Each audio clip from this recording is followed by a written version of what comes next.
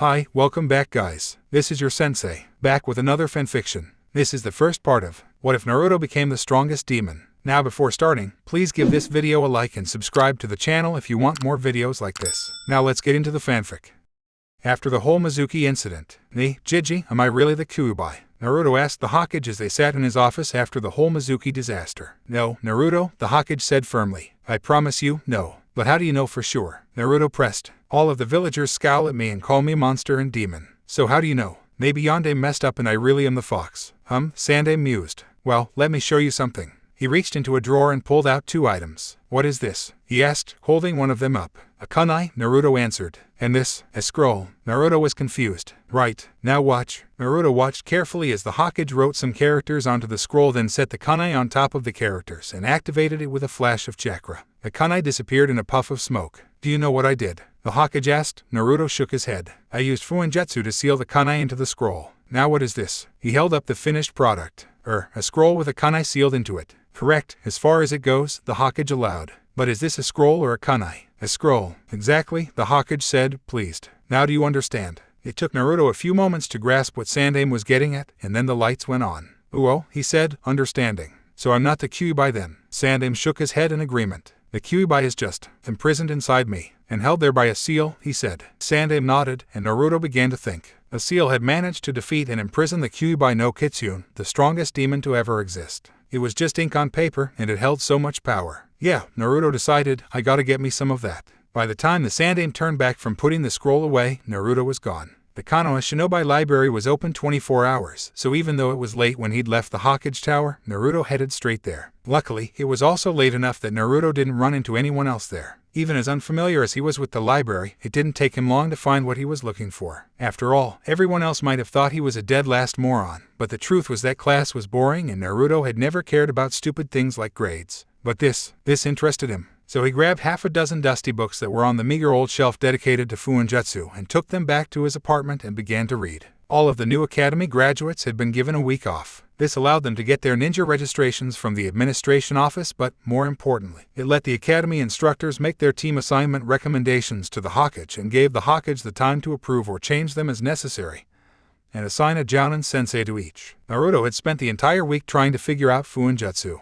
He hadn't seen any of his classmates and none of them had found out yet about his special graduation. So when Naruto showed up at the academy the next week, there was a bit of surprise. Naruto, didn't you know this meeting was for graduates only? Shikamaru asked, wondering what he was doing there. Naruto just pointed to his forehead protector in answer, too intent on his book to give a verbal reply. He slipped into an empty seat in the back without further questions, though that certainly didn't mean nobody else was curious. On the contrary, interest was piqued. Uzumaki Naruto had somehow passed, even though he'd failed the exam. And he was reading a book, in public, voluntarily. A few of them checked to see if the sky was falling, but the entrance of Sakura and Ino drew their attention away from Naruto, and to the spectacle that they created by arguing over who would sit by Sasuke. For his part, Sasuke refused to even look at them, staring straight ahead and sneering in derision. Their contest over who would have the privilege of sitting next to Sasuke was so intense, they began to wrestle on the floor. Unfortunately for them, that was the exact moment Iruka walked in. Sakura, Ino, what are you doing? He demanded.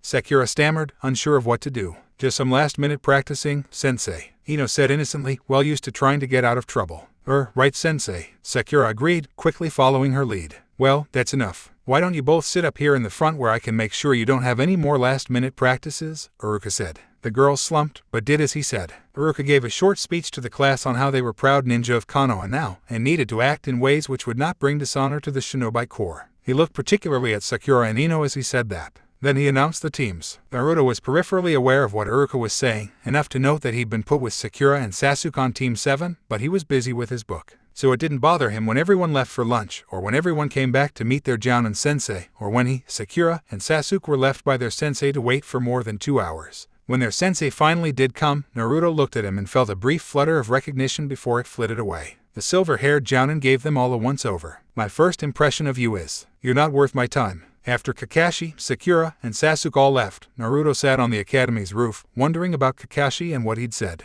They were to go on a survival test, but weren't to eat beforehand. And there was a 66% failure rate. Naruto, having flunked the academy final exam 3 times, was well aware that there were a large number of students who passed the final exam but were still at the academy for another year. He just hadn't realized that they'd been sent back by their Jonin sensei. and Naruto could not afford to be sent back to the academy. He'd only passed by the skin of his teeth this time. If he were to be sent back, he'd be put with a new teacher, and without Iruka, he doubted he'd be given a chance. So he needed to find more information about Kakashi's survival test. Luckily, he was already at the academy, by himself. Grinning, he thought of all the pranks he could play, but then he remembered the hit I ate on his forehead and quickly sobered. He was a ninja now, and that meant no more pranks. Not that he wouldn't still make good use of his pranking skills. Naruto had been called into the administrative office of the academy so often that he knew not only where it was, but that students' personnel records were kept in the filing cabinet on the wall to the left of the door and were organized by year and class. He also knew that the only thing between him and those records were a few flimsy locks. After all, in a school full of children, they couldn't have lethal traps set up.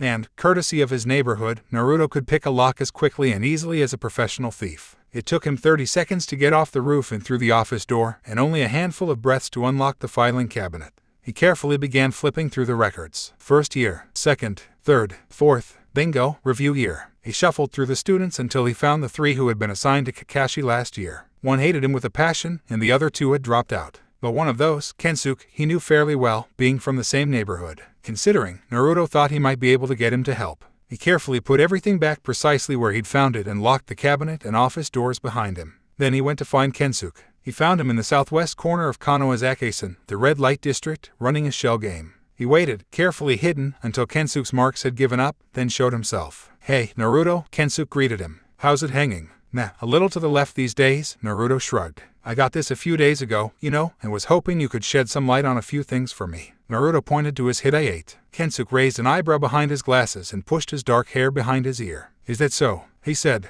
"Well, play me. Win and I'll answer your questions. Lose and you owe me a favor." "Fair." Naruto nodded and watched Kensuke flip up the shells to prove to him there was no trick and to show him where the queen of spades was. Then he started spinning them, trying to confuse Naruto into forgetting which shell held the queen. "You've gotten better at this," Naruto remarked, without taking his eyes off the table. "I've had a lot of practice since dropping out. Now tell me, where's my lady?" he asked as he stopped shuffling the shells. Naruto slapped his hands down on top of the 2 empty shells, more out of habit than to ensure that Kensuke didn't try to pull a fast one. Kensuke sighed and lifted the remaining shell to show that it did indeed hold the queen. "TCH, I should have known better than to bet against you," Kensuke complained. "What do you want to know?" "I've been assigned to Hokage Kakashi." The next morning, armed with Kensuke's information, Naruto ate a large breakfast. He debated showing up late, but decided he may as well be on time, just in case Kakashi decided to show up. And he brought his latest Fuinjutsu book with him so he wouldn't waste the hours he expected to wait. He was the last to show up, being the only one not to have rushed to be there early. "Hey, guys," he greeted. Sasuke grunted and Sakura waved. Then Naruto sat to wait. Timing, after all, was everything.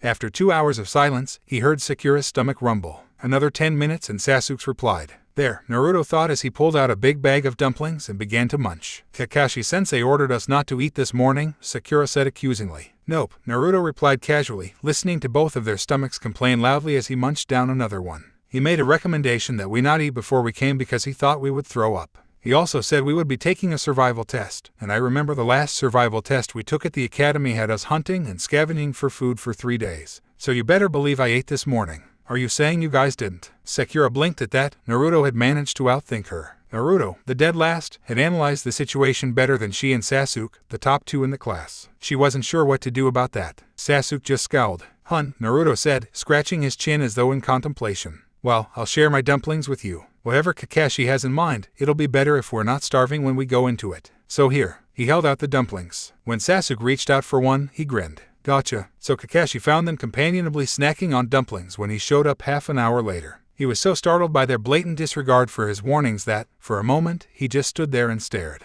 "Oh heyo," Naruto said with a smile. Sasuke gave him a raised eyebrow, and Sakura frowned at him, accusingly saying, "You're late." "Wah, a black cat crossed my path and I had to go the other way around the village to get here," he explained. All 3 of his potential students glowered at him. Kakashi smiled. He thought he was beginning to like these twerps. They were all 3 hidden away. The companionship forged that morning just from sharing a snack already coming into play. Without any conscious thought, they had all 3 fled into hiding from Kakashi together. "So, only 2 of us can pass," Sakura said sadly. She gotten to like Naruto, just a little bit, that morning. When he wasn't running around like a loud fool or bugging her for dates, he really wasn't all that bad. "No, this is an all-or-nothing test," Naruto said with a certainty that surprised the others. They looked at him in confusion. "I am not going back to the academy for a review year," Naruto said. "So I did some research on this Hokage guy. And I got some information about this bell test of his. It's all an effing mind trip." "Hun, what do you mean?" Sasuke demanded. Genin teams are passed and failed whole, Naruto explained. That's why they're so careful picking them. So Kakashi only having 2 bells is a trick to drive us apart. Sasuke's eyes narrowed in anger, and Sakura let out a soft oh of realization. It only took them a moment of thought to realize that Naruto was right. It seemed dejected Genin returned to the academy for review year 2, and nobody had ever complained about their teammates going on without them, though some had certainly complained that it was their teammates who were to blame for the review year. Naruto, Sasuke said, furious that his new supposed teacher had tried to play him for a fool. What else do you know? A lot, Naruto said with a wicked smile. And I have a plan. Kakashi was surprised when it was Sasuke instead of Naruto who was the first to engage him. From all of their files, he'd expected Naruto to be the most impulsive. As Kakashi was slowly herding Sasuke where he wanted him, he saw Sakura and Naruto hiding in the wings, waiting. He had to suppress a smile, wondering if this would be the first team to work together. Then Sasuke completely and suddenly changed tactics, switched a left jab to his torso to a grappling move. "Now," Sasuke yelled as Kakashi tried to dislodge him, only to find that he was unable to move. Naruto and Sakura had sprung from the bush at Sasuke's cue, and Naruto, he saw, was concentrating very hard on something. He couldn't tell what, but he assumed it had something to do with his, and apparently Sasuke's, too, immobility. Though, Sakura, Naruto grunted, hands maintaining their seal and remaining as still as possible. Sakura darted towards them and grabbed the bells, then ran back to Naruto. "Sasuke, ready?" Naruto warned. And suddenly, Kakashi could move again, but Sasuke had dropped and rolled away towards his teammates. A slip of paper fluttered to the ground, dropped when Sasuke had moved. Kakashi bent to pick it up and saw a seal painted on it. This, he realized, was how they had been frozen. He wondered where they had gotten it and how Naruto had learned to activate it. Then he looked at it closer and wondered what exactly it was. He'd never seen a seal quite like that before. "Well, Sakura," he said, tucking the paper into his pouch for further examination later. "Which of the boys are you giving your second bell to?" "But, we work together, Sensei," she said, obviously confused. "Don't we all pass? I told you that whoever had a bell would eat lunch, and whoever didn't would get tied to a post and sent back to the academy. So, since you have both, you get to pick which of the boys passes, and which gets sent back." Kakashi paused and rubbed his chin. "Unless, of course, you're going to keep both bells for yourself and send both of them back." "That isn't fair," she protested. "It took all 3 of us working together to get the bells." "Life isn't fair," Kakashi said easily. "Give it to Sasuke," Naruto said, watching Kakashi with flat eyes. "He's bluffing. He'll pass all of us or none of us." "I assure you I do not bluff." "Then give it to Naruto," Sasuke said. "It's about time the Uchiha seat on the council worked for something other than collecting dust." "It would be interesting to see their reaction to the number of genin Kakashi has failed," Naruto remarked. "I believe the total so far is 21, 12 of whom passed their subsequent exam, and at least 8 of them had relatives on the council." Kakashi wondered how Naruto knew that, and whether or not the boys were serious. Although he had to give them points, trying to threaten their Jonin sensei into passing them took some serious chutzpah. "Meh," he said. "The worst that could happen to me is that I wouldn't be given a team. And since I'm trying to fail you anyway, that is my end goal. You, of course, would all still fail." "Kakashi sensei," Sakura hemmed. Then she gave a bell to both the boys, much to their surprise. "I did the least. If anyone deserves to go back, it's me." Kakashi smiled, pleased he finally had a team that he could pass. A team that deserved to pass. "Good choice, Sakura," he said. "But, you all pass." He saw the other 2 kids give Naruto a grateful look and an appraising one. "How did you know, Naruto?" Sakura asked. He sure didn't sound like he was bluffing. Ma, Naruto rubbed the back of his head. "You should never try to con a conman." "You?" Sasuke asked skeptically. Naruto shrugged and smiled slyly. "I may have run a game or 2 in my time," he said. "Really?" Sakura asked. "What do you mean?" Kakashi shook his head, pleased his team was already bonding.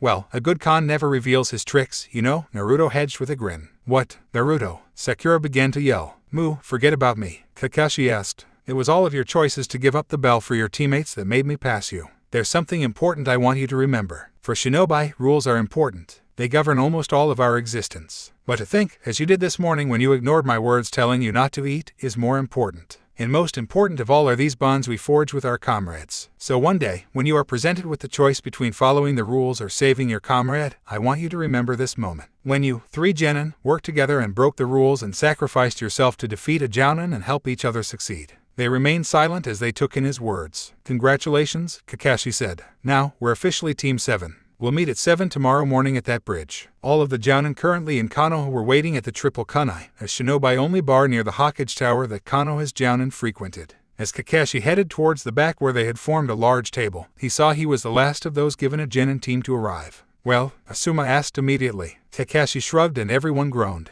"Not another team failed," Guy moaned. "My eternal rival, why must you douse the flames of—" "They passed," he interrupted. Everyone froze. "What was that?" Asuma asked. "Can you repeat that?" Hayate said, coughing. "I'm sure I must not have heard that correctly. Did you actually say you passed a team? Anko tried to use the distraction to slither her way into Kakashi's lap, but he stood at the last second to get around and she only managed to take his seat. We knew it had to happen sometime, Anko grouched. Hokage-sama must have made him. Nope, Kakashi said cheerily as he returned. They're just an exceptional bunch. Now which of you passed your brats? Mine were practically born together, Asuma said. They passed my test easily. Shikamaru can throw a plan together pretty easily, and they were able to catch me no problem. I let Ino and Chaoji maneuver me into position for Shikamaru to catch me with his family's shadow jutsu. This was my first team, Kurenai spoke up. But they worked together well. I had them try to find me, and it took them a few hours, but they did it. A few other Jonin mentioned failing their teams. Mine failed, too. Idiots, all of them. Now spill it, Headache, Gemma demanded. I want to hear about this team that passed your infamous bell test. Well, when I got there, they were all sitting together eating dumplings like I hadn't ever told them not to eat, he said, still confused over this. The others began to chuckle. It seems as though you, my eternal rival, have been gifted with a team which will test your flames of youth, Guy said, slapping his back. More like he got stuck with brats as hard-headed and ornery as he is, Asuma chuckled. Kakashi quickly summed up the rest of the test, then got out the paper with the seal. Have any of you ever seen a seal like this? He asked. Anko, Asuma, and Guy, all having some minor experience with seals, looked the paper over. Anko poked at it a few times, then tried to activate it and the paper dissolved. Well, shit, she said. Kakashi watched as the disintegrated paper blew away and wondered what was to come for his team. When the genin of Team 7 showed up the next morning, they were again forced into a long wait. I have a sneaking suspicion this is going to be a habit of his, Naruto said, much annoyed as he leaned against one of the bridge's railings. Sasuke grunted, equally annoyed. Sakura sighed. Well, I brought Dango to share, she said hesitantly. If you'd like. Really? Naruto asked, thrilled someone was going to share food with him. Sakura agreed happily. It was only fair, since you shared your dumplings with us yesterday. Thanks, Sakura, he said, helping himself to a stick from the bag she set out. He conveniently forgot to mention that he'd only brought the dumplings as a reason to share his knowledge of the test. Sasuke jumped down from his perch on the railing and joined them. If this happens again tomorrow, Sasuke said, we should start planning something to do. I refuse to waste hours every day waiting on that man, even if he is our sensei. So when Kakashi finally did show up, he was again met with 3 genin, munching on snacks and, it appeared, plotting. He wondered who had caught their ire. Ohio, Mina-san, he greeted. You're late, Sakura censured him. Well, is this something we can expect from you often? Sasuke interrupted his excuse. Because we have other things we can be doing besides waiting for you, you know, Naruto finished. Kakashi blinked in surprise, taking in the 3 of them, arms all crossed over their chests, and glaring at him. Even the Hokage didn't confront him on his lateness, and these genin thought to do so on their second day as his students. Still, he found them kind of cute, and was glad his mask hid his grin.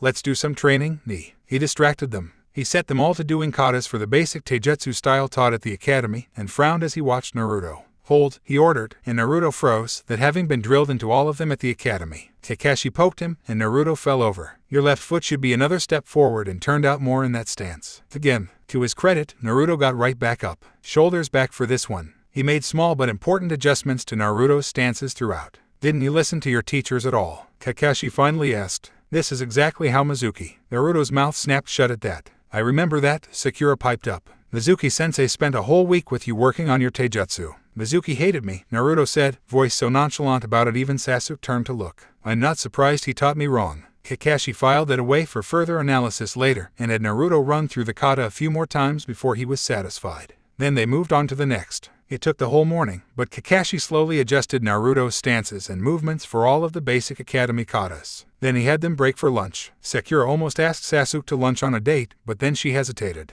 He'd actually spoken to her the past 2 days, and she hadn't even had to beg him to do it. And Naruto, he seemed to be able to instigate it. And he wasn't as bad as she'd thought he was. So maybe, she decided, it would be best to focus on being a team just now. She nodded. Love could always come later, after all. Hey, do you 2 want to grab lunch? She asked. Yeah, Naruto happily agreed. He saw Sasuke hesitating. And, we can finish up from this morning, you know. Sasuke perked up at this sweetening of the pot and nodded. Come on, Naruto said. I know the best ramen stand in Konoha. When Kakashi showed up after their lunch break, it was closer to 3 than the one he'd told them. And he was very pleased to see Sasuke and Sakura helping Naruto with his forms. Sasuke by pushing him off balance when his stance was flawed, and Sakura by making adjustments to his stance, helping the blonde find his balance in the stances. He let them work for another few minutes before announcing his presence. Good job, Mina-san, he said. You're late. All 3 of them grouched, ignoring him and continuing to work.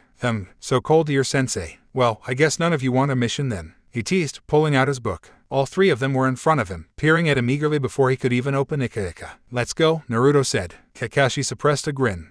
He thought with satisfaction. Age and cunning will triumph over youth and enthusiasm every time. And so it went for the next few weeks. In the mornings, Kakashi would work with them on improving some aspect of their shinobi training, and in the afternoons, they would get a mission. And when Kakashi was late, they would help each other train themselves. Mornings were dedicated to Naruto, and they would go over the basics, reviewing academy taijutsu and skills that he'd either missed completely or been taught wrong. Sakura and Sasuke were curious about why Naruto's education had been so sabotaged, but whenever they brought it up, Naruto would just wave them off with a smile and a laugh. The time spent waiting for Kakashi after lunch, Naruto returned the favor. He would barrage Sasuke with shadow clones, helping him try to activate his Sharingan. And he would let Sakura use them for targets, helping her learn to hit harder and gain more stamina, because her current hits wouldn't even dispel his clones, much less hurt a real ninja. Until one day, Sasuke was tired and aggravated by his lack of progress. "None of this shit is working," Sasuke snarled as he gave a vicious kick that dispelled the last of Naruto's clones. "Why the hell can't I get my eyes to activate? He was able to when he was years younger than me. What am I doing wrong?"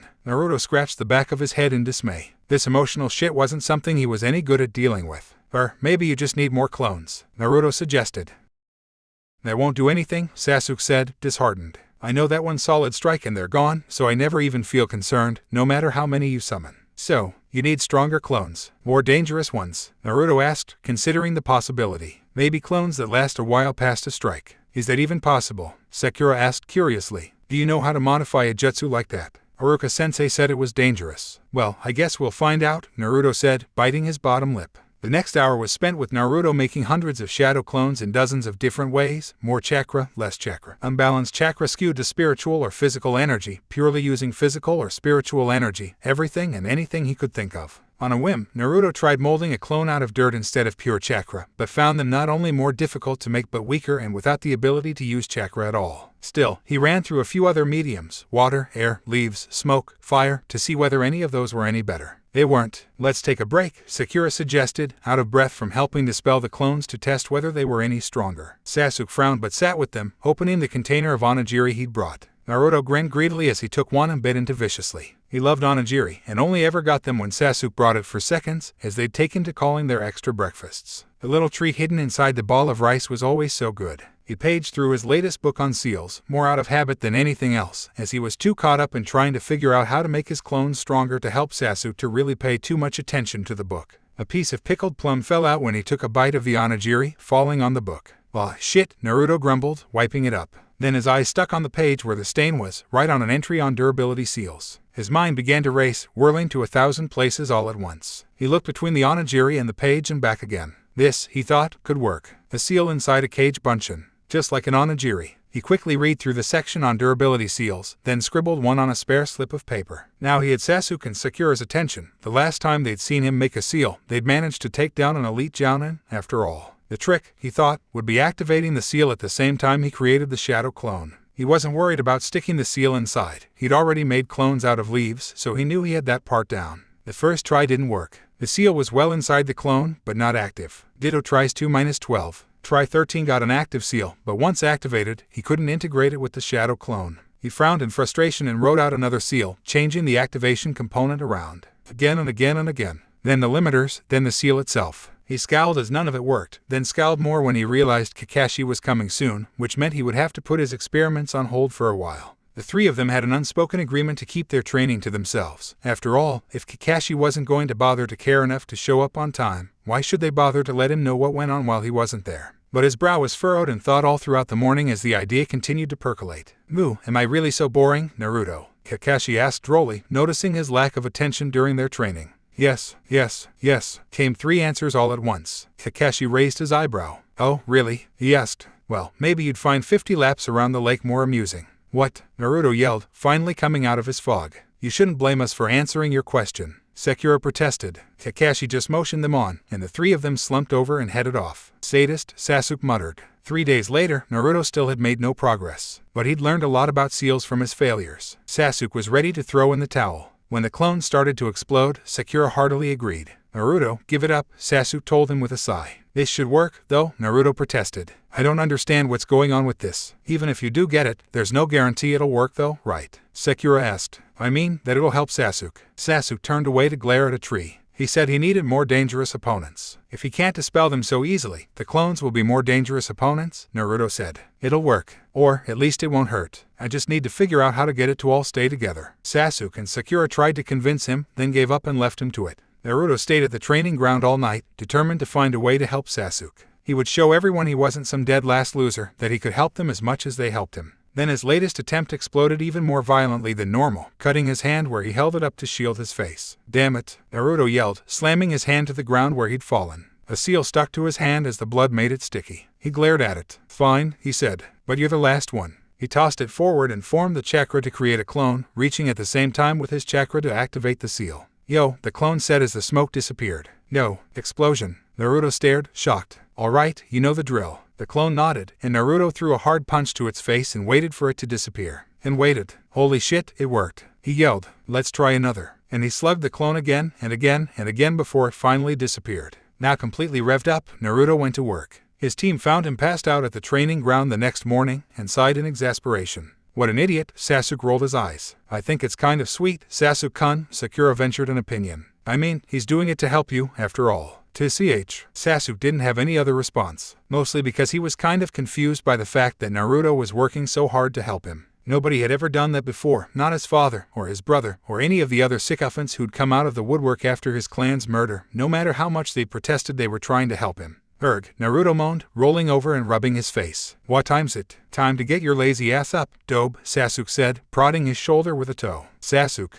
Naruto jumped up, realizing they were here. Sakura, I did it. They both blinked in surprise. No, really? Naruto said. Watch. He pulled out one of the seals he'd already made. Kage Bunshin no Jutsu, Naruto called, activating the seal at the same time. The clone waved. Go on, Naruto urged. Hit it. Sasuke shrugged and gave it a casual kick. Their eyes widened in surprise when it didn't disappear. Geez, put a little more effort into it at that. The clone rolled his eyes. Really? Naruto agreed. I want to put him through his paces. Sasuke turned to him. Can you make more? Naruto grinned and threw out a few dozen seals, and soon the clearing was filled with Kage Bunshin. When Kakashi arrived a few hours later, he raised his eyebrow at finding all three of his students wiped out and panting on the grass. Oh heyo, Mina-san, he said cheerfully. They only groaned. What, are my cute little students not happy to see me? Well, maybe a few hundred laps around the lake will change your mind. The string of words that came out of Naruto's mouth was almost enough to make Kakashi blush. Sasuke and Sakura turned tomato red. Moo, I'm not sure that's anatomically possible, Kakashi said consideringly. Naruto's response to that did make Kakashi blush. Where in the world did you learn such things? Kakashi asked, jaw slack. TCH, in a whorehouse, where else? Naruto said.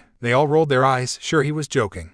Well, I guess I'll just have to beat it out of you, then, Kakashi said. We can't have a proud shinobi of the leaf sprouting such obscenities, can we? His students looked at him incredulously. Sensei, you read porn? Sakura said. In public? While teaching us? Yes, well, when you get to be my age, things are a little different. Now get ready, Kakashi ordered, watching as Naruto tensed and readied himself to run or dodge. Go. Naruto disappeared, but Kakashi was already moving. The three genin groaned as they collapsed together in a heap. Sensei, that was brutal, Naruto complained of the training. The other two could only grunt in agreement. Suck it up, Kakashi said with no sympathy, looking as cool and unruffled as ever. They glared at him as he sat there, calmly reading his book without the decency to be even sweating. Water, Sakura begged, shaking her empty canteen. And then, Naruto flexed a bit of chakra and a clone popped into existence, gathering their canteens and heading towards the stream to fill them. That, Sakura said in appreciation, is such a useful jutsu. I can teach you if you want, Naruto offered. Sakura and Sasuke both perked up at that. Absolutely not, Kakashi said sternly, crisply shutting his book. All three genin looked at him in surprise. But sensei, no, Kakashi repeated.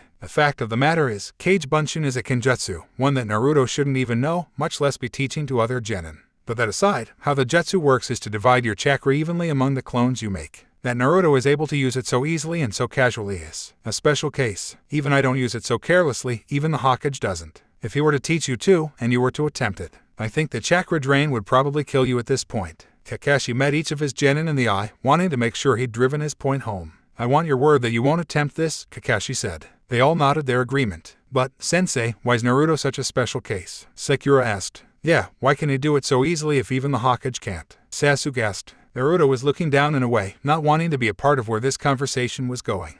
Well, Kakashi said, rubbing his cloth-covered chin and contemplating what to tell them. I guess it's similar to you being able to develop the Sharingan, Sasuke. Naruto's eyes went wide at what he was implying. Bloodline, Sasuke murmured in understanding. Sakura's mouth made a little O as she nodded quickly, it all making sense to her now. No wonder Naruto knows that jutsu then. she said. That explains why he's so good at clones. As Kakashi nodded, Naruto looked away, guilt spearing up at the thought of deceiving his friends. But there was nothing for it. The Kyuubi was an S-class secret of the village, and the Hokage had emphasized how important it was to keep silent. He promised himself he would make it up to them. When Naruto went home that night, he was still thinking about it, and about how he couldn't teach them Kage Bunshin no Jutsu, and about how much more they'd be able to train if only they could use Kage Bunshins. He wondered if there was a way he could do the jutsu for them, which would keep his promise not to teach his teammates but still give them all the benefits of it. And he decided that, if there wasn't a way, he'd make one. The next 2 weeks saw Naruto rarely without his nose buried in either a book on seals or jutsu theory. And even when he was doing something else, he always had a clone picking up where he'd left off. Sasuke wasn't sure what to think about his sudden studiousness. Of course, Sasuke wasn't sure what to think about Naruto at all most of the time, so he figured this probably wasn't any different.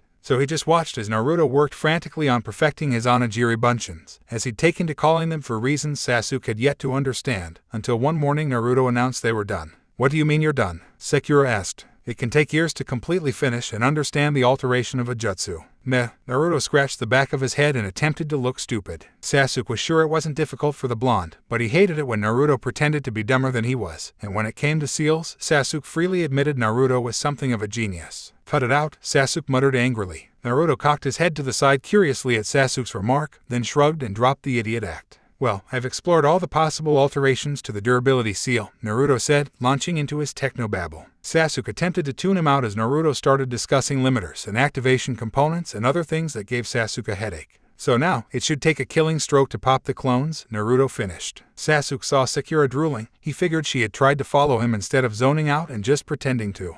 "Right," she finally agreed. "Good," Naruto said happily. "So, ready?" Sasuke nodded and Naruto threw a dozen seal-wrapped kunai towards him, activating the jutsu. He immediately noticed how much harder they were to dispel. No matter how hard he hit or how well he connected, they wouldn't pop. Sasuke grinned and began fighting in earnest. He remembered what Naruto had said about a killing strike, and then it happened. The kunai in Sasuke's hand plunged into one of the clone's heart. Sasuke froze as the clone reached its hands up to its chest. He yanked the kunai out and stared in horror as blood poured out of the clone's chest. "I've killed Naruto," he thought in shock. "I've killed Naruto." He didn't realize he was also muttering it aloud. Then the clone disappeared in a cloud of smoke, leaving behind only the kunai Naruto had used to make it. Sasuke dropped to his knees, kunai falling to the ground, grief and pain and terror all wrapping around in his mind as the sight of his hand going into Naruto's chest overlapped with memories of Itachi's systematic slaughter of the clan. Then all he knew was blinding agony, and he began screaming, hands pressed to his eyes. He didn't know how long he stayed like that, and had no idea when Naruto and Sakura had started to hold him, but suddenly he wanted nothing more than to flee. After a brief struggle he managed to break away from them long enough to rush a few feet, where he was stopped as he became violently ill. Still, Naruto and Sakura went to him, Sakura holding his hair as Naruto steadied him to make sure he wouldn't fall. "Leave alone," Sasuke tried to mutter as he attempted to collect himself, embarrassment and grief and stress and pain too much for him to deal with when he knew they were still watching.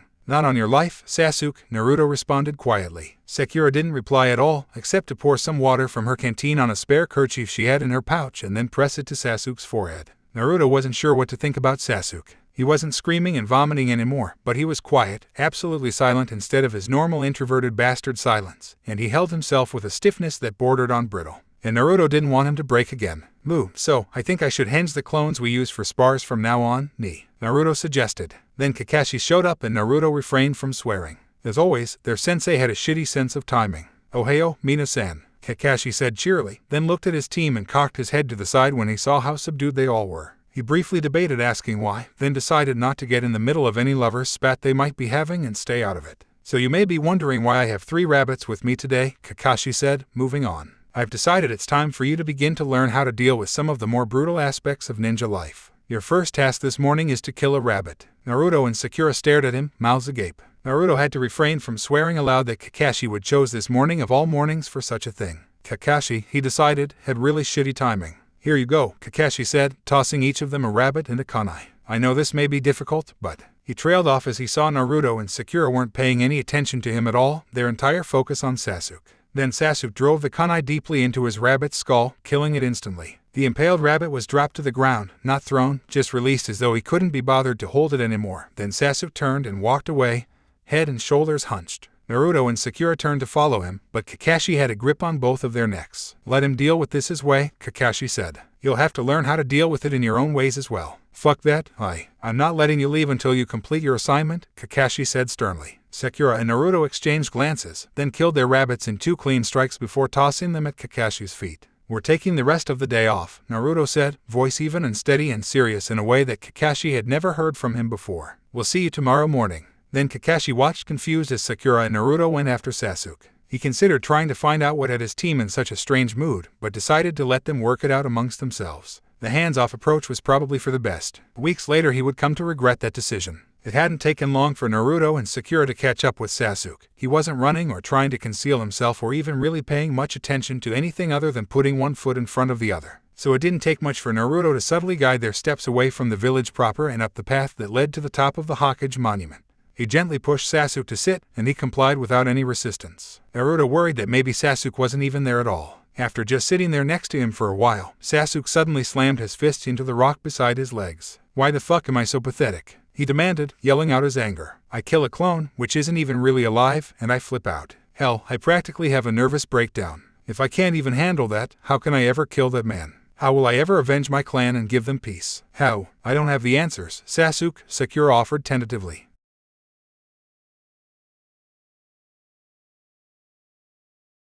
And I know that if this is something you set your mind on, even if you don't know how you'll do it now, someday you'll be able to achieve your goal. And however you do it, you know we'll be with you, Naruto said. Whatever you do, we'll be there. You can't, Sasuke yelled. He killed my clan. He killed everyone, and I'm all that's left, and I have to kill him. Can you tell us who? Sakura asked gently. Him, Sasuke said. That man, my brother. And he told them the story he'd never before spoken. When he was done, the 3 of them sat in silence, digesting it all. It doesn't matter, Naruto finally said, voice soft but strong and steady. If Itachi is as strong as the Hokage, I'll still be with you. You don't understand, Sasuke shot back bitterly. I have to do it.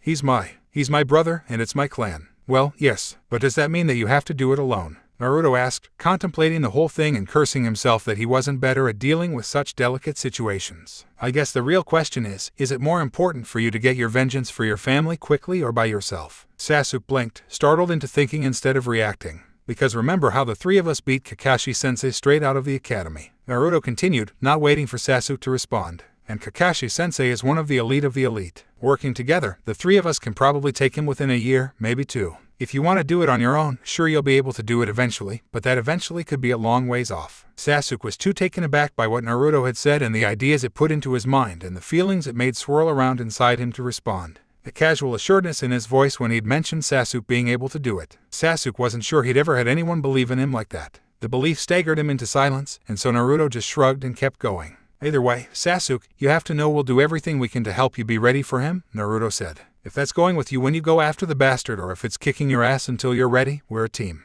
We'll be here, Sakura echoed. The offer of absolute, unconditional support pushed Sasuke over the edge he'd been teetering on. It was all too much in too short a time, and he let himself go. A voice in his head berated him for showing such weakness in front of outsiders, but Sasuke was able to quiet it. His clan was gone after all, but Naruto and Sakura were here, and warm, and even as he was quietly weeping, Naruto threw his arms around him and pulled until Sasuke's back was resting against him, and Sakura settled in his lap, wrapping her arms around both of them as she buried her head in Sasuke's shoulder and cried along with him. And they didn't feel weak, and they didn't feel ashamed. After a few hours, they all felt a bit more steady and settled. When Naruto's stomach growled, Sasuke chuckled and Sakura scolded him, and by mutual agreement, they all got up. Sakura gave Naruto the scroll he'd sealed their luncheon that morning, and he quickly had everything out and ready to eat. So, Naruto said as they ate, and Sasuke tensed, wondering if he was going to tease him for his display, or if he were going to demand more information about Itachi. You know how Kakashi-sensei made us promise I wouldn't teach you how to do Kage Bunshin? Sasuke blinked in surprise. That hadn't been at all what he'd expected.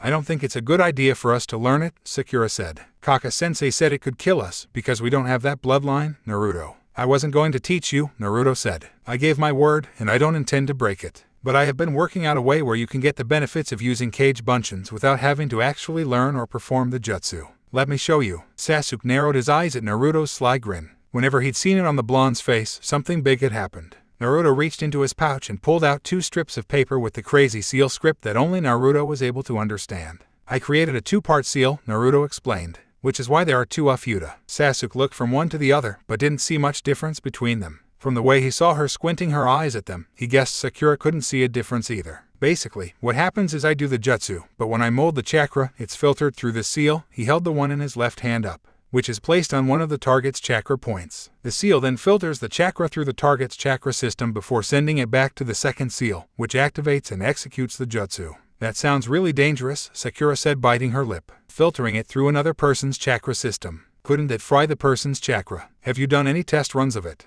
Naruto deflated a bit. I wanted you guys to be the first to see it, Naruto said. So I've only done trials with some onigiri bunshin. But they might react differently because, not really alive, plus it's all still my chakra. I'll test it, Sasuke volunteered immediately. It was the least he could give back. But it could be dangerous, Sakura protested. He silenced her with a look. Are you sure? Naruto asked him. Sakura's right. If I screwed up, well, it could be bad. Did you screw up? Sasuke asked. I don't think so, Naruto hedged. Yes or no? Sasuke insisted. Naruto took a deep breath, then looked over the seals in his hands again. No, he said. No, I didn't. Then let's do this. Kakashi eyed his students warily as they pulled weeds from a pumpkin patch, their latest E-ranked mission. They had been acting oddly over the past few weeks during their missions. In morning training, they were fine, normal. In the afternoon, though, they were oddly more subdued and quiet. At first, he put it off as they're just being tired from the morning workouts. Then he'd attributed it to mutual dislike of the D-ranked missions. But Asuma had raised his suspicions when he'd mentioned running into his team training themselves the previous afternoon, when Kakashi had been watching them pick up trash from a local park. So he eyed them closely, looking for any sign they weren't who they said they were. Even then he couldn't find anything. Sasuke was still the mostly antisocial, emotionally stunted brat. Sakura still berated Naruto and made eyes at Sasuke, and Naruto still smiled and laughed like an idiot. Although, come to think of it, Kakashi realized Sakura hadn't been walloping Naruto like she used to. His eye widened as the implications of that struck him. Could they be cage bunshins? He wondered. He'd thought he'd made his point clear enough to all three about Naruto not teaching the other two that jutsu, but how else could they be in two places at once? No, he knew that if Sakura especially tried to make a shadow clone, she would be in the intensive care unit of Konoha General Hospital.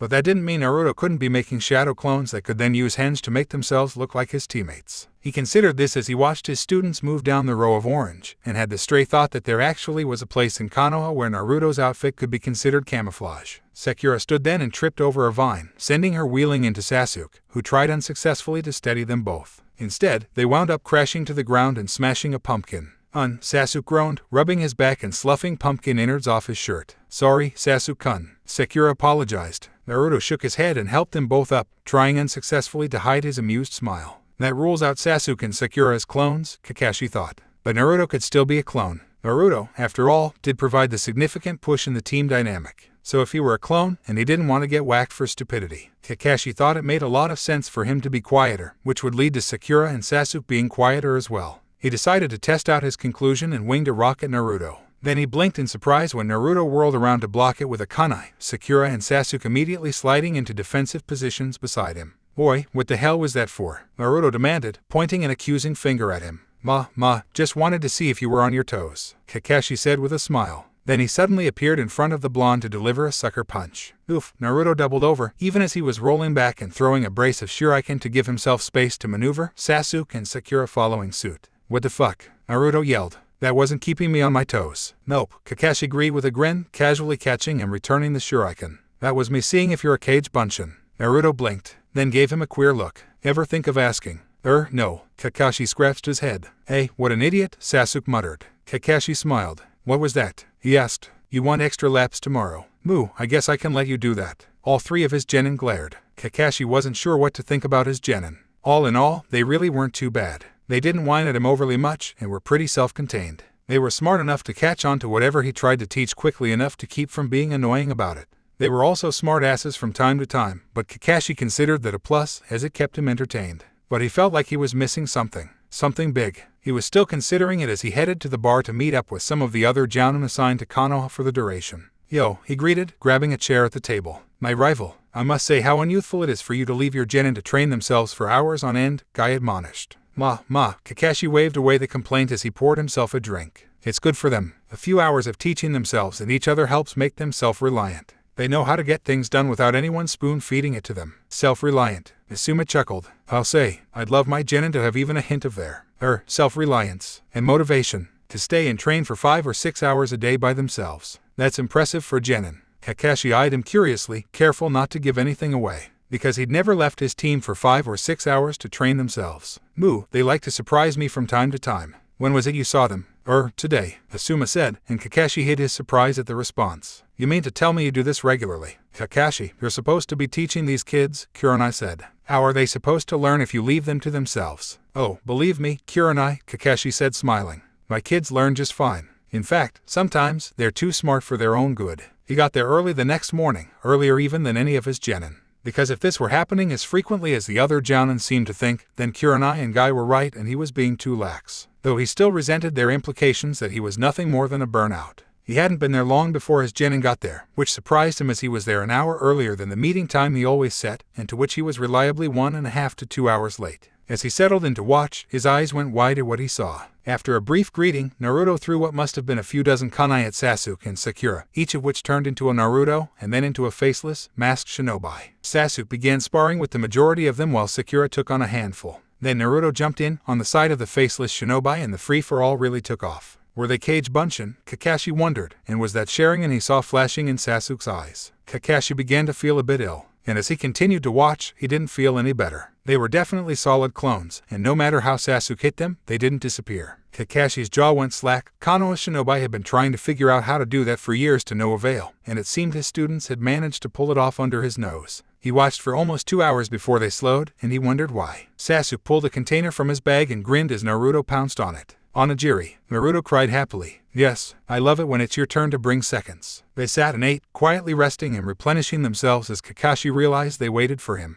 He almost showed himself then, but Naruto fingered 2 seal strips and he held himself back. You guys ready? Naruto asked, and they nodded. Sakura turned her back to him and Sasuke stepped up to let her brace against him. Naruto unzipped her dress and, before Kakashi's eyes could bug out too far, stuck one of the seal strips on the small of her back, slicing his thumb and smearing it over both the seal strip on Sakura and the one still in his hand. Then he created a cage bunshin around the seal strip in his hand, and, instead of Naruto appearing, Sakura did. Before Kakashi had recovered, Naruto was zipping Sakura's dress back up and Sakura was shaking her head. That always feels so strange, she said. Then it was Sasuke's turn. He hiked his shirt up to give Naruto access, and Naruto placed a seal on him as well, creating a Sasuke cage bunshin. Then he threw a kunai, and a Naruto clone appeared. Kakashi was impressed. His kids had managed amazing feats in the few weeks they'd been genin. Kakashi was disappointed. He couldn't really say he'd been any part of their success. If anything, it appeared his team had been working around him instead of with him, and he'd been lax enough to allow it to happen. Kakashi was upset. His team had found a way to pawn him and the crappy D-rank missions off on clones, and he hadn't noticed for what could have been weeks, for all he knew. He wondered if they were using the clones for his training sessions, too. From what he'd seen of them that morning, the clones would be able to stand up to even harsh training without any problem.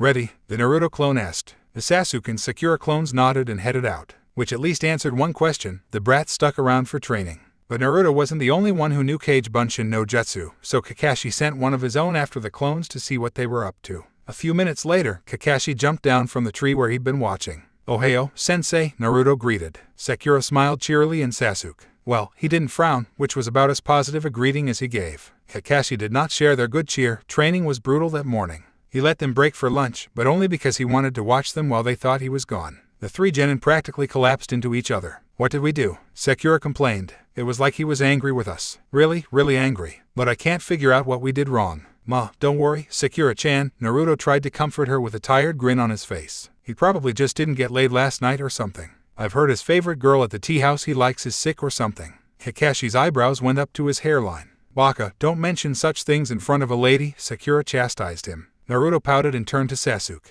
Sorry, Sasuke-chan, Naruto said dramatically. I didn't mean to offend your delicate, virgin ears. Both whacked him in the back of his head. Don't be an idiot, you jackass, Sasuke said. But Kakashi noted the amused twitch to his lips as he said it. Kakashi wondered if he was in Bizarro Land. They ravenously devoured the bentos Sasuke handed out, and then the clones came back. Okay you guys, ready? Naruto asked. They nodded, and Naruto dispelled them, grabbing the kunai out of his clone before it hit the ground. Then he sat with a thump, and the 3 of them appeared to all pass out. Yes, Kakashi decided, this was definitely wacky world. Then his own shadow clone came back and dispelled, and he understood the desire for a nap as he sorted through the clone's memories of the morning. Apparently, his brats were trying to figure out jutsu scrolls in one of the nearby training grounds, which explained why the other jounin thought him so lazy. Well, lazier than he really was, anyway. It was a good half an hour later before any of them stirred, and another few minutes before they could muster the energy to sit up. Do you have the chakra to make clones before afternoon or should we forgo it this time? Sakura was asking. Naruto yawned and cracked his neck. Nah, I'm good. You guys alright for it? When he received 2 nods, they went through the process again. Kakashi wondered where the seal strips from the first time went, as he saw both Sakura and Sasuke's backs were bare of the old seals. The 3 new clones popped into existence and promptly headed out. Kakashi wondered where they were going, if they were supposed to meet him to do the mission, and created a clone to follow them. When it dispelled a short while later, letting him know that the clones were back to practicing in their own training ground, Kakashi realized his kids hadn't ditched him, and the real ones were waiting for him right where they were supposed to be. Asuma and the others, he realized, must have seen clones working while the real ones had been with him, doing the crappy D-ranked mission. His anger at their deception evaporated at the knowledge they were innocent, only to be replaced by anger at himself for apparently neglecting the brats. He was sure Minato-sensei would never have let such a large thing slip by him. Looking at his kids, he promised he would do better by them. Kakashi dropped down from his tree and entered the clearing. "So we need to talk." His 3 students looked up at him. "No mission today, sensei?" Sakura asked. Kakashi ignored her. "The 3 of you have been busy little bees," Kakashi said, and watched the surprise cross all of their faces. Sakura bit her lip with worry, but the closed-off, guarded looks on the boy's face were what concerned Kakashi. Those looks said he was the enemy, and had to be guarded against or he would take something of value.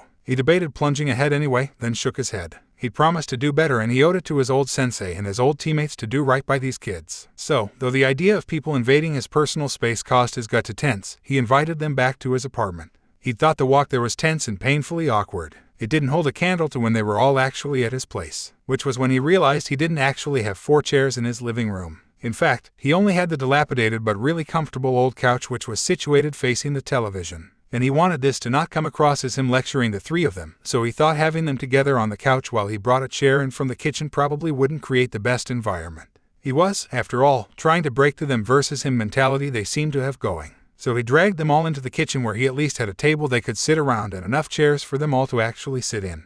"Would any of you like tea?" he asked, vaguely recalling faint memories from his youth of being admonished to offer guests something to drink. "Yes, please, sensei," Sakura said. Sasuke nodded and Naruto shrugged. Kakashi filled his kettle and set it on the stove, but then realized he would have to find 4 cups. He rummaged through his cupboards until he found a bunch of dusty cups which must have belonged to the previous tenants, as he couldn't for the life of him remember where else they might have come from. He quickly rinsed them out and set them on the table, then measured and dumped the tea into the pot and poured the water in to let it steep. When he'd poured for everyone, Kakashi realized he was out of inane things to do and that it was probably time to actually talk. "If you would like another Jonin sensei," Kakashi began slowly, "I will understand and accept that. I can fill out the transfer request in the morning, if you like. I'm sure there are many other Jonin who come more easily to teaching than I do." All 3 genin snapped their eyes directly to him. "Sensei?" Sakura asked in confusion. "I've been trying to understand why my genin would hide their development from me, and this is the only answer I can come up with," Kakashi said. "Otherwise, why wouldn't you share with me when Sasuke activated his Sharingan?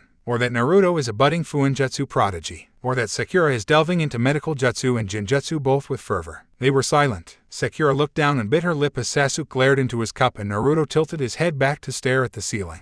"Well," he prompted. "Because you wouldn't care," Naruto finally said bluntly. "You leave us waiting for you for hours, so can you really blame us for coming up with something to do when you aren't around? And if you can't bother to show up, why would you care to hear about what we do when you aren't around? Have I neglected your training?" Kakashi asked. "If you compare what I've taught you over the past few weeks to what the other new genin have learned, have you been shortchanged?" "No, sensei," Sakura admitted. Ino even said her sensei hasn't gone over half the things you've shown us yet. He noted Sasuke and Naruto both looked surprised at that and wondered if either of them ever spoke with the other new genin, given their pasts. He guessed not. "So leaving you to your own devices for a few hours hasn't hurt your progress. And I have my reasons for letting you train yourselves, increase teamwork and bonding, teaching you self-reliance, letting you work out what I've shown you and decompress a bit. None of which, I realize, seem very important at 12, but I assure you all of them are essential," Kakashi said. "And let me be very clear about this so there's no misunderstanding, I care very much." He had their rapt attention at that, Sasuke and Naruto particularly. "Would any of you like to tell me anything about your accomplishments over the past few weeks?" Kakashi prompted, hoping one of them would begin to open up.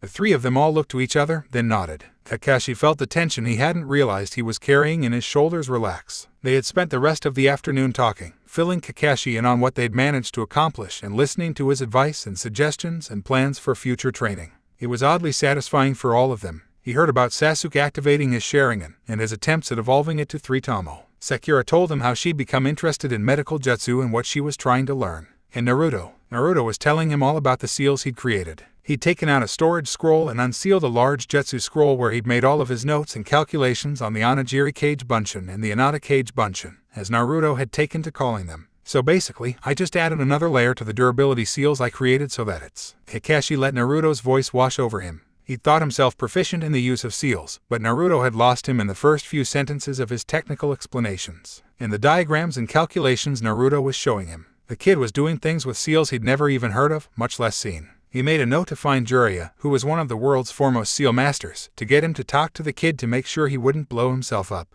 After that day, their training skyrocketed. With his guilt over allowing his attention to lapse, Kakashi began to truly devote himself to his team. To say the training was intense would be a bit of an understatement. Kakashi began working on Sasuke's Sharingan to help him develop all three Tamo, and to better understand and utilize what he already had. For Naruto, he taught him all he knew about seals, which he'd soaked up so quickly and easily he knew the boy was already close to outpacing him. And it was the same for Sakura with medical jutsu. But Kakashi had more to teach them than just those things. He was not one of Konoha's elite Jonin for his looks, after all, no matter how far past his prime his colleagues thought he was. So Kakashi dedicated considerable time and effort to each skill he felt it necessary for a successful shinobi to have. He worked with all of them on stealth, infiltration, information gathering, taijutsu, strategy, tactics, stamina, chakra control, and a whole host of other things that other Jounin sensei rarely touched on, much less demanded excellence in. He pushed them hard, fast, and far, and they took to it like ducks to water. So when Kakashi requested a C-rank mission almost 3 months ahead of schedule, and the Hokage questioned whether his team was ready, Kakashi was able to answer yes with the utmost confidence that they were.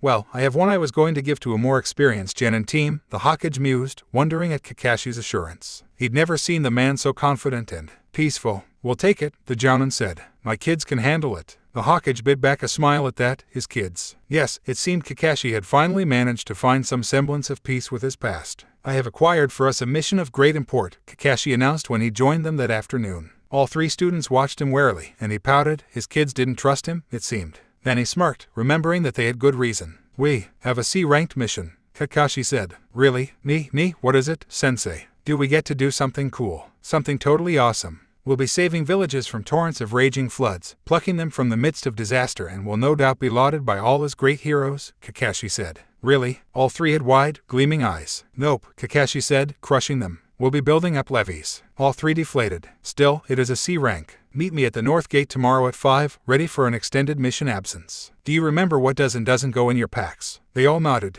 Good. Dismissed. No more training today, that's an order. All three pouted, though Kakashi knew the boys would protest calling it that, and Kakashi grinned as he disappeared in a whirl of leaves. When Kakashi showed up at the rusty canteen that night, he grabbed a chair with the usual crowd of Jounin. Yo, Kakashi, hey, it slid a bottle of sake over to him. What's this I hear about you requesting a C rank for your brats? What? Kurenai asked, eyes wide. Asuma and Guy just stared. Already? Jinma asked. Haven't you only had those brats for a few weeks? Meh, about 3 months, Kakashi shrugged. But I was told that we wouldn't be allowed a C rank until the first 6 months pass, to allow us time to really concentrate on getting our teams in shape, Kurenai said, concerned. What can I say? They're good kids. Kakashi slurped his sake down as the waitress cleared the table, blocking views of his face. Exceptional kids.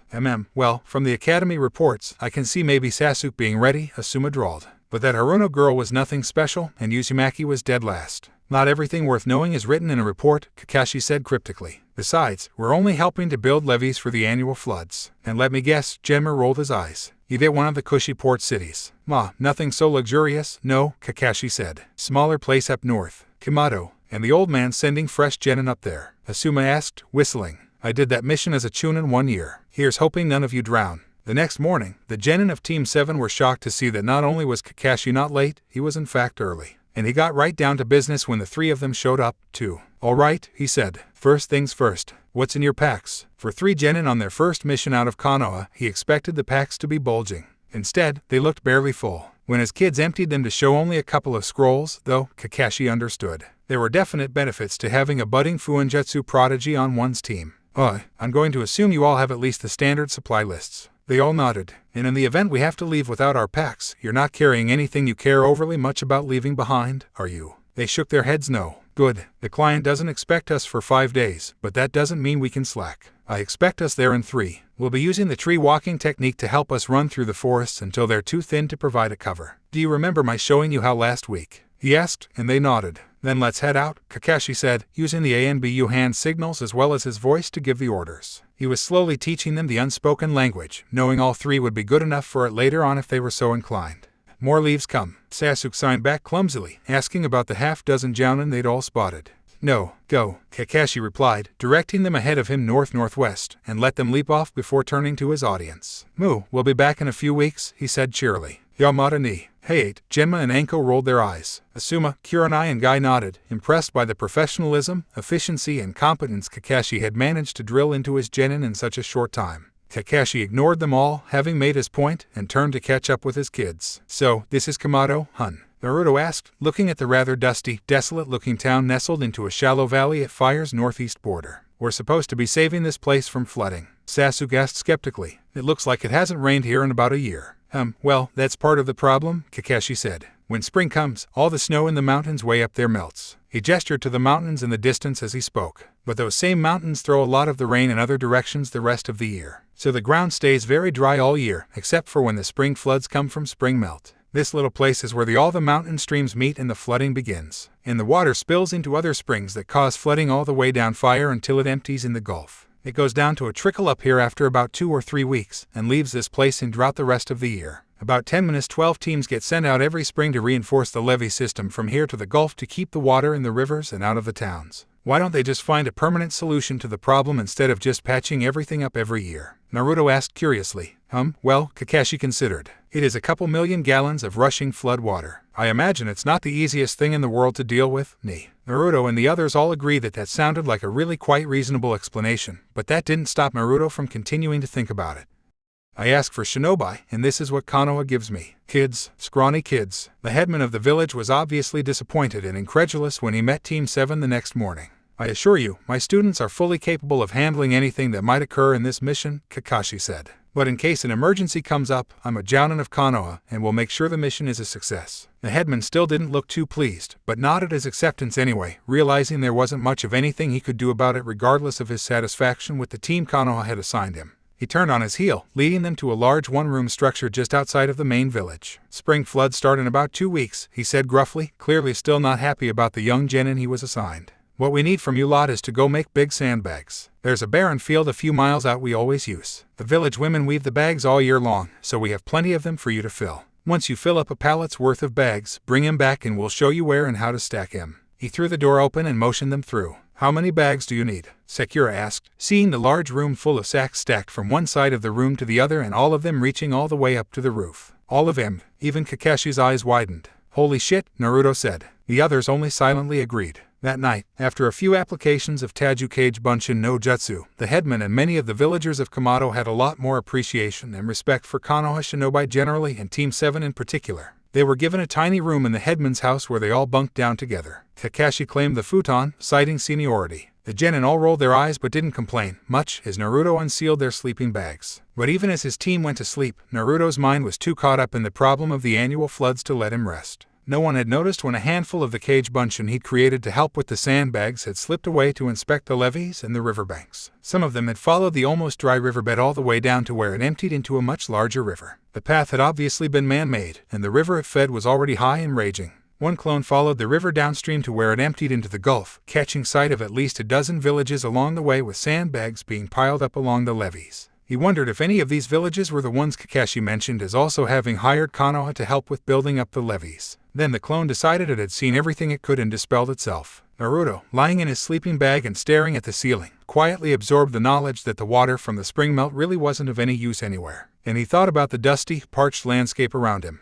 Kamado could use the water, just not so much all at once. He wondered if there was anything he could do. The next morning, when they returned to the field to continue filling sandbags, Naruto thought the area looked rather like a bowl from all of their work. Then he blinked as thoughts seemed to swirl together in his mind, and the tentative beginnings of an idea began to form. So when he created his army of cage bunshin, he directed them to continue digging out the bowl. And as his body worked to fill sandbag after sandbag, his mind worked out a way to fill the bowl. When they finally broke for lunch, Naruto quickly snatched a storage scroll from his pouch and unsealed an even larger scroll on which he began frantically making notes. His team only shook their heads at him, well used to his antics by now. We'll bring you back a bento, Naruto, Sakura offered. Naruto only grunted and continued his frenzied calculations. When his team came back, he was far too deep into his work to even notice. TCH, leave him be, Sasuke said when Kakashi was about to physically drag him away from the scroll. It's not as though we don't have enough Narutos already helping us. Yeah, and who knows what he's coming up with, Sakura added. Maybe it'll make all this go faster. Kakashi shrugged. If the rest of his team wasn't going to complain about Naruto slacking, he was inclined to let him continue creating.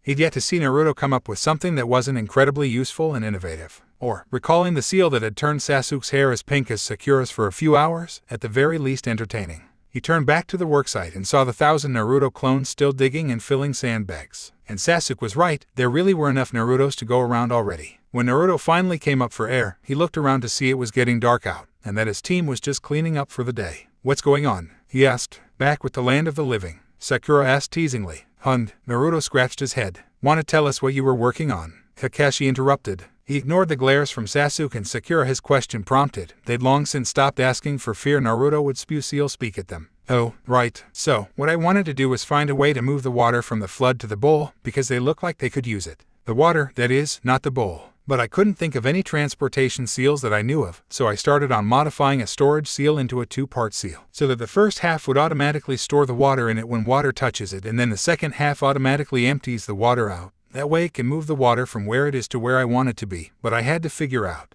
When Kakashi felt even his eyes glazing over, he cut him off. Naruto, he said, maybe a little less technical jargon. Naruto huffed and crossed his arms over his chest. Fine then, he pouted. How's this for less technical? Water touch seal 1, water move to seal 2. No more flood. Lake for Komodo. The end. Kakashi blinked as all of the implications wound their way through his thoughts. Can you demonstrate? He asked. Naruto shrugged. Sure. Kakashi watched in fascination as Naruto casually and seemingly carelessly scrawled the sealing script onto a futa, the ink becoming infused with his chakra with every stroke of the brush. Then the brush disappeared as Naruto's fingers flicked through a long series of hand seals before slapping one hand on each futa. Fuin, Naruto said, then exhaled harshly. Well, that's done. Anyone have a bowl handy? Kakashi unsealed a dog dish from one of his own storage scrolls and handed it over. Naruto looked at him oddly, as though he was wondering why Kakashi carried around a dog dish but wasn't quite brave enough to ask. For my dog summons, Kakashi offered. Would I give them treats during training? You have dog summons? Naruto asked, then shook his head. No, wait, never mind. So, watch. One seal he put in the bottom of the dog dish, and the other he held in his hand, taking out his canteen and beginning to pour water over it.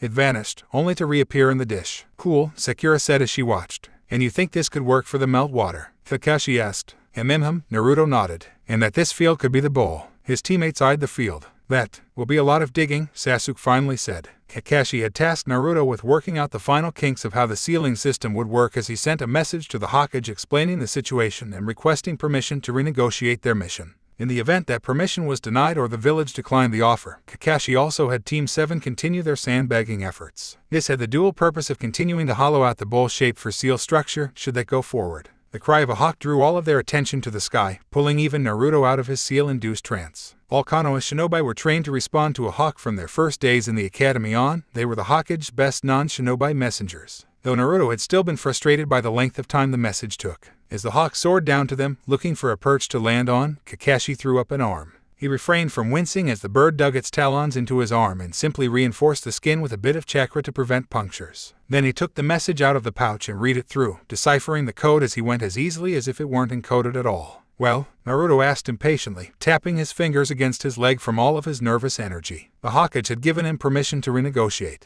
He had also made it abundantly clear that he wanted to have a long talk with Kakashi when Team 7 returned to Konoha. He winced at that. The language the Hokage had used had made it clear this was not to be a friendly chat. Home, he ordered the bird, launching it in the air. Kaka-sensei, can we do it or not? Sakura asked. Sasuke looked at him, head tilted to one side in question. Kakashi smiled at his team. Let's go talk to the headman, he said. Naruto refrained from groaning at Kakashi's bargaining tactics. As brilliant a shinobi as he was, negotiations were clearly not his strong point. So Naruto subtly shoved an elbow in his ribs, used the ANBU sign language to tell Kakashi target mine and took over. Honorable headman, I can see you have some doubts, Naruto said, nodding wisely. But then, I remember you also had doubts that we were capable of accomplishing the mission you originally contracted Konoha for. That is true, the headman nodded. Remind him he was wrong about our claims once, check, Naruto thought. Now to bring up the constant drought and cost of dealing with the floods each year. Still, I know you are a clever man, for you must be to have kept Komodo in such bounty, even with such drought. And prosperous as well, as you must be to hire a team of shinobi every year to deal with floods. So I can understand why a smart headman such as yourself might be skeptical of our claim. Check, and make him feel like I'm on his side, check again. It's not that I disbelieve you, you understand, the headman said, rubbing his chin in though. But it seems far too good to be true. And if Konoha could do such a thing, why would they wait so many years to offer up such a solution? Oh, but this is the first time that my team has been assigned such a task. It is the problem, you understand, that comes with administering a government, Naruto explained, trying to get the headman to sympathize. With so many people to be responsible for, things often get the simplest solution instead of the best. For example, the simplest solution in this case has been assigning a team to do exactly as you contracted for, help build up levees for the yearly spring thaw. As a headman yourself, you must understand how such a thing might come to be when you have dozens upon dozens of requests and complaints a day. The headman nodded wisely, understanding and sympathizing with Naruto's point. Naruto refrained from grinning. This was much easier than the various sales pitches he'd made over the years in the Excavation. He already had the headman was eating out of the palm of his hand. Sakura and Sasuke, he noted from the corner of his eye, were giving him baffled looks, wondering where this version of him had come from. And Kakashi only looked bored as ever, though Naruto noticed he was watching him sharply. It was by both of our villages' good fortune that this year, it happened to be my team assigned to your request, Honorable Headman, Naruto continued. My team is uniquely qualified to fill not only your original request for assistance in sandbagging the levees, but also in that we were able to see a possibility for a permanent solution to the dual issues of flooding and drought. Of course, should you decide it is in the best interests of your village to decline our offer, we will act with the honor of all Konoha shinobi and complete our original mission, please rest assured of that. But I hope you will at least allow us a brief demonstration of what we are offering, so that you might truly consider it. I would be honored to see what solution the honorable shinobi of the great Konohagakure no Sato might offer our humble village, the headman said as he bowed his head briefly in agreement. I am something of a practitioner of a rather esoteric shinobi discipline, Naruto said as he set out the 2 bowls they'd brought with them just for this purpose. It is a very ancient and subtle art, one which not many see the value in. Indeed, just looking at these 2 thin strips of paper would make any clever man wonder what purpose they might actually serve, he continued, holding the 2 up for the headman to look at. The script is peculiar and illegible, the paper won't tear at the lightest tug if it doesn't first blow away in the gentlest of breezes. Bad planned, Kakashi signed to him, worried Naruto was going to blow it all now. Fail. Naruto ignored him, placing the 2 in separate bowls. The headman was watching in captivation, completely entranced by Naruto's performance. Just as Naruto planned. However, what might look delicate and frail and indecipherable can actually serve great purpose when in the hands of one who can make sense of them. Watch, he said, taking his canteen and pouring the water into 1 bowl. The headman gasped as he watched it appear in the second. What we propose, Honorable Headman, Naruto said as he continued to pour water into the bowl, is to move the flood water from the river to a reservoir, just as the water from this canteen is moved from bowl to bowl. Then Konoha will be safe from the flood and have a supply of water that won't run out.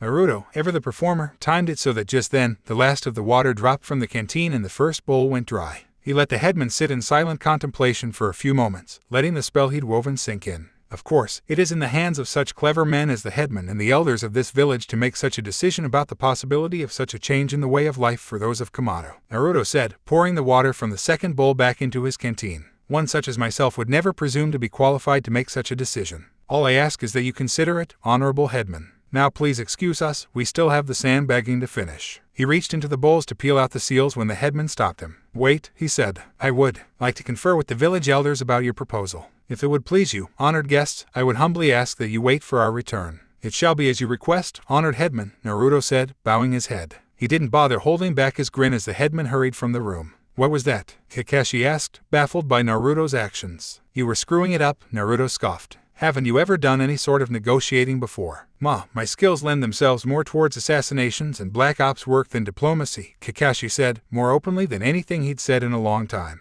You don't seem to have that trouble. Yeah, where did they come from, Naruto? Sakura asked. It was like you were a merchant or a swindler, Sasuke offered. Yeah, a swindler or something. Naruto shrugged. Well, I've been both, Naruto said, much to all of his team's surprise. What? He asked to their looks. I'm an orphan. I had to raise funds for the academy somehow. I've sold everything from snake oil to sugar to secrets and all that's in between. Doesn't the Orphans Fund provide for things like that? Kakashi asked. TCH, Naruto scoffed, looking away. If it makes you feel better to think so. Now quickly, before they come back. What are we supposed to charge for this? A Hokage advised that a large, permanent seal structure like this is worth an A rank to an AA rank mission, Kakashi said. Danger from enemy shinobi is of course low, but the danger from crafting the seal is high, and the number of people who can do it is low, so. Yeah, supply, demand, all that, I got it, Naruto said, waving him off. Now hush, they're almost back. The headman had come back with a handful of old men Kakashi assumed were the village elders. They'd asked for another demonstration and Naruto had graciously complied.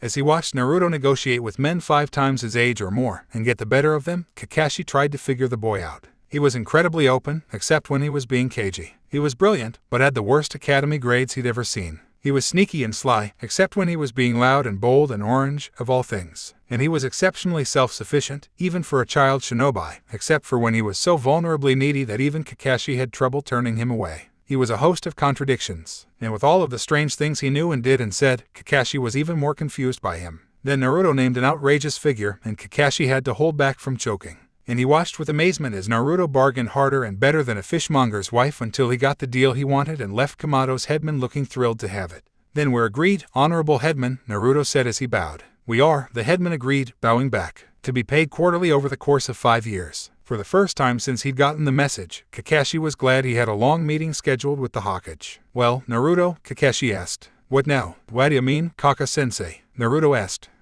Oh, just that you've so far managed to invent a completely new seal structure that will change the lives of the entire village. Get our mission upgraded to an ranked mission, and single-handedly renegotiate the terms of our mission, bargaining to get terms most favorable to Konoha. So, what's next, Teichu-chan? Kakashi asked with a grin. What? Naruto half-asked, half-yelled. But that's, you, duh. He glared at Sakura and Sasuke, who hadn't bothered to hide their snickering. And you two are supposed to be on my side, he pouted accusingly. Of course, Naruto Teichu, Sakura said innocently. Anything you say, Teichu, Sasuke agreed.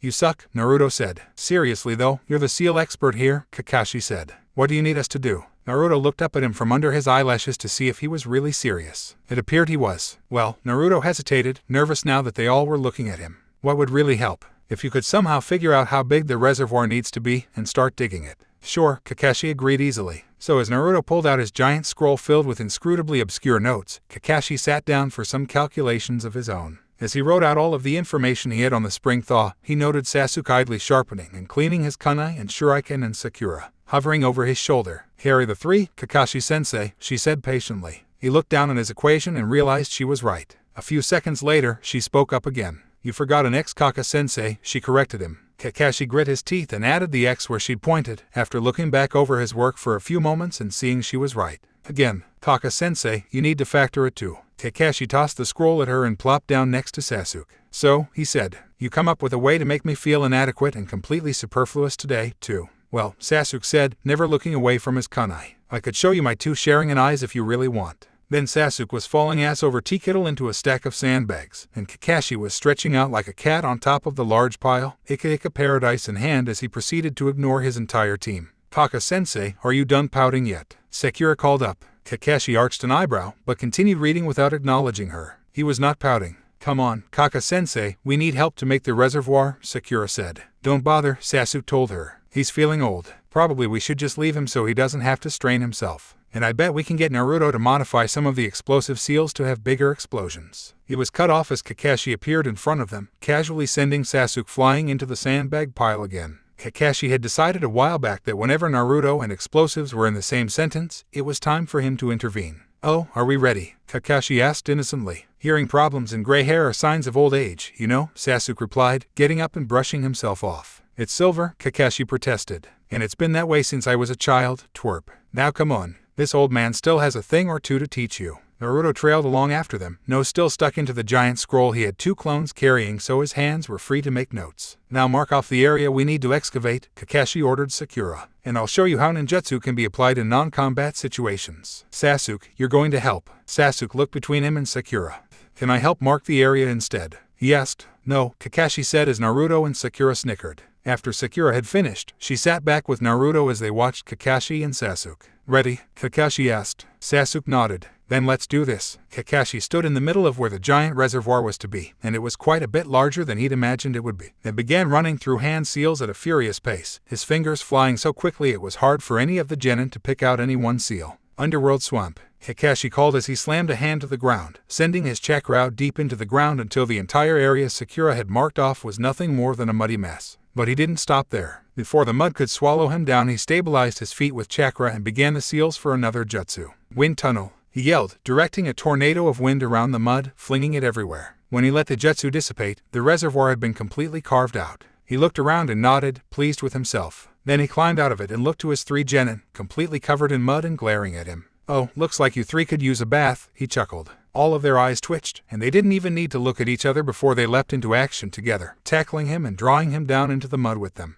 And he laughed as he let them, wrestling them all down until there wasn't an inch of them that wasn't caked with mud. Ma, that's enough now, he said, hiding a grin as they all pouted. Really, they were all good kids. Great kids. Sasuke, you're up, he said. Sasuke looked at him incredulously. Oh, you want to get clean first? Kakashi asked archly. Well, alright. And he did a quick water jutsu that acted much like a fire hose and drenched the kids, then himself. All clean, he said. They glared at him, now dripping wet. Sasuke sniffed at him imperiously, then jumped down into the reservoir to help him cover the area with a fire jutsu to set the base of the reservoir into an unnaturally hardened substance resembling concrete. That, Naruto said as he looked out over the reservoir, is one big-ass bowl. Wow, Sakura agreed, then looked up at him. You're a lot cooler than I thought, sensei. Kakashi slapped a hand to his forehead and shook his head. Brats, all of them. Naruto eyed the huge expanse of the reservoir that he was going to have to cover with seals and slowly blew out a breath. The thing was massive, and he hadn't taken into account that his normal way of doing a two-part seal was to do both halves at the same time, which certainly wouldn't be possible when both areas were so large and so far apart. Then he took a running leap off the side of the reservoir and landed in the middle to begin painting the sealing script across the bottom of the basin. He worked through lunch and then through dinner until his teammates dragged him away back to the headman's house to force feed him and make him rest for a while. It wasn't a comfortable sleep. He hadn't realized how connected he remained to the seal through the active chakra until now, which, he thought, was probably because he finished most seals within a few minutes. So he snuck back the next morning before the others woke to finish the preliminary script for the reservoir, then headed to the dry riverbed to do the second half. When Sakura found him, she was anything but pleased. You didn't eat breakfast, she scolded him. He barely even looked at her, he was so caught up in the seal structure. It buzzed in his head, wanting to be complete. Demanding to be complete. Baka, are you even listening to me? She demanded, raising a fist in warning. Kakashi grabbed it and shook his head, then crouched down in front of Naruto. He looked at the boy's face, then took his chin in his hand to force him to look at him.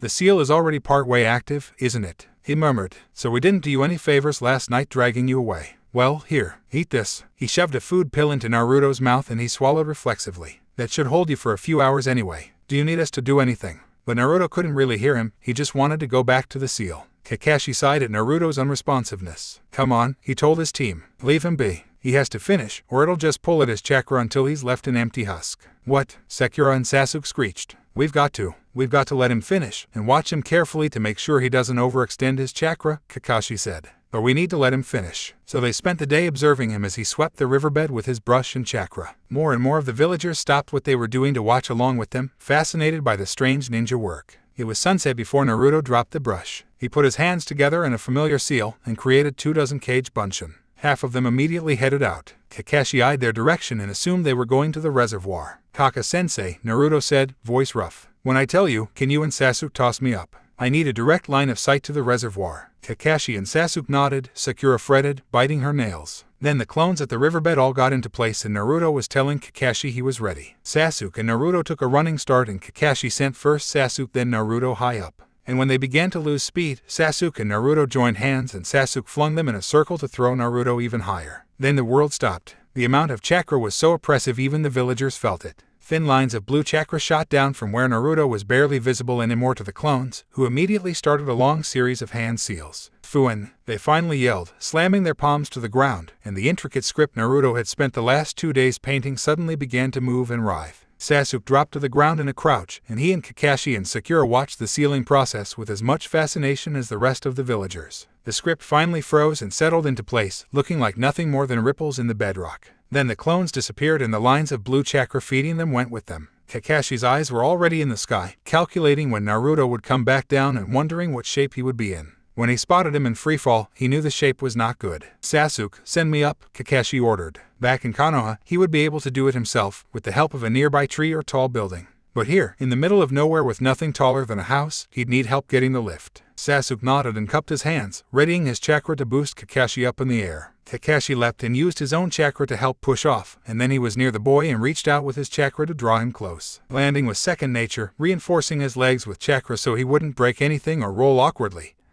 He'd been doing it long enough he no longer even had to think about it. Then Sakura and Sasuke were racing over to check on Naruto. And, he noticed, so was the headman. I didn't realize this would be so dangerous, the headman was saying to Kakashi. Everything has a cost, Kakashi replied, concentrating on trying to get a food pill into Naruto. Many people think only of the wondrous things shinobi can accomplish so easily. What they don't understand is the hours and hours of training we must do every day to be able to perform such tasks. The vast majority of our lives we must dedicate to the ninja arts, and they always require us to make some sacrifice to use them. So now you see that while the amount we requested in exchange for creating your reservoir may have seemed very high to you, the fact is the cost to us is equally high, but in a different currency. Is there anything I can do? The headman asked, gesturing to Naruto. Sakura was stroking his throat to help the pill go down, and Kakashi shook his head. No, we'll return to our quarters to tend to Naruto. As soon as he's healed, we'll take our leave. Naruto didn't wake up for 2 days. When he did, he was so groggy and out of it was all Kakashi could do to force some food and water into him before he went back to bed.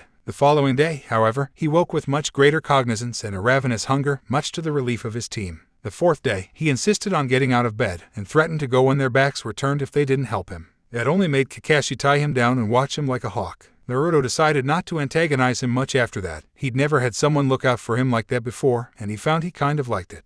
After much begging, on the 5th day Kakashi allowed Naruto to get up and walk around the village for a while. He inspected the seals in the riverbed and the reservoir and proclaimed them perfect. "Ni, Kaka-sensei," Naruto asked quietly, tugging on his vest to get his attention. "Why are they all looking at me funny?" Kakashi looked to the villagers, who were all looking at Naruto with a mix of admiration and respect on their faces. He shook his head that Naruto couldn't recognize it and began to explain it when they heard shouting. The floods are coming. They heard being shouted throughout the village. The floods are coming. Everyone was running towards the riverbed. "Come on, let's see the seals in action," Naruto said, breaking free of Kakashi and racing to follow the crowd. Kakashi cursed and followed, and Sasuke and Sakura shrugged and did the same. They all stopped in amazement at the sight. A wall of raging water was gushing down the riverbed in a massive torrent. Everyone held their breath to see if the seals would work. Then the first of it passed the seals and disappeared. The villagers started cheering. "Let's go see the bowl," Naruto said. "I want to see the water appearing there, too." Most of the village seemed to hear him and agree, as there was a stampede towards the basin. When they got there, the water had barely even spread enough to touch the sides of the basin they'd carved out, but the crowd was still cheering at it. "So, the Naruto Lagoon," the Tsunade asked archly. Kakashi had just returned to Konoha with his team and had been immediately summoned to the Hokage Tower for a debriefing. "The Great Naruto Lagoon," Kakashi corrected with a sigh. "Ah, yes, of course," the Tsunade said with a grin. "The Great Naruto Lagoon. Tell me, how do Sakura and Sasuke feel about that name?" "The brats thought it was hilarious," Kakashi snorted. "They thought it was funny," the Hokage asked in surprise. "Very," Kakashi said. "It was originally going to be the Naruto Lake, then those two heard about it and started campaigning the villagers to make it the Great Naruto Lake. I'm not sure how it got turned from lake to lagoon, though. They thought it was funny," the Hokage repeated. All the psych profiles he'd seen on Uchiha Sasuke told him such a thing would make him enraged with jealousy and feelings of inadequacy. He wondered what Kakashi had managed to do in 3 months to change that reaction into a prank. "Well, you see, it's Naruto, and he kept calling it a bowl, and a Naruto bowl is." Kakashi trailed off, scratching his head. "I guess you had to be there." "Yes, I assume so," the Tsunade agreed. "And did you find it equally amusing for your work to be named after one of your students?" "My work?" Kakashi asked, confused. Tsunade said, steepling his fingers in front of him. "You've been holding back on us, Kakashi. I had no idea you were such a seal master." "Wait, what? Come now," the Hokage said reprovingly. "To be able to come up with the idea, then design and implement such a seal structure in so short a time is nothing short of genius. I had known you were studying them, of course, but you never let on you were so far along in your mastery." "You think it was me who came up with the seal structure?" Kakashi asked. "Well, yes, who else? Why do you think it's called the Great Naruto Lagoon?" "Naruto created the seal structure for Komodo," the Hokage asked, then shook his head. "He's only been studying seals for a few months. He didn't even know what a seal was until I explained it the night he graduated from the academy. And you want me to believe he somehow was the architect behind this? You could ask any of my genin," Kakashi offered with a shrug. "Ah, but they are your genin," the Hokage said. "I have no doubt they would lie if you asked them to." "Of course," Kakashi agreed. But to lie to the Hokage, "I think you overestimate me. Besides, you could ask anyone in Komodo, and they would say the same." The Hokage turned in his chair to look out at the monument. His hands absently went about filling and lighting his favorite pipe as he contemplated what Kakashi had said. After a few minutes of silence, he began to speak again, not looking back at him. "I think you underestimate yourself, Kakashi-kun," the Hokage said. "I've seen you interact with your children, and I believe they'd do almost anything for you." "Hokage-sama," Kakashi protested. "This is not a criticism," the Hokage said as he turned to look Kakashi in the eye. "On the contrary, I'm very pleased with how you have managed to develop your team into a cohesive unit. And you should be proud of yourself as well." Kakashi wasn't sure what to do or say, so he just sat in silence as the Hokage gave his pipe a few more quiet puffs. "So, young Naruto really is a budding Fuinjutsu prodigy." "He is," Kakashi affirmed. "He's already beyond my knowledge, though I try to guide him when I can. I've sent out some feelers to try to find Jiraiya so he can at least talk to the boy and make sure he isn't going to blow himself up. but without being able to go after any of the leads my feelers turn up, I haven't been able to find him. The Hokage gently tapped out the leaves from his now empty pipe. Here is what we will do. I will give Team 7 2 C-rank missions and 2 months to complete them. One will be to track down Jiraiya. The other is to track down Tsunade. I have messages to give them both. Both? Kakashi asked weakly, scratching the back of his head. Both, Sandem agreed. And if you happen to convince Jiraiya to talk to Naruto while you deliver my message, well then, there's no harm in that.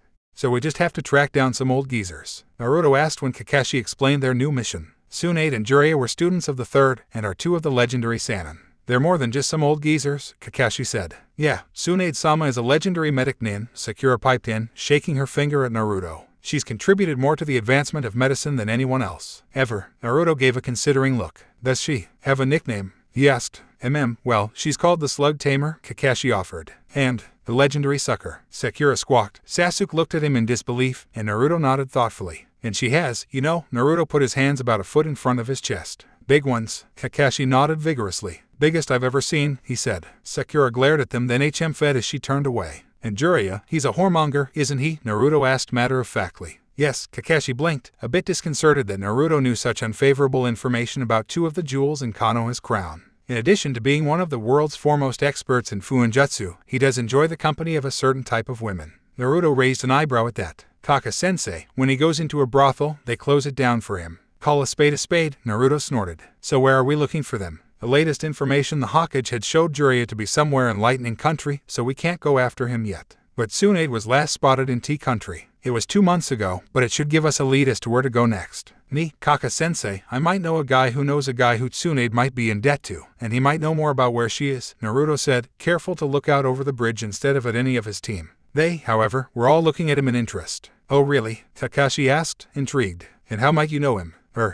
Just, Naruto sighed and rubbed his head. He's just a guy a lot of people know. He's just around, So should I go talk to him? Sure. In fact, we'll all go, Kakashi said. No. Naruto whipped his head back around to look at Kakashi, which meant he missed it when Sasuke narrowed his eyes at him. That would be. It's not a place. He wouldn't talk to you. Why wouldn't he? Kakashi asked curiously. I'm a Jonin. That's exactly why he wouldn't, Naruto said seriously. Kakashi frowned. Naruto, what kind of person is this? The kind of person who can lend a lot of money to Tsunade without having to worry about getting it back, and then be able to keep pretty good tabs on her, Naruto said, licking his lips nervously. The kind that doesn't like shinobi. And Kakashi understood, Yakuza. You're as much a shinobi as Kaka-sensei, Sakura said. Why would he talk to you and not the rest of us? Naruto gave a sardonic smile even as Sasuke frowned. Because I wasn't always as much a shinobi as Kakashi-sensei or the rest of you, he said. So even if I am a shinobi now, he'll talk to me. All right, Kakashi agreed. You go talk to him today and report back tomorrow morning. You're all dismissed. We'll meet at the South Gate tomorrow morning at 6. I want to get an early start. Naruto was well aware that Kakashi was following him. He was sure that, if Kakashi had been really trying, Naruto would never have had a clue. Over the few months he'd had Kakashi as a sensei, he'd found out exactly why he was one of Konoha's elite Jonin.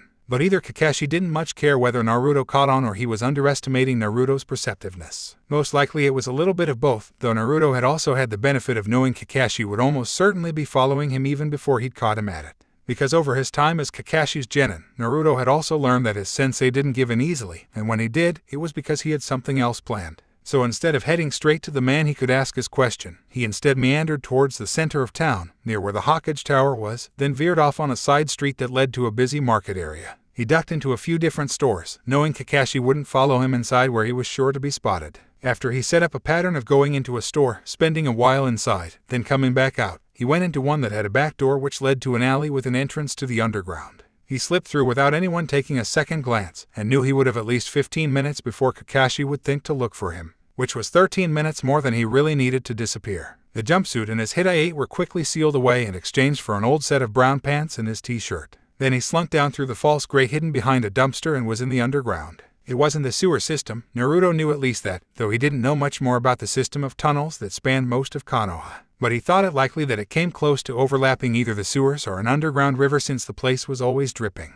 He was always careful to walk neither too close to the center of the tunnels where the water was deep enough in places to cover your ankles nor too close to the walls where he might run into one of the underground's residents. That was never fun. Out of self-defense, Naruto had to completely ignore the sounds coming from various dark corners, moans and groans and whimpers and pleas for help. He had to ignore it, because if he paid too much attention, he would see himself on every face and hear himself in every voice and would lose his old, best-forgotten memories. So he kept his eyes straight ahead as he made way through the tunnels of the underground, taking a few turns here and there until he found the exit he was looking for. He popped back up to the street behind one of Konoha's nicest brothels, which was across the street from Konoha's only casino. A few of the girls he knew from odd jobs he'd taken here and there when he was younger were in the back planting flowers and called out a hello to him and waved. He waved back, then ducked into an alley to change again, this time into nice dark gray pants and a black long-sleeved shirt. Running his fingers through his hair in an attempt to tame it, Naruto headed towards the building situated behind the casino. He knocked out a pattern on the back door that announced he was a friendly. The door opened and he was allowed inside. "Tell Jin that Naruto is here to see him," Naruto told the two big, hulking men who formed the welcoming committee. The one on the left nodded and headed back to deliver the message as the second Hulk stayed to keep an eye on him. He might have known the code, but that didn't mean he was trusted. It took only a few more minutes before he was ushered into the back. He hadn't been brought to Jin's office, he knew as he eyed the bare room with plain concrete floors and plastered walls. Another security measure, since he was an outsider now, that he wouldn't be allowed anywhere near something that actually had potentially damaging records. "Naruto," Jin greeted, motioning for him to sit at the other metal folding chair at the opposite end of the scarred wooden table, the only furniture in the entire room. Naruto thought the naked bulb hanging from the ceiling made the whole thing just a touch over the top. "It's been a long time. What business brings you back to my doorstep? You're not looking to run numbers for me again, are you?" Naruto shook his head. "I'm out of that business. I'm here about Tsunade," Naruto told him. "I understand she owes you quite a bit of money." Jin's eyes narrowed. "You always did know too much for your own good," Jin grumbled. "How much is she into you for again?" Naruto asked. Jin mentioned a figure and Naruto let out a whistle, tilting back in his chair. "Was she at least any good?" Naruto asked, alluding to the rumor that Jin had only lent her the money because she was sleeping with him. Jin snarled.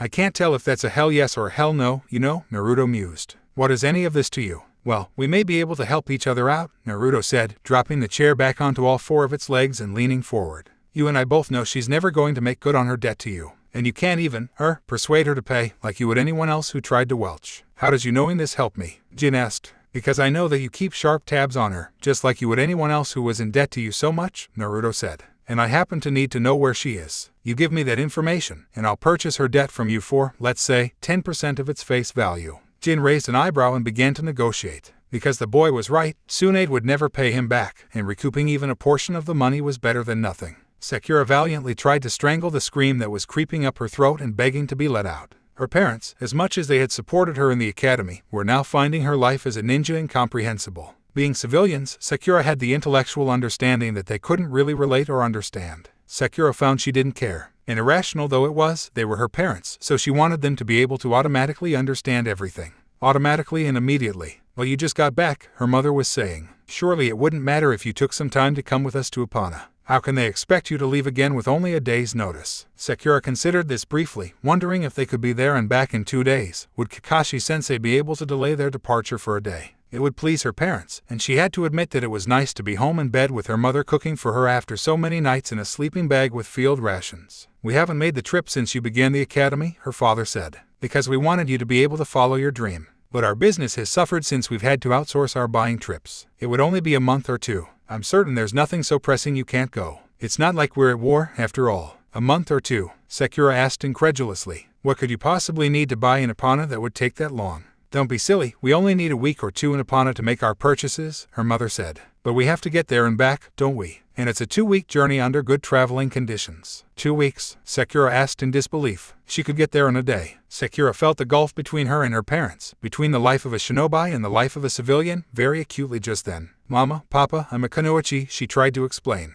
"I have duties and—" "You have duties to your parents," her father said firmly. "And you will be coming with us." He stood up from the table and began to walk away, as though his declaration somehow put an end to it all. "I can't, don't you understand?" Sakura said plaintively. "I already have another mission and—" "You can, and you will," her father ordered. End of discussion. "Aren't you tired of playing at being a ninja yet?" her mother asked, voice tired and distraught. "Playing?" Sakura asked in a whisper, staggered at the realization of what her parents thought she was doing. "We aren't getting any younger, Sakura-chan," her mother continued. "It's long past time we started teaching you how to run the shop, so you and your husband can be prepared to take it over." "Husband?" Sakura's eyes went wide. "Aratsu-san's son is only a few years older than you," her father said. "They've made a few discreet inquiries." "You don't mean Aratsu Barumo?" Sakura asked in horror. He was 8 years older than her, and had teased her relentlessly when she was a child. She supposed he was relatively attractive, except for an overly large nose, but she'd never felt anything more for him than annoyance at best and fear at worst. Of course, her mother said curiously, Hiratsu-san has a good import business. It would be a good match for our families. But not for me, Sakura yelled, the scream finally bubbling out of her. I'm a kunoichi, mama. I'm not going to be a housewife, and especially not to Hiratsu Barumo. We haven't made any agreements yet, but the preliminary discussions have been fruitful, her father said. If you're completely opposed to Barumo-san, I suppose we can see what other families might have sons. You aren't listening, Sakura said. I'm not going to be a shopkeeper, and you have no right to enter into any marriage negotiations without my consent. Don't you understand that I'm a ninja of Konoha? You're my daughter, I have every right. I'm the Hokage ninja first, Sakura insisted. She saw the hand. She'd been training in taijutsu for years now, so how couldn't she? But the idea that her father would strike her was so unfathomable that she didn't comprehend what was happening until he'd struck her cheek. She raised a hand to where he'd slapped her and looked to him with wide eyes. If you are the Hokage ninja before you are my daughter, then leave my house, her father said, turning his back to her. Still in shock, Sakura was only half aware that the sound she heard was crying, and that it came from her mother. Let him provide for you. When you are finished playing at being a kunoichi and are ready to accept your real duties and your marriage to Barumo-san, you may return with an apology and a properly humble manner about you. But Papa, until you are my daughter, I am not your father. Leave us. Tears in her eyes, Sakura fled. When Kakashi arrived at their meeting place on the bridge, it was to find Sakura sobbing into Naruto's shoulder. Naruto had somehow managed to wedge himself onto the bridge's rail so that he could settle Sakura in his lap, but given the angle, Kakashi had to assume he was using chakra to hang on. Sasuke sat next to them, looking very awkward and self-conscious, but he had one arm around Naruto's waist and the other around Sakura's shoulders, offering what comfort he could. The boys noticed his presence, and he cocked his head to the side to ask what was wrong. They shook their heads that they didn't know. Kakashi sighed and hefted himself up on the railing on Naruto's other side. "Ni, Sakura," he said, patting her back. "What's made you so sad?" The garbled wailing that came out was mostly lost into Naruto's shirt. Then she sniffled and turned her head so it was tucked under Naruto's chin and she could speak unimpeded. "And Mama and Papa," she stuttered, still trying to calm her tears. "And Barumo, they want me married of all things. And taking 2 weeks to get to Epona, apparently they must crawl the whole way. But I don't want to be a shopkeeper, I want to be a kunoichi." The three males all blinked in confusion, then looked to each other to see if any of the others understood what she'd meant. "Your parents want you to get married on the way to Epona where you're going to be a shopkeeper in 2 weeks. Sasuke tried. "I am a kunoichi, not a shopkeeper," Sakura insisted. "I don't care what they say. If they didn't want me to be a ninja before a daughter, they should never have sent me to the academy." Then the whole story came spilling out. Kakashi didn't bother sighing when he heard what had happened. He'd expected it, though not quite so soon. Civilian families inevitably push their children into the academy, thinking only of the prestige of having a ninja in the family. But civilian families were not at all equipped to deal with the life of a ninja. It rarely ended well, and almost never when the child was an only child, as Sakura was. "Sakura," Kakashi said, "I don't have anything to say that could make you feel better. Really, I don't think there's anything that could. So instead, I'll give you a few truths to think on. You're a good kunoichi, and you'll be an even better one with time. You would be a great loss to the shinobi corps. But civilian families really can't handle shinobi lifestyles. So I want to warn you that a time may come that you have to make a choice between your family and being a kunoichi. But no matter what your choice, I will support you and help you however I can." "Yeah, me too, Sakura-chan," Naruto piped up. "Agreed," Sasuke said. "Good," Kakashi said. "Now wipe your face so you can see properly and we'll head out. We still have our mission." Sakura nodded sharply and took a spare bandana from her pouch. She didn't miss that he'd told her to do it so that her vision wasn't impaired instead of to make her look better, as her mother would have. And she found she preferred Kakashi's reason. "Naruto, were you able to meet with your contact?" Kakashi asked. He nodded. "She's on her way from Coral to Seijin City," Naruto said. "There's a poker tournament there she wants to play in. She'll be there in 2 days." Kakashi blinked. "That's very specific information," Kakashi said. Naruto shrugged, knowing Jin had a very hefty investment in her. He thought of Tsunade's promissory note sealed safely away in his pouch, and suddenly realized that it was now him who had a very hefty investment in her. "Well then," Kakashi said when he decided Naruto wasn't going to offer up any additional information.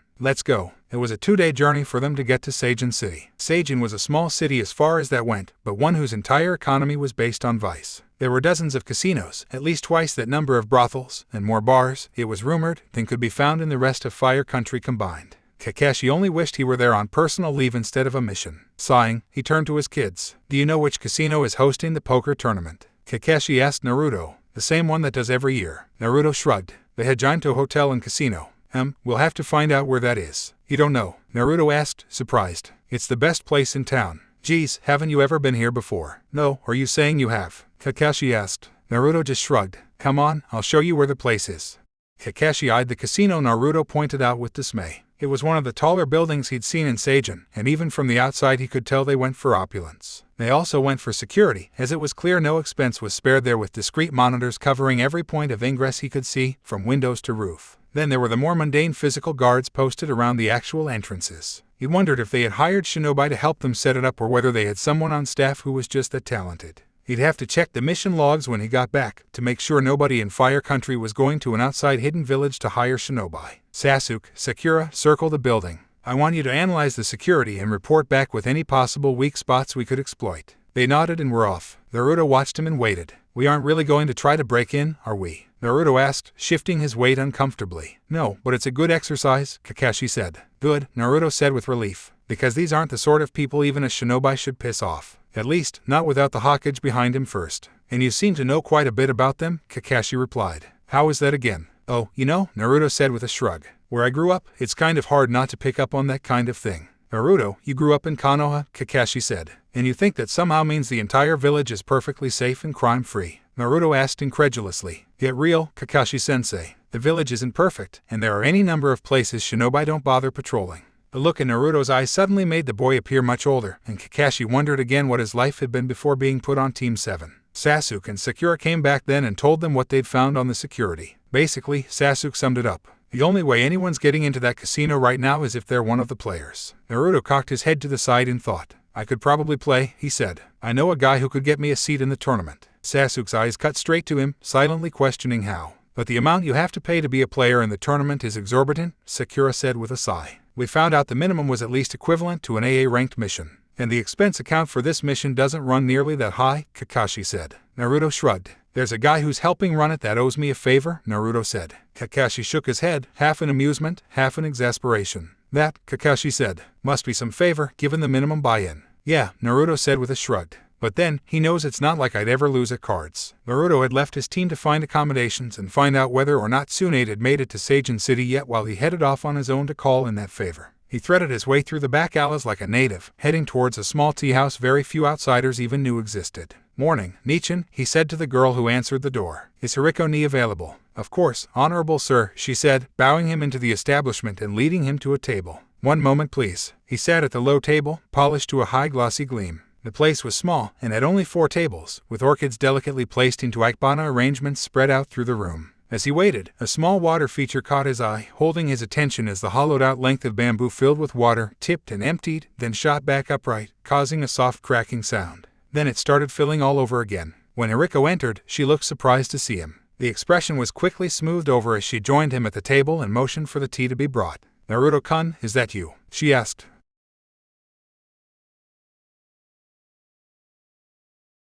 I did, Naruto shrugged. Or I tried, anyway. Seems that life doesn't let you make clean cuts, though. I'm looking for Ikai. My husband's at the Hajinto Hotel, getting everything ready for the tournament, she answered. Is it anything I can handle without him? He's been rather besieged lately. I'm calling in a mark he owes me, Naruto answered. I need a seat in the tournament, and I need him to front me the stake. Hiriko just stared. I will, of course, pay back the stake Ryu for Ryu with my winnings, Naruto explained. I see, Hiriko said, recovering. I believe this will be acceptable to my husband. Come to the Hajinto Casino tomorrow and he shall have a seat held for you. Naruto nodded. Thank you, Hiriko-ni, Naruto said. Also, could you pass along that I may have another piece of business to discuss with him at the end of the tournament?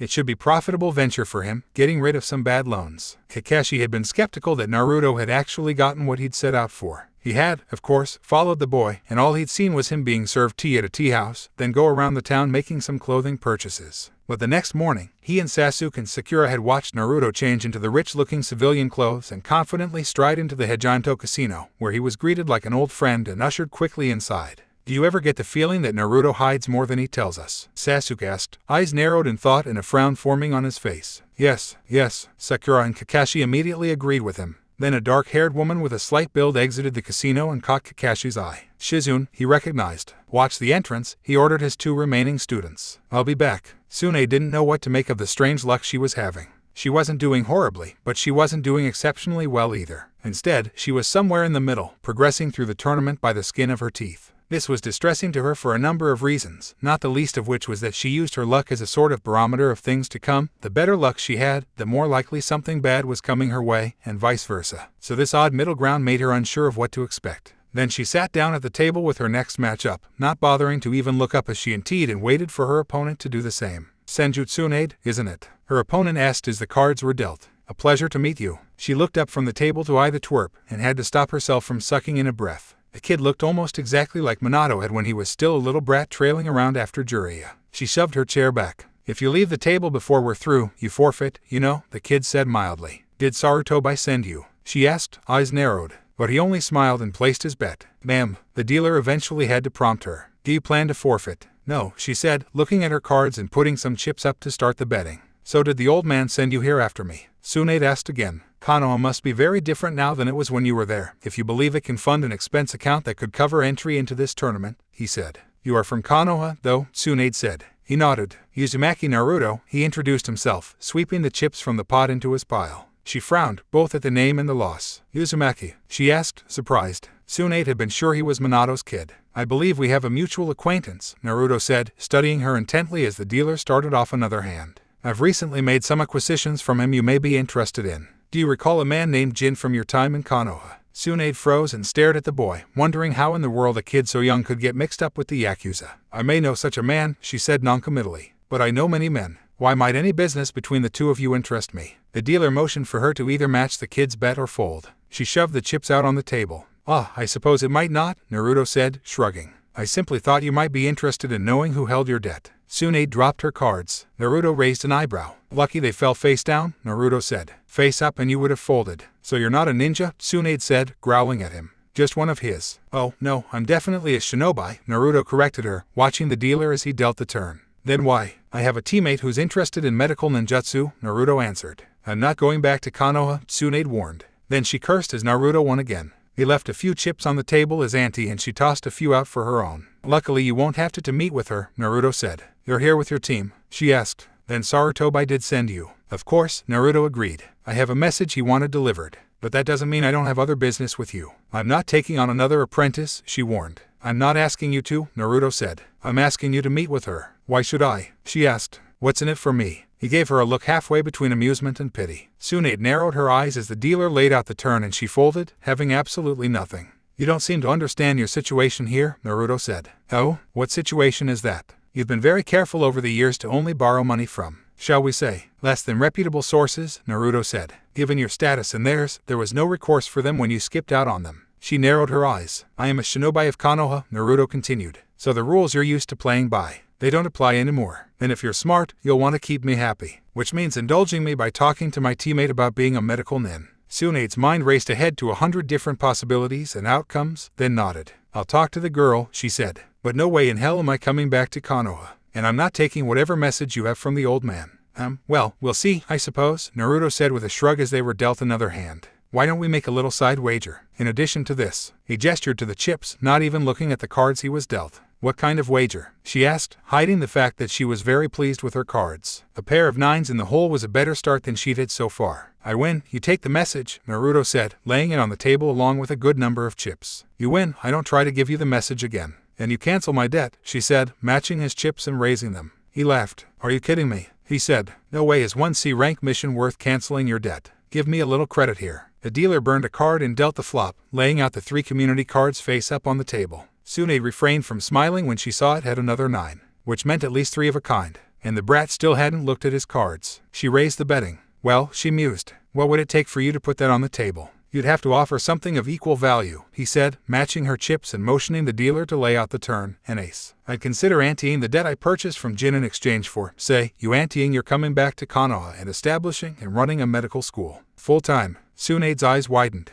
Then she looked from her cards to Naruto, who still hadn't even looked at his cards yet, and back again. She blew out a breath. There was no way she could lose. 3 of a kind and 2 more cards to be dealt. It was a sure thing. The dealer burned a card then set out the river. It was another ace. She smiled. Full house. Done, Tsunade said, pushing all of her chips over the green felt covering the table into the bet. All in, Naruto agreed, pushing his own chips in. Full house, Tsunade said, showing the cards in her hand. Aces over 9s. She reached out to take the chips, but Naruto's hand stopped her. Then he turned over his cards, one by one. When she saw the first ace, she began to sweat. With the 2 on the table, that meant 3 of a kind, which, she reminded herself, wasn't enough to beat a full house. Then he turned over his second card, and she stared in disbelief. Another ace. 4 of a kind. Uzumaki-san wins, the dealer declared, pushing the chips over to Naruto. He smiled and handed Tsunade the message tube from the third. I'll expect you back in Konoha by the end of the week, he said. She began cursing, but Naruto just waited her out. I'm not going back, you little twerp, she snarled.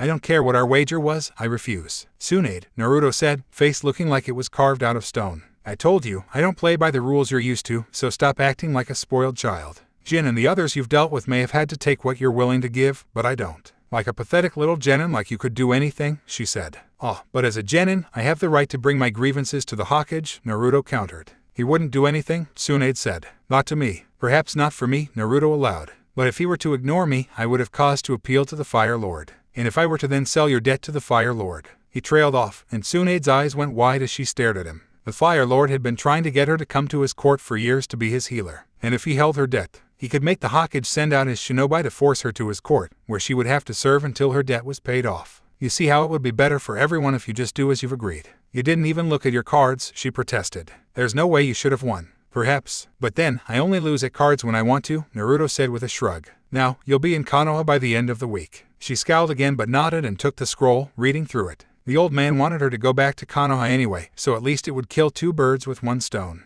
And besides, the brat had never stipulated how long she needed to stay. A few weeks, maybe a month or 2, tops, and she'd be out of there. Kakashi had all the faith in the world that Naruto would do exactly as he'd said he would, and find and deliver the scroll to Tsunade. But he hadn't survived so long as a shinobi without always having a plan B and a plan C and usually even a plan F. So when Kakashi saw the girl he remembered as Tsunade's apprentice, he followed her, being none too careful about not being seen. And when she finally spotted him and used a shunshin to appear behind him, Kakashi let her think she'd gotten the drop on him. What do you want? She demanded, touching a kunai to his neck. Ma, is that any way to greet a fellow Konohanin? He asked cordially. What do you want? She asked again. He felt the kunai pressing closer to his throat. That isn't very nice, Shizune-san, he said with a pout. I'm not here to give you any trouble. But the kunai only pressed closer, and he decided he'd played the affable idiot long enough. Within the blink of an eye, Shizune was disarmed and pressed against him chest to chest, wrists behind her back and held tightly together in one of his hands as the other wrapped around her waist to keep her from moving.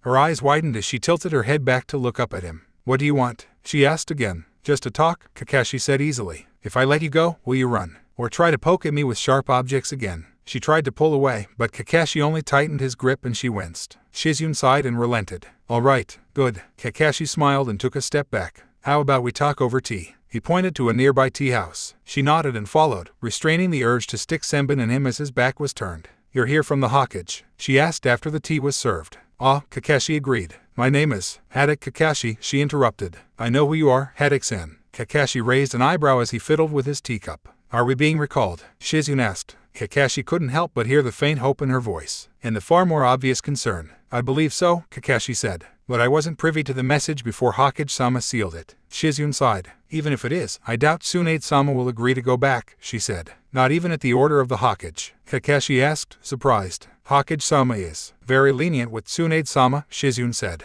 He'd have worded it so as to give her the choice. But you want to go back, Kakashi surmised. Why don't you? You can come back with my team even if Tsunade-sama doesn't. I can't. Shizune shook her head. Tsunade-sama is not well, and I couldn't leave her alone. I'm sure you could convince her to go back, even if it was just for a short while. No, she wouldn't take my words to heart, Shizune said. I'm not nearly persuasive or important enough. Oh, I think you don't give yourself enough credit. If I'm any judge, you have more sway than you think. If I have any sway at all, it's only because I never ask her to do a thing she truly doesn't want to. Would you have had any luck in moving the fourth from a path he'd chosen? Kakashi frowned and finished his tea as a server blocked his face. Let's go find my kids, I'm sure they're wreaking havoc by now. Sakura and Sasuke had begun their watch carefully hidden, determined to keep from being found. After a while, though, they began to wonder at the point. And with neither Kakashi nor Naruto nor their target anywhere in sight, they were incredibly bored as well. Want to do the rest of the watch from that tea house? Sasuke finally asked, pointing to one directly across from the entrance they'd been assigned to watch. Oh, Kami-sama, yes. They spent the afternoon grazing on snacks at the tea house, until Tsunade stormed out of the casino. Sasuke and Sakura came instantly alert and watchful. This turned out to be not to their benefit, as it drew her attention and she spotted them immediately. She wasn't legendary for nothing, after all. She narrowed her eyes and began to head right to them. Oh, shit, Sasuke muttered. You too. She pointed right at them. You here with that blonde brat? You mean Naruto? Sakura asked. Sasuke kicked her under the table, and she glared back at him. I thought so. Tsunade flopped down next to Sasuke. Kid won all my money off me, so you two are buying me a drink. But, sake. Tsunade yelled the order to the waitress, who was across the room. Sasuke and Sakura looked to each other, then shrugged. So, Tsunade said as she poured herself a saucer of sake. Which one of you brats is interested in medical jutsu? Naruto was sitting in the casino's high rollers bank room waiting for his chips to be cashed out when Ikai walked into the room and spotted him. Naruto, Ikai greeted him. Good to see you again. Ikai was Seijin City's equivalent to Konoha's Jin. That is, they dealt with all the money. My wife told me you had business to discuss. Ikai asked after the pleasantries were exchanged. Yeah, Naruto agreed. First off, these are yours. He pushed a relatively small stack of chips over the table towards him. To repay the steak you lent me. Ah, very good, Ikai nodded. You've always been good for it, Naruto. Unlike certain other players I've lent money to. He looked at the huge pile of chips Naruto still had inside. Naruto nodded. That leads to our second piece of business. I understand Tsunade owes you quite a bit. Probably 3 or 4 times what she owed Jin, Ikai acknowledged.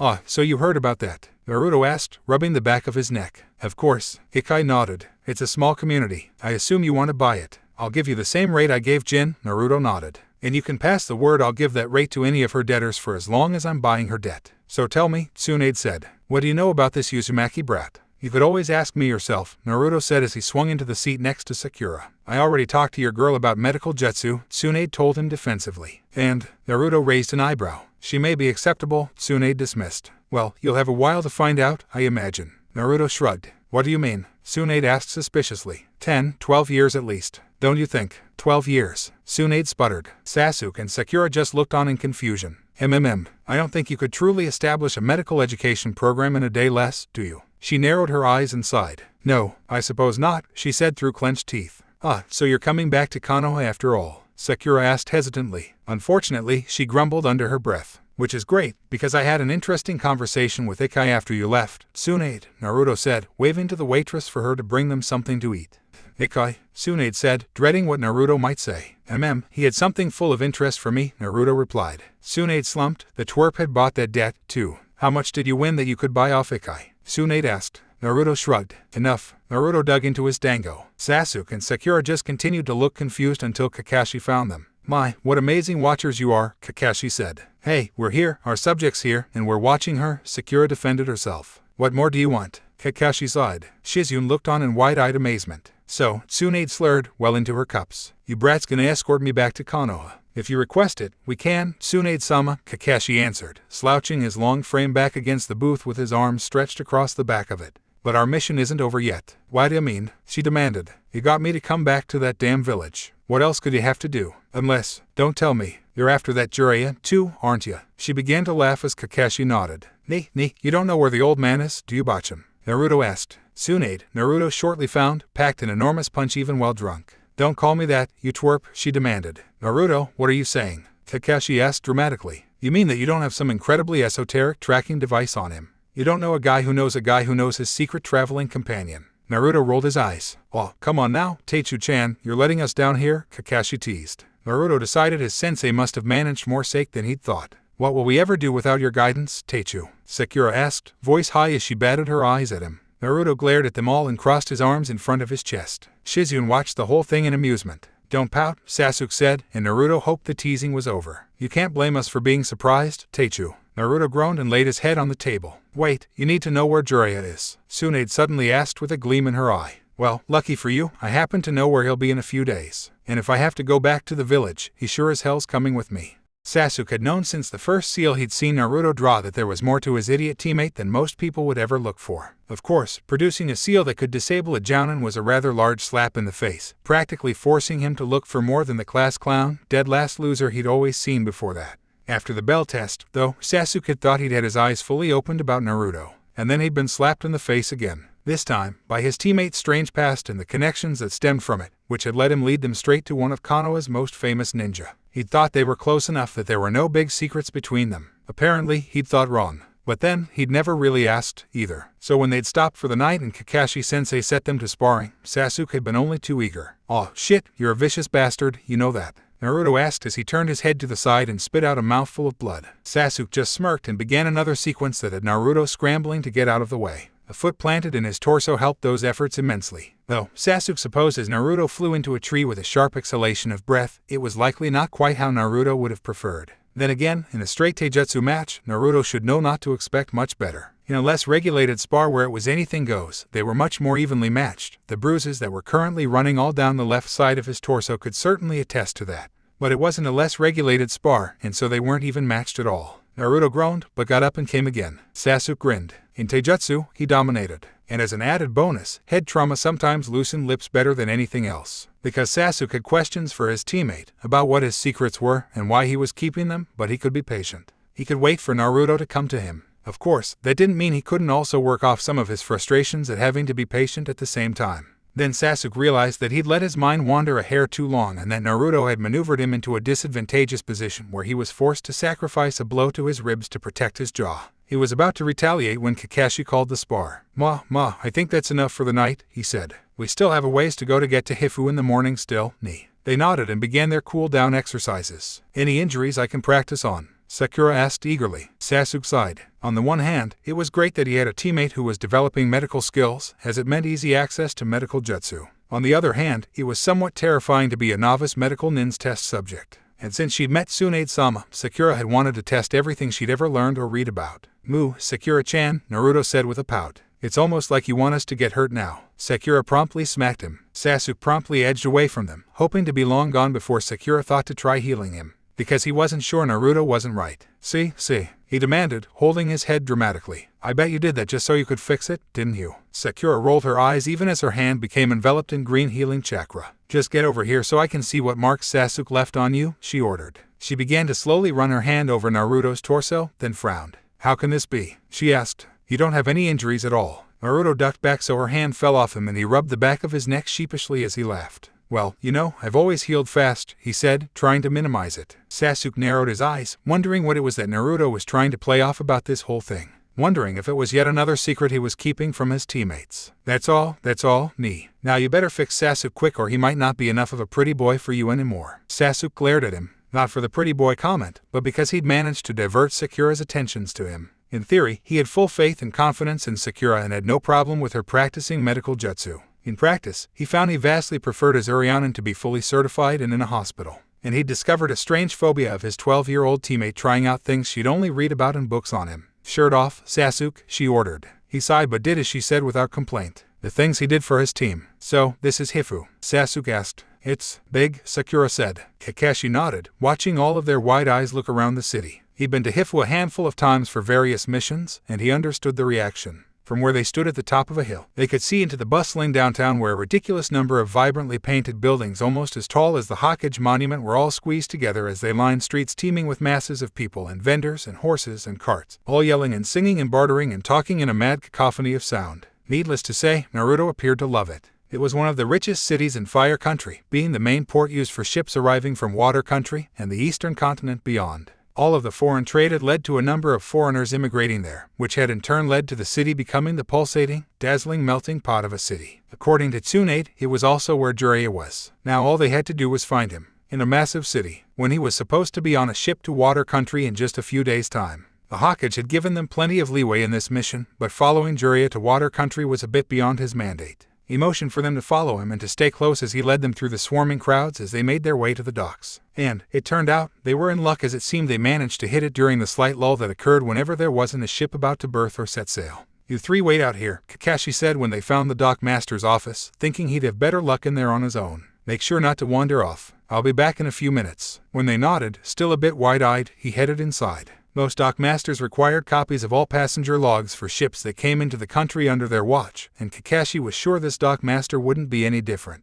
It took a bit of convincing and a minor genjutsu to persuade them to let him see the records he wanted, but Kakashi got his way in the end, and found that Jiraiya had come in the night before, which was a relief as he'd been slightly worried Tsunade had sent them on a wild goose chase out of spite. He didn't find record of Jiraiya being listed on an outgoing passage, though, so Kakashi had to assume he either hadn't purchased it yet or had done so under a different name. He considered both possibilities as he went back outside to meet his team. Find anything? Sakura asked. About what I was expecting, Kakashi replied with a shrug. So, you three come up with any ideas on how to find Jiraiya? Sensei, if he's here, you know he'll be in the Excavation, right? Naruto asked. But do you know where Hifu's red light district is? Kakashi asked. Naruto shook his head. Me? Either. So I repeat myself. Any ideas? We could spread out and look for it, Sakura offered. With you too, that's just asking for trouble, I think, Naruto said, looking them up and down. What's that supposed to mean? Sakura asked defensively as Sasuke frowned at him. Means you're both too pretty for your own good, Naruto said. Or mine. If we split up, I'd spend the whole time terrified one of you would somehow accidentally manage to sell yourself. Ah, don't you think I'm pretty, Naruto-kun? Kakashi teased, batting his visible eye. Naruto grunted. You're too old for the skin trade. And if you couldn't keep the local Yakuza from buying you, I'm pretty sure you shouldn't be a Jonin in the first place. Accidentally. Sell ourselves? Sasuke asked incredulously, unable to get past that. Naruto agreed. For a night if you were lucky, forever if you weren't. So, I vote for not splitting up, Sakura said firmly.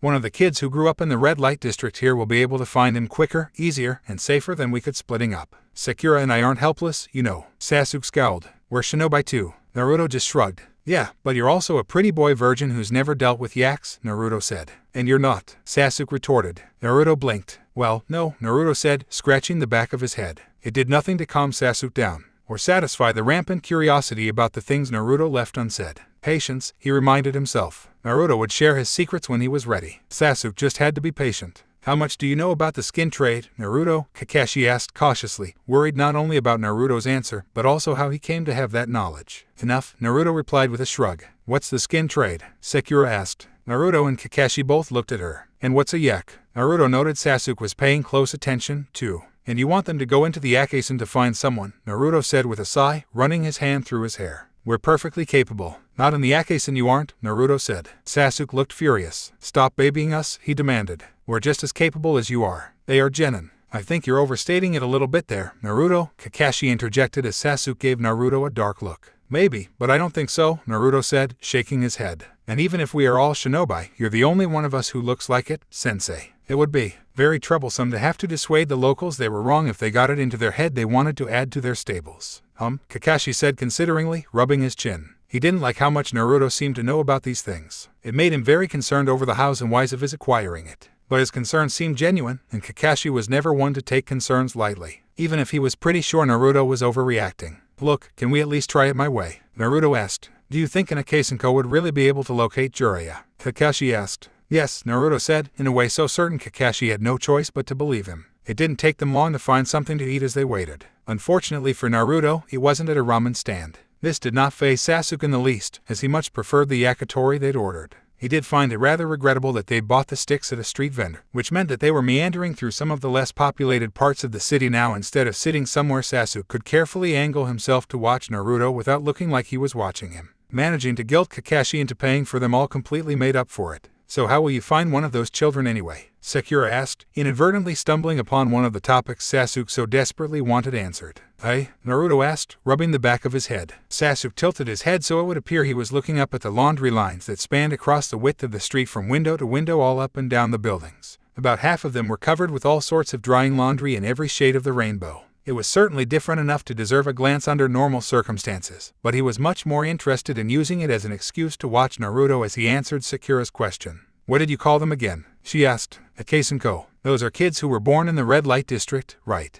Yeah, he said. Well, you know, on our way to the docks, we passed at least half a dozen boys running games. I'd be surprised if even one of them wasn't an Akasenko. They aren't really that hard to find, it's just that nobody really wants to see them. Naruto was clearly uncomfortable. Oh, he was trying to hide it, of course, and was actually doing it very well. But he couldn't hide it from Sasuke, who was watching far too closely and knew his teammate far too well to be fooled. I don't understand, Sakura said, cocking her head to the side. Sasuke took the opportunity to throw away the wooden stick, then paused in confusion as he saw the trash can was shaped like a fox and painted a blindingly fluorescent pink. He quickly turned away before it blinded him, and caught sight of Kakashi eyeing Naruto over his ever-present book. They're just kids, Sakura continued. Why wouldn't anybody want to see them? Well, you know what goes on beyond the red line, right? Naruto asked. Sakura flushed a deep red. Baka, she scoffed, hitting his arm to hide her embarrassment. What does it have to do with anything? Well, sometimes, the men who visit aren't as careful as they should be, and sometimes those actions have consequences, Naruto said, looking anywhere but his teammates. But the men who visit don't like to know about it, and nobody else wants to think about it at all. So when the consequences happen to be boys, when they get old enough they sometimes learn how to pick a pocket clean, or how to run a dice game, or run a con, or any one of 100 ways to fleece a mark. You told us that you ran games, once upon a time, Sasuke wanted to say but didn't. Little bits and pieces of things Naruto had done and said were all shoving their way to the fore of Sasuke's mind as he bit his cheek, taking it all in as he considered everything and wondered whether he were beginning to understand. Naruto hadn't missed how Sasuke had been watching him when he thought he wasn't looking. Though, honestly, Naruto wasn't sure why Sasuke was so carefully considering him. He wasn't any different now than he was in Kamado or Seijin City. Then he considered the fact that Sasuke was from a noble clan and was rightfully considered to be a genius. And though he hadn't advertised it, neither had Naruto been overly cautious about hiding his origins. And for the first time in a long while, he wondered whether he'd be shunned for them again. Because high-born geniuses weren't exactly known for associating with kids who'd fought their way out of the gutters. The whole thing was very disconcerting. When one of his clones dispelled after getting the info on Jiraiya, Naruto found himself inordinately glad for the distraction. Success, he said. Jiraiya's location isn't far from here. That was really fast, Sakura said. How'd the kid find Jiraiya-sama so quickly? Naruto shrugged. The Akase-ko, the children of the Red Light District. They know more about what's going on than most anybody gives them credit, he said. And Jiraiya isn't exactly inconspicuous. Good, Naruto, Kakashi said, putting his book away now that it was time for work. Show us the way. Are you sure? Naruto asked, rubbing the back of his head. After all of that, you're going to let them go into the Akasen anyway. They'll have to learn about it sooner or later, Kakashi said with a shrug. Aren't you even going to tell them what to expect? Naruto protested. Hey, we're not some little kids that need to be sheltered, Naruto, Sasuke pointed out. No, you're not, Naruto agreed. But you are 12-year-olds who have never been in a whorehouse before. Sasuke pursed his lips, unable to argue with that. It was true. That it wasn't true for Naruto. Patience, Sasuke reminded himself. Then he decided that patience really wasn't his thing and that it was time for him to push a bit. You're only 12, too. How is it you have been in a whorehouse? Sasuke asked. How is it you know so much about the Akasen and the Yakuza? Naruto froze, eyes widened in shock as his mouth couldn't seem to move the right way to form words. I was under the impression we were in the middle of a mission just now, Kakashi interrupted lazily. Sasuke wanted to kill him. He'd been this close to getting his answers. Now really isn't the time for such things. Naruto, show us the way to where Jiraiya-sama is. And all of you should watch out for pickpockets and generally be on your toes. You never know what kind of trouble you might run into once you pass the red line. Understand? Sasuke wasn't sure he did. He'd never been in the Red Light District before, so he wasn't sure he could, but he nodded anyway. Sakura nodded, too, then frowned and tugged on Kakashi's vest. Ano, Kaka-sensei, will you make sure I don't accidentally sell myself? He grinned. Would I let something like that happen to one of my cute students? Sakura frowned and scrunched her nose a bit, then turned to Naruto. Naruto, will you make sure I don't accidentally sell myself? Kakashi pouted. Naruto threaded his way through the streets of Hifuzakasen like a native, avoiding the thieves and drunks and other dangers with the ease that only came with long practice. He deftly navigated his team to a small detour when he saw a small gang of local yaks set up to demand taxes, and did the same when he saw a group of young boys he was sure were pickpockets all running interference for each other. When they were only 50 or so meters from their destination, Naruto couldn't detour anymore, even when he saw a boy make a clean pull of some John's wallet. Even when he saw the boy's eyes light up at the sight of them and come their way. So instead, when the boy brushed past them, Naruto watched the play and grabbed him. Hey, what are you doing? The kid protested, shaggy hair falling across his smudged face. Leave off. I didn't do nothing to Yas. Sure you didn't, Naruto said, rolling his eyes. The kid was probably only 8, with dark blue pants that were far too baggy on him and a shirt that might have started out white, but had seen better in cleaner days. Naruto? Kakashi asked. In response, Naruto plucked 2 wallets from the kid's baggy pants and threw them to Sasuke and Sakura. They both blinked, then felt the rest of their pockets for anything else that might have been stolen. Don't know how those got there, mister, the kid said, suddenly perfectly polite though still trying his best to squirm out of the iron grip Naruto had on his wrist. Of course you don't, Naruto said. He lifted 3 scrolls and a comb off the kid before shaking his head. Really? A comb? Naruto asked, shaking his head. The kid hesitated, then shrugged. Thought it might be something else, he said. How do you know I did it? Didn't even try to lift anything from you. Kid, you may be a pickpocket, but I'm a better one. I saw you coming 3 marks back. The kid looked at him, puzzled.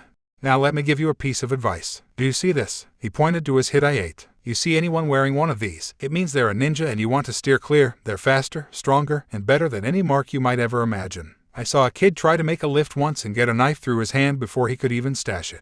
You understand? The kid's eyes went wide and he nodded frantically, clearly terrified Naruto was going to stab him where he stood. Don't worry, kid. I'm not going to do anything. I just want you to pick your marks more carefully, Naruto said, letting the kid go. He rubbed his wrist and made to dash off, then hesitated. Think I could be a ninja, too? He asked, curiosity winning out over self-preservation. Naruto grinned. Maybe, but it's harder work than anything you've ever done before. The kid scrunched up his nose. Nah, never mind then. And he dashed off. Naruto turned to give the scrolls and combed back to Sasuke and Sakura, who were staring at him. Thanks, Sakura said. Sasuke grunted. Moo, you used to be a pickpocket. Kakashi asked. Well, it's not really something you ever stop being, Naruto said with a shrug. Were you any good? Sasuke asked. Naruto grinned. I could pick any of your pockets clean and you'd never notice. Really? I am a Jonin, you know, Kakashi countered. Naruto shrugged. Of course, the more aware a mark generally is, the more careful you have to be about it. But Jonin or no, I've never had a problem. Naruto smiled, holding up Kakashi's wallet. Kakashi blinked, then swiped it back and put it away. Okay, enough. Now where's this place Jiraiya is supposed to be? This is it. Naruto pointed to a 3-story structure across the street. Kakashi nodded and started to head for the front door. TCH, Naruto scoffed, grabbing his arm. Don't you know anything? Do you see a lantern in the window? No, me either. It's closed. Going to the front door will only attract more attention to us than we've already managed. He had, of course, visited brothels before, both on personal time and for missions, so he knew very well that the lantern missing from the window meant it was closed. But he also knew they had to get in there, and had found over the years that knocking was oftentimes the easiest way. Oh, then what do you propose we do? Kakashi asked, eyebrow raised. Naruto rolled his eyes. We go through the back door, of course, Naruto said. He slipped down the alley and was knocking on the back door before Kakashi could stop him. An older woman with her hair pulled back in a fashionable knot opened the door. Ah, honorable sir, please forgive this one, but it must be said that this humble establishment is closed, she said, bowing. Kakashi began. Naruto cut him off. Are you the mother here? Naruto asked. The woman cocked her head to the side, then shook her head. She's who we need to talk to. The woman paused in confusion, unsure whether or not she should let them in. We'll wait here for her, Naruto said. Thank you, honorable sir, she said. This one shall only be a moment.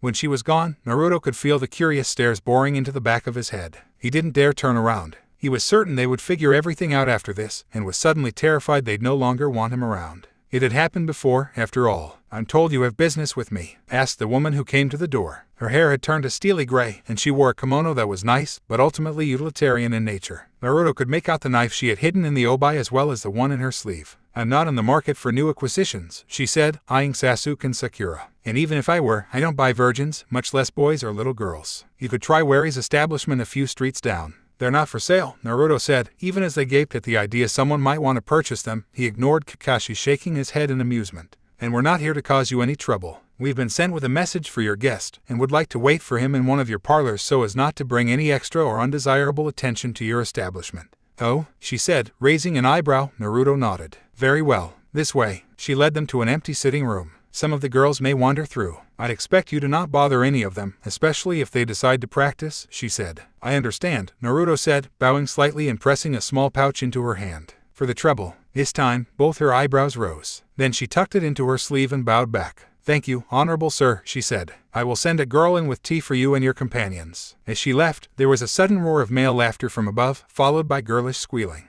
Naruto sat on one of the plush couches and finally allowed himself to look at his team out of the corner of his eye. Sakura and Sasuke looked more uncomfortable than he'd ever seen them. He opened his mouth to say something to take their minds off of where they were, then abruptly shut it with an audible click, afraid anything he might say would wind up working against him. You're very comfortable here, Naruto, Kakashi mused, eyeing him and thinking of how easily he'd dealt with the Excavation as a whole. I'd almost think you'd spent time in a similar establishment before. Naruto gave him a crooked look, seeing how attentively Sakura and Sasuke were to their conversation at the moment, and shrugged. They were going to figure it out sooner or later, he supposed. So he was damned if he did, and damned if he didn't. And Naruto always preferred to be damned for action. I have spent a lot of time in similar establishments before, he finally agreed. Where do you think I grew up that I know so much about how the red light district works? And with that pronouncement, he looked down at the table, then took a deck of cards out of his jacket and began to shuffle them. Not that he didn't notice his teammates' reactions, and realize it was definitely the wrong thing to say. Sakura, apparently, hadn't even begun to put things together with how shocked she looked. Sasuke looked triumphant for some reason, and even Kakashi looked dismayed. Without really thinking, he began to run the cards through the various tricks he'd plied years ago, his hands still remembering the intricate moves that made the cards dance. A girl with a tea tray entered, and the flying cards immediately caught her attention. This one has brought tea for the honorable sir and his companions, if it pleases, she said, eyes still caught on the cards. With a flick of his wrist, Naruto brought the cards back into a stacked deck and nodded. It does, he said. You can call me Naruto. He twisted the cards into another trick as she poured and offered the cup. If this one may be so bold, it appears you are quite the master of the cards, she said. I picked up a few things here and there, Naruto said with a shrug. And you can cut the hostess speech, I'm not a customer. But mother told me to keep you entertained. She asked, blinking and looking confused. Naruto sighed. You know how to play, Nichin? He asked, gesturing to his cards. Her eyes widened and gleamed. I'll take that as a yes, Naruto said. But only if you really play. Like I said, I'm not a customer. His team watched as they played a game that seemed ridiculously intricate and fast-paced. When another girl entered and saw them playing, she clapped and begged to join in. Then another few girls joined in, and the game got even faster and more intense. Perhaps I should have charged you the same as Jiraiya-sama, given how many of my girls you are distracting.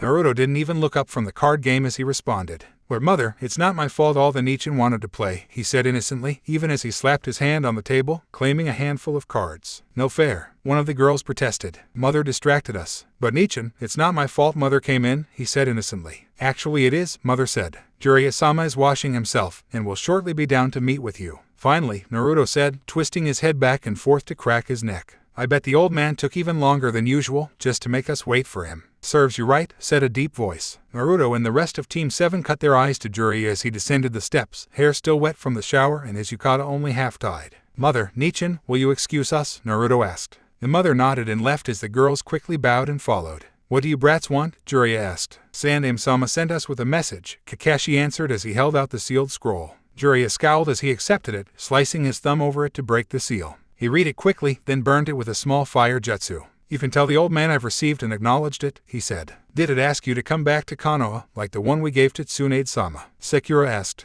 Oh, you had to try to find my old teammate, too? Jiraiya asked, chuckling. I'm surprised none of you have any broken bones. Why would we? Sakura asked, eyes wide. She was very nice, except when she made us buy her drinks. And she's going to teach me when we get back to Konoha. Good luck with that promise, girlie, Jiraiya said. She'll never go back. She assured us she was. Kakashi disagreed. Of course she did, Jiraiya said, rolling his eyes. I bet she's halfway across wind by now. The only way she would go back to Konoha is by force. Or with blackmail and bribery, Naruto offered. Jiraiya gave him an odd look.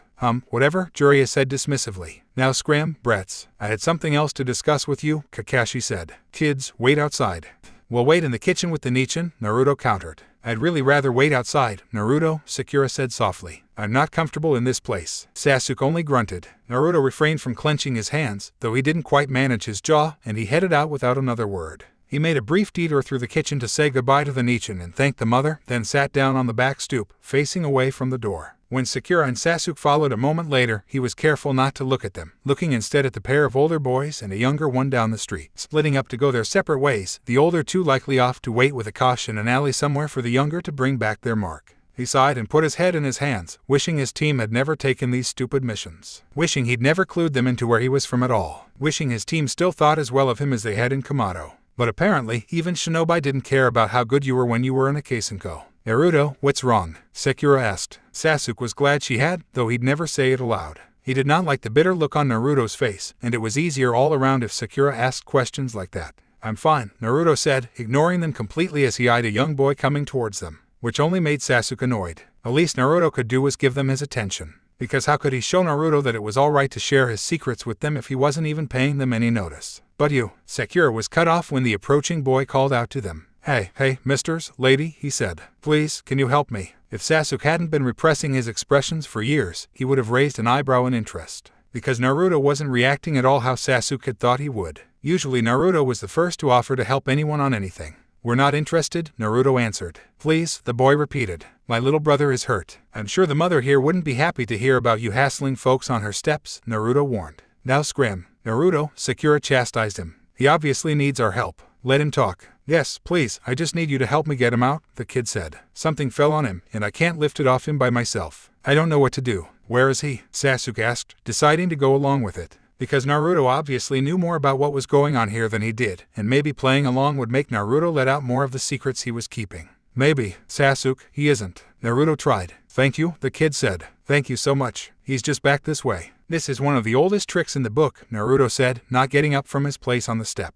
Hit the mark to follow you to an alley where your friend is waiting with a bat. Fuck, I used to run this trap myself. He sounded disgusted, though whether it was with himself, his team, or the kid wasn't clear. What? The kid asked, eyes wide. I don't know what you're talking about, mister. Please, I just need to help my brother. Kid, Naruto scoffed. I was in your shoes once, so let me give you fair warning. 1. More agile fingers than yours already tried to pick their pockets and were caught out. And 2. They're shinobi, so your partners better be damn good and damn fast. The kid froze and looked to Naruto, then to Sasuke and Sakura. Aw, shit, the kid muttered. Then he took off running. Sasuke immediately turned on Naruto. How do you know about all of this? Sasuke asked, hoping to finally get an answer out of him. A real answer. A full answer, not just a fraction of one that served more as a diversion than a true response. Look, Naruto said, standing and facing away from him. It doesn't matter anymore. So drop it, okay? It's not important. I think it is, Sasuke said casually, slouching as he sat a few steps up from where Naruto stood so they were close to eye level. So you were a thief in addition to a pickpocket. And I already know you're a conman. And you grew up in brothels. With what you told us, you were probably in a Kaisenko yourself. Am I right? Naruto kicked the house hard enough Sakura jumped. Sasuke gave her a moment of his attention, saw her hands twisting together in distress, then turned back to Naruto. Because he would have his answers now. He'd shared all that he was with them, damn it all, and the least Naruto could do was return the favor. Fine, Naruto said, voice bitter. He kicked the wall again before turning and facing Sasuke straight on, eyes dark and angrier than Sasuke had ever seen them. If you want to do this, fine. Yes, I'm a no-name orphan born in the wrong part of Konoha, way behind the red line. So yeah, I'm in a Kaisenko. And yeah, I grew up around people you'd never want to meet and stealing and picking pockets and staying in brothels and running numbers for the axe. I did all manner of things nice boys and girls from good families would never even want to know about. Is that what you wanted to know, Sasuke? Are you happy now? Anything else you want to pick at me for? Sasuke shrugged, watching Naruto carefully as he breathed heavily. Don't know. Are there any other secrets you've been keeping from us? He thought he was being casual and accepting about what he'd assumed was Naruto's big secret, that he was showing he didn't care about that by saying so what, anything bigger. But when Naruto flinched back then looked away, Sasuke realized that there was something bigger after all. Naruto cursed and slammed his fist against the wall, and Sasuke bit his tongue to refrain from doing the same. Because somehow, that Naruto still didn't trust him hurt more than he'd thought it would. Well, Jiraiya said as the genin left. Here's hoping you still have a team when you go out to meet them. I'll take a bet their pockets are lighter. He held up a saucer of seiken toast and downed it. Now what did you want to talk to me about that you didn't want the brats to hear? You know who my blonde student is, Kakashi said, getting straight to the point. Of course, Jiraiya agreed. He's something of a Fuinjutsu prodigy. Jiraiya's only reaction was a slightly raised eyebrow. Then he poured himself another saucer of sake. Of course he is, Jiraiya said. And you, knowing I'm a seal master, want me to take the brat as an apprentice. No go. I told Sarutobi I was through with students years ago. I don't know why he persists in sending every Jonin sensei who gets a genin that can draw an explosive tag out to deliver a message to me. Kakashi gave him an annoyed look. I'm not just some rookie Jonin sensei, Kakashi said, voice tight. Jiraiya rolled his eyes. No, listen to me, Kakashi insisted. I'm not some upstart young Jonin looking for reflected praise from having you accept one of my students. I was the student of the fourth, and I'm a genius and a legend in my own right. Hell, if the third has his way, I'll be more than just a Jonin in the not-too-distant future. And I'm not some idiot who knows nothing about seals. So listen to what I'm telling you, when it comes to seals, Naruto is a genius. Kakashi paused to emphasize his point. He's already exhausted all of my knowledge, and he's coming up with things I've never even heard of before, much less seen. And he designs complete, functioning seal sets in the same amount of time it would take most masters to just write them. TCH, Jiraiya scoffed. I'm sure whatever it is the brat's done can't be that unique. Kakashi would have protested, but he saw the glint of interest peeking out from the corner of the man's apathetic eye. Well, I suppose that might be true, Kakashi mused, rubbing his chin. But, well, have you heard of the great Naruto Lagoon? In Kamado, he was the very picture of innocence and nonchalance. Just recently, Jiraiya agreed cautiously. That's because it was just recently constructed. And what Naruto do you think it was named after? Kid created it, with seals, using them to control and divert millions of gallons of flood water. Jiraiya's eyebrows flew up beneath his bangs. You can't be serious. I've told you, Kakashi said. He's far outstripped me in Fuinjutsu. And you want me to take him as an apprentice? Jiraiya said, mind racing through all the possible outcomes of such a thing. Absolutely not, Kakashi said immediately. He's mine. Naruto and Team 7 are mine. You don't want me to take him? Jiraiya asked, surprised by the vehemence in Kakashi's voice. Then what did you want? What I was hoping was that you'd spend a bit of time with him. Talk to him for a while, make sure he understands what he needs to do to not get himself killed or blown up while trying to come up with something new. Jiraiya said consideringly. Well, I suppose I can at least meet the brat. Kakashi nodded, certain it wouldn't take more than that for Jiraiya to agree to more. Thank you. He cut himself off as he felt something giving him a light shock from the inside of the pouch on his belt. He pulled out a small tube and had just pulled out the message when Jiraiya snatched it from him. What is this? He demanded, trying to make out the various seals inscribed over it. Another invention of Naruto's, Kakashi answered, reading the message and frowning. He scribbled a note back to the Hokage as he explained what he knew. This is just the prototype. We're doing a field test before it's introduced into more general usage. I don't understand all of the theory behind it, but from what Naruto's explained, it's connected to another tube the Hokage has and transports messages back and forth. He came up with it on our way back from Kamado because he was annoyed at how long the messenger hawks took. Jiraiya's eyes went wide at the implications. You understand now why I want you to talk to him, Kakashi said, wrestling the messenger tube out of Jiraiya's grasp. Unfortunately, we have to go. Next time you're in Konoha, I would appreciate you stopping by to talk to Naruto. He headed out the back to find his team, leaving a slightly dazed Jiraiya sitting in his robe. He cursed the timing. If this had happened a day later, he'd have had Jiraiya hooked. But emergencies were the life of a shinobi, he supposed. Okay, kids, we have to. He stopped, noticing Sasuke and Sakura were cutting Naruto annoyed glares as the blonde sat with his back turned to them. This was not normal. Unfortunately, he didn't have time to deal with it just then. We've just gotten an urgent message from the Hokage, Kakashi said. So whatever's going on, we need it canned until we're through. Understood. Yes, sensei, Sakura said abashed. Sasuke just grunted, and Naruto turned back to Kakashi in interest. The message tube worked this far away. Naruto asked, was there any time differential? Was there any lag? What about the message? Was there any damage to it? And what about? Naruto trailed off, noticing Kakashi's sheepish look. You forgot to note the time, didn't you? Naruto asked.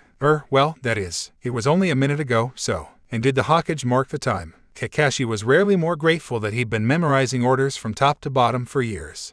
So time delay is negligible then, Naruto muttered. Of course, I'll have to do it with more reliable test subjects. He glared at Kakashi. For now, it'll have to be enough to know that it works at a distance, Kakashi said. We have an urgent mission from the Hokage. A Jonin team was sent on a C-rank mission to Wave, but Hokage-sama just got additional intel that reclasses it to an A rank. We're only an hour away, so we're being sent to stop them and bring them back to Konoha. Ah, good, you're still here, came Jiraiya's voice from behind him. I think I'll be coming with you for this. Oh? Kakashi asked, eyebrow raised. I'm not done looking at that tube yet, he said, extending his hand for it. And I believe I still need to speak to the brat. Right, Kakashi agreed. Let's go.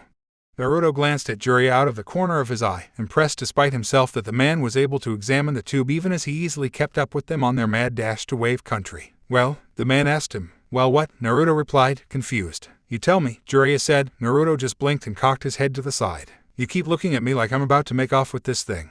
Are you? Naruto asked, having learned early on in life it was better never to take anything for granted. Baka, Sakura scoffed. Jiraiya-sama is one of the Sannin of the Leaf. He isn't just going to steal something from a fellow Leaf Nen. Hush now, Kakashi ordered. We're almost there. Naruto clamped his mouth shut and looked firmly ahead. Kakashi had told them to put it away for the duration of the mission, and he was determined not to go against that directive. No matter how much it bothered him that Sasuke hadn't spoken a single word to him since leaving Hifu, since finding out he was from the Red Light District. And Naruto wasn't going to be forcing the issue. He'd never thought of himself as particularly timid, but Naruto was fast discovering an annoyingly diffident side of himself. But then, he considered, he'd never had people whose opinions he cared so much about. And he was more than a little afraid of Sasuke and Sakura rejecting him because he was an Akasenko. The rest of Konoha had, after all. They stopped just before reaching the main road where the forest was abruptly divided. After the long stretch in the shade-filled dense woods, the direct sunlight beat down on the road brightly enough to hurt the eyes and potentially give them sunspots blinding their vision.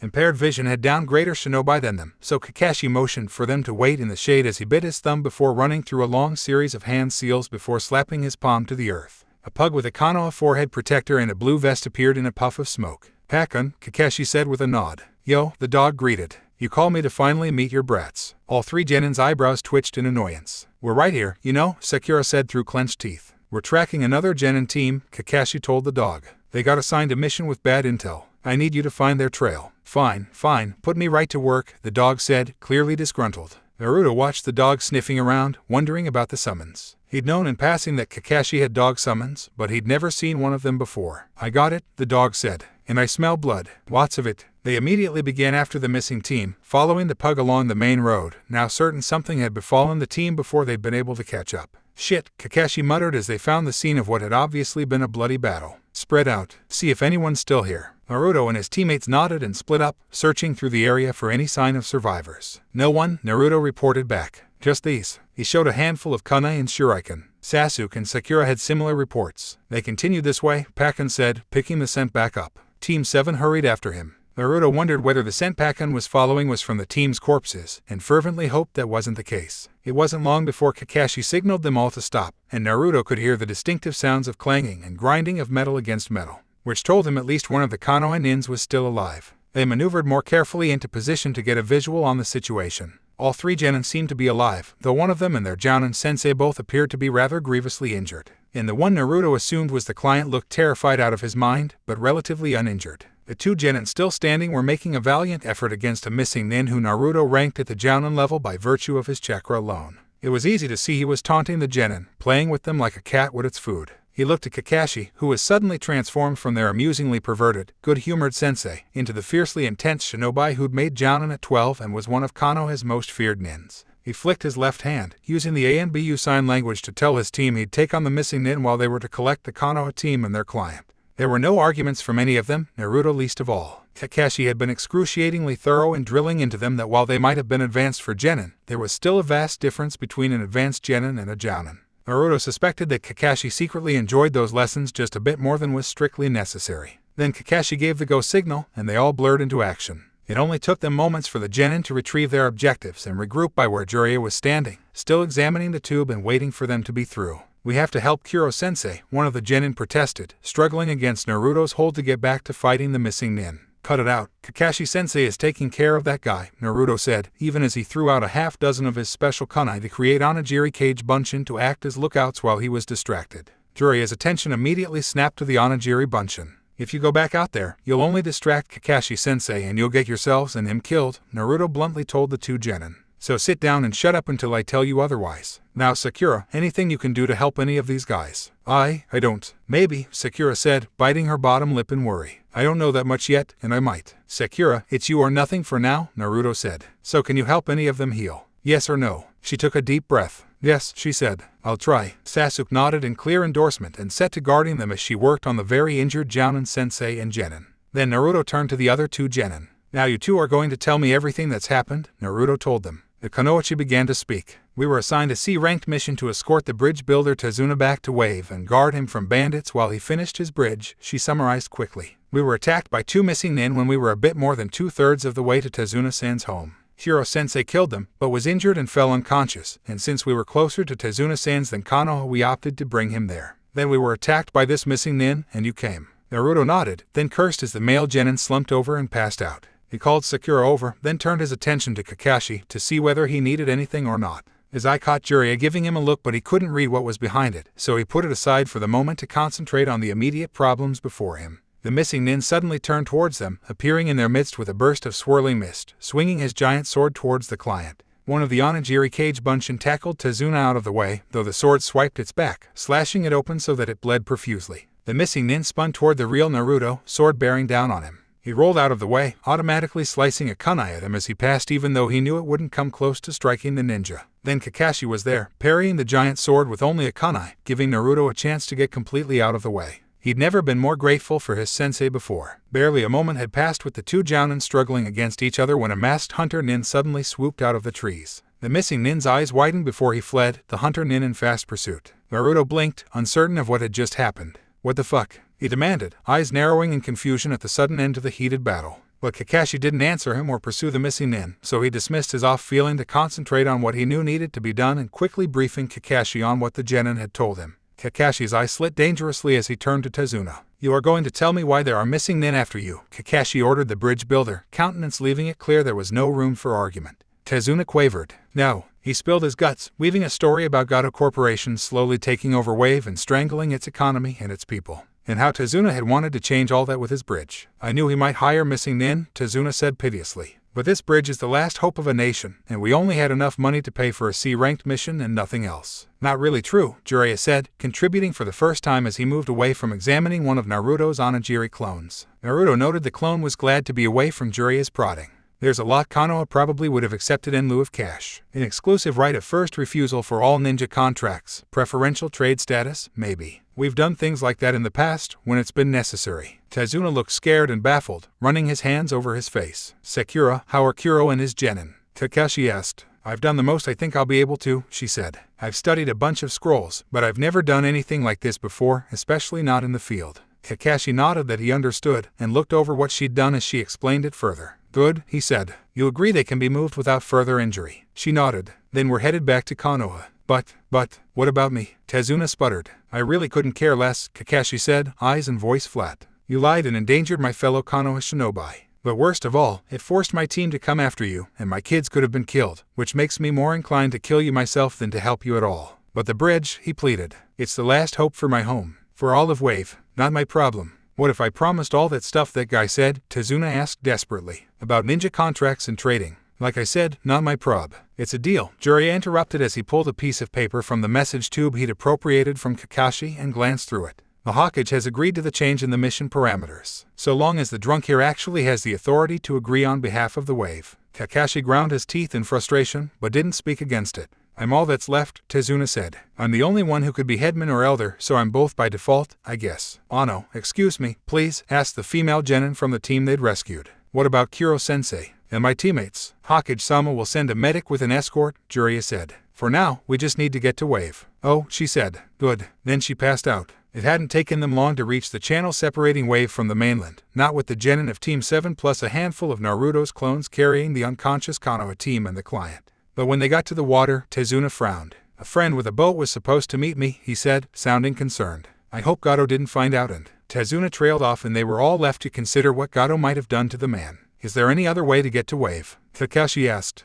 Not until my bridge is finished. Jiraiya looked across the water towards wave, then shrugged. Sasuke recognized the series of hand seals Kakashi had used not too long ago to summon the dog. He'd thought it was a personalized summoning jutsu, but if it was a universal one, Sasuke let the Sharingan memorize the jutsu, just in case he ever came across a summoning contract. As soon as Jiraiya bit his thumb and slammed his palm to the ground, a large toad appeared.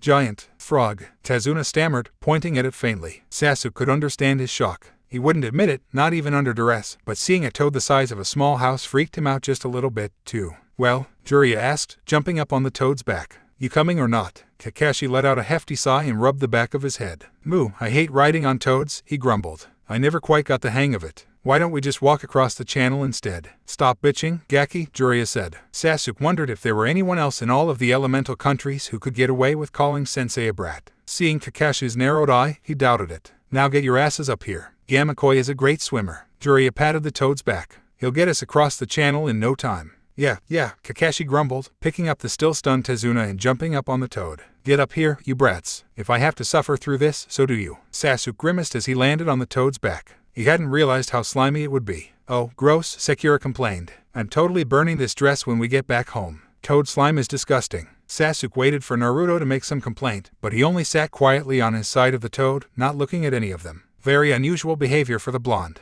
But then, Naruto had been acting strange ever since he confronted him about his secrets. He clenched his fist in frustration and hoped it was because Naruto was feeling guilty for being so secretive, for not trusting his friends. Not that, even if it was, the guilt was changing anything. Naruto glanced over at them, and Sasuke caught something on his face he couldn't quite identify. Longing, sadness, loss. He wasn't sure, but he suddenly felt guilty himself. Naruto may have been his best friend, but he swore sometimes it seemed like he existed just to vex him. And if Naruto didn't trust him, what kind of friends could they really be? Could they ever have really been? Let's go, Jiraiya said, breaking his train of thought. The toad suddenly leapt into the air, and it was only by luck that Sasuke was able to move his chakra quickly enough to attach himself to the thing's back that he didn't go flying. Then the toad landed in the water with a splash, soaking them all through. Sakura shrieked in fury. Shit, I really hate toads, Kakashi muttered. Sarutobi rubbed at his eyes as he finished reading the latest message from Jiraiya. While he was pleased, Jiraiya was intrigued enough by the properties of Naruto's message tube to follow along. The contents of the message itself disturbed him. For a mission to be so badly misranked was a grave error he would have to address quickly to ensure it didn't happen again. But it was strange how these things seemed to follow Naruto around. First Kamado, now Wave. Both had important strategic locations, and Naruto was going to be intimately involved in shoring up both villages' loyalty to Konoha. It was something to think on. His thoughts were interrupted by a rustling and a faint hint of chakra he easily recognized. Tsunade, you really came back to Konoha. The surprise was clear in his voice. If you didn't think I'd come, why send me the message in the first place? She asked dryly. Hope springs eternal. For you, anyway, Tsunade muttered. I can't tell you how pleased I am to have you back in Konoha, the third said, strategically ignoring her peevish comment as he tapped out the pipe his student had always hated. What is it that changed your mind this time, that you would come back now but not at any of my other requests? Nothing, really, she said, lazily settling herself on a chair. With that blonde kid you sent after me, that Naruto, he convinced me it was time to start paying off my debts. Sarutobi didn't respond for a moment, as he added this to the list of Naruto's accomplishments. Then you want to return to active duty? The Hokage asked. He'd never expected Tsunade to willingly return to Konoha at all, much less to work. No, not at all. Tsunade laughed. Really, I don't think I'm fit for active duty. I'm taking another apprentice, and I'm opening a medical academy. Truly? He asked, equal parts thrilled and surprised. An academy for medic nins. That would certainly be beneficial for Konoha, so long as you don't take too many of our active duty nins away from their other responsibilities. TCH, you never would give me my pick of ninja to train, she scoffed. I'll take some kids. At least they probably won't have picked up too many bad habits yet. His mind raced through several options as she got up and began to pace around the room. No one knows I'm back yet, so I'm going to scout out possible locations while I'm still under the radar, she said. I'd appreciate it if you'd let me announce my return in my own time. She gave him a significant look. Of course, he agreed. I would like to discuss this with you in more detail, but at the moment I must find a medic nin and an escort to send after your young friend Naruto and his team. Perhaps we can adjourn until this evening. What happened? Tsunade asked, a keen look in her eyes that Sarutobi hadn't seen there in years. Kakashi said they were just going after that Jiraiya. How much trouble could they really have gotten into? He gave her the broad strokes of the situation, and she was up and leaving before he was even finished. Shizune and I will take care of it, she said. We'll be back. And she was gone. Considering that the last time he'd tried to mention Jiraiya to her she'd put a calligraphy brush through his desk. He wasn't sure whether to be glad she'd left before he could tell her Jiraiya was still with Team 7 or to dread having to deal with her reaction once she'd returned. They'd made it to Tezuna's house without encountering any other missing nins. That isn't to say it was a trip without incident, as Sakura had attempted to murder Jiraiya as soon as they'd made it to dry land again. Naruto was relatively sure Kakashi had something to do with her managing to sucker punch the old man, as their sensei seemed to enjoy the toad ride even less than Sakura had. Naruto didn't get what was so bad about it. Toads were awesome. Tezuna's daughter had met them as soon as they'd neared their home and had helped settle the injured Jonin team and their sensei into one of the bedrooms. Then she'd gone to bed herself, leaving Team 7 plus Jiraiya to their business. They'd taken over the dining room as their headquarters, such as it was. The table was rickety, and none of the chairs were particularly comfortable.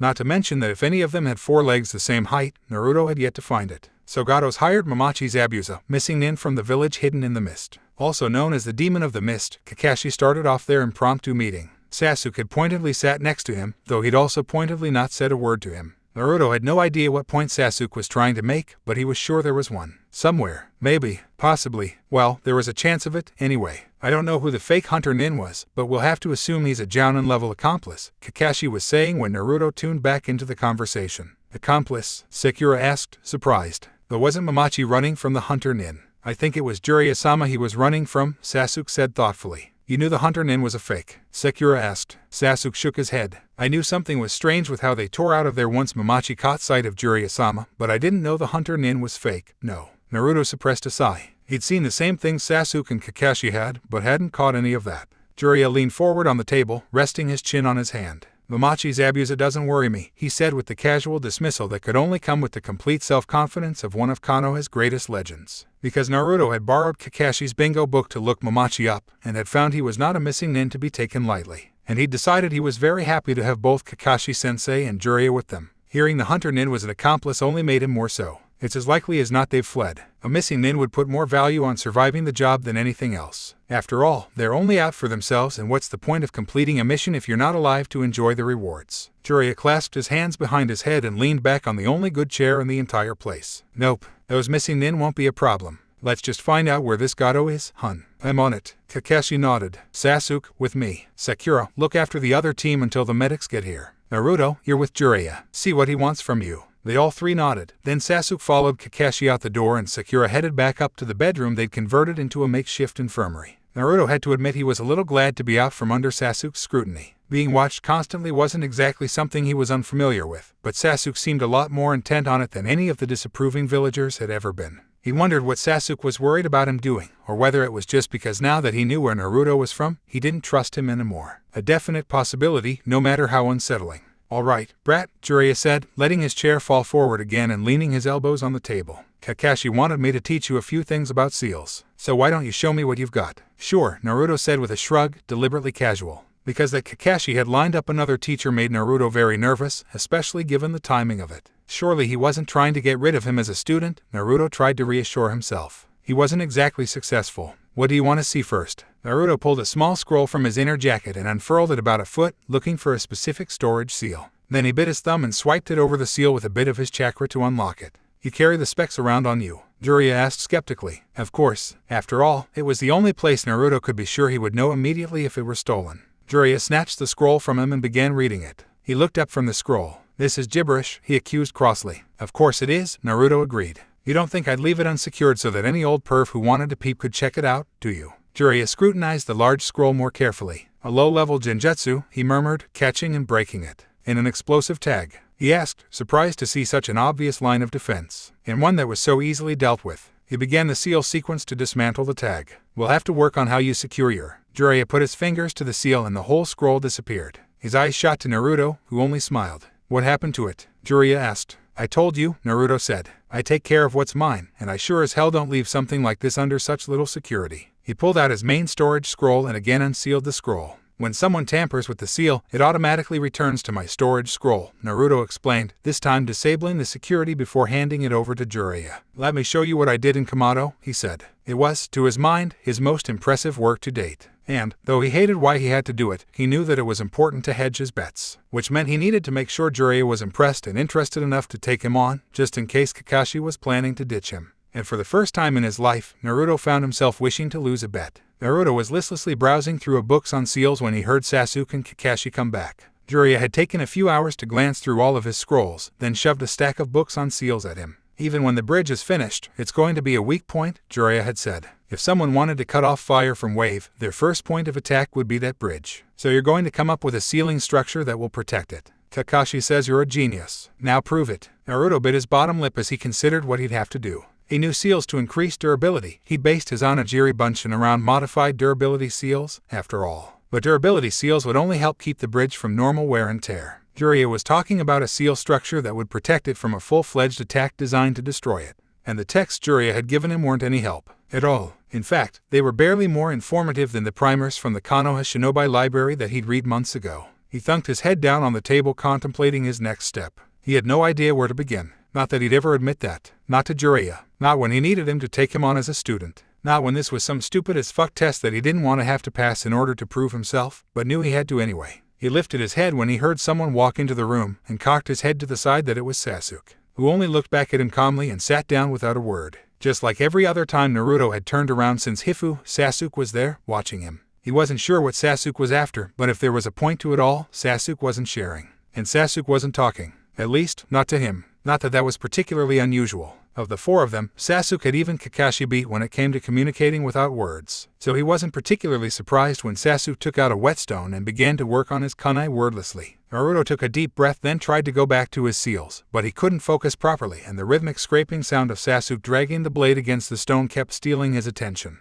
What are you doing? Naruto finally asked. Sasuke raised an eyebrow. I don't mean the kunai, Naruto said, interpreting the look. I mean, why have you been doing this? He gestured between them. You know, following me, watching me. Sasuke eyed him for a handful of moments, then looked away. I'm waiting, he finally said. Which, though progress as Sasuke had spoken actual words to him, told Naruto absolutely nothing. Which, in turn, drove Naruto absolutely insane. What are you waiting for? Sasuke only shook his head and went back to his kunai. The bastard. Determined to ignore him, Naruto started searching Jiraiya's books more closely. Just because none of the seals detailed in them had descriptions that said, pick me. I'm designed to defend a bridge from insane shinobi and warlords. Or even, handy for defending civilian infrastructure, that didn't mean that they necessarily had no application here. And maybe that was part of this stupid test Jiraiya had set him. Maybe he was supposed to find the needle in the haystack that was best modified into, well, into something, anyway. More than half the problem, he realized, was that he didn't know what he needed to protect it from. He knew how he would destroy a bridge, but he knew other ninja would use a whole host of different methods. Oi, bastard, if you wanted to destroy the old man's bridge, how would you do it? Fire, Sasuke said, raising an eyebrow at him as though the answer should have been self-evident.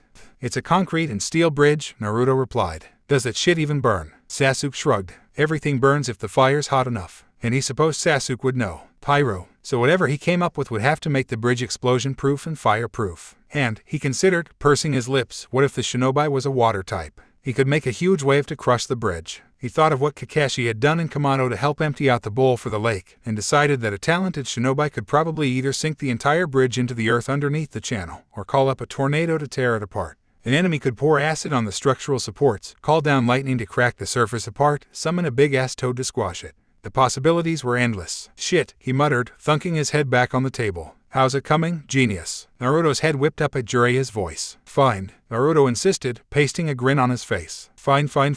Everything's just, fine. Good, Jiraiya said, heading back out of the room with a wave. Make sure you don't disappoint me, genius. I won't, He trailed off as Jiraiya was already gone. Fine. His head fell to the table with an audible thunk this time. Face buried in his hands, he didn't notice Sasuke scowling after Jiraiya, or the protective glint in his teammate's eye as he looked to Naruto again before restarting on his kunai. The next day passed in much the same manner as the first, with Sakura caring for the injured team, with Kakashi and Sasuke doing recon work on Gato, with Jiraiya doing Kami only knew what, and with Naruto poring over every bit of information he could get his hands on about Fuinjutsu and desperately trying to come up with an answer to Jiraiya's puzzle. Around midday, Naruto had come up with the brilliant idea that the books Jiraiya had given him were all a code, because there was no real need for a man known to be one of the world's foremost experts in the topic to have what amounted to beginner's books. He'd spent 2 hours trying to decode it before coming to the conclusion that instead of codes, it must be under some seal-based ninjutsu, similar to what he had on his own research scrolls. That had wasted another hour before he'd admitted defeat. He'd even debated lifting some of the scrolls Jiraiya carried on his person, but decided it was too risky. After all, for a man to spend as much time behind the red line as Jiraiya did, he'd have to be really good or he'd be fleeced 10 times over. With all the failures of the day, Naruto had been certain to be long gone by the time Kakashi and Sasuke had returned to Tezuna's house. Maybe it was cowardly of him, but Naruto had long ago decided that survival was paramount to anything else, and he wasn't at all sure he could take another round of Sasuke pointedly ignoring him, or the casual dismissiveness from Kakashi, not when things between them were so uncertain and he wasn't sure he had a place with them anymore, not when he was failing so miserably at Jiraiya's test. So he'd found a fairly comfortable spot on the roof to lie back and hide as he watched the stars come out, determined to try to think things through and figure out what he should do.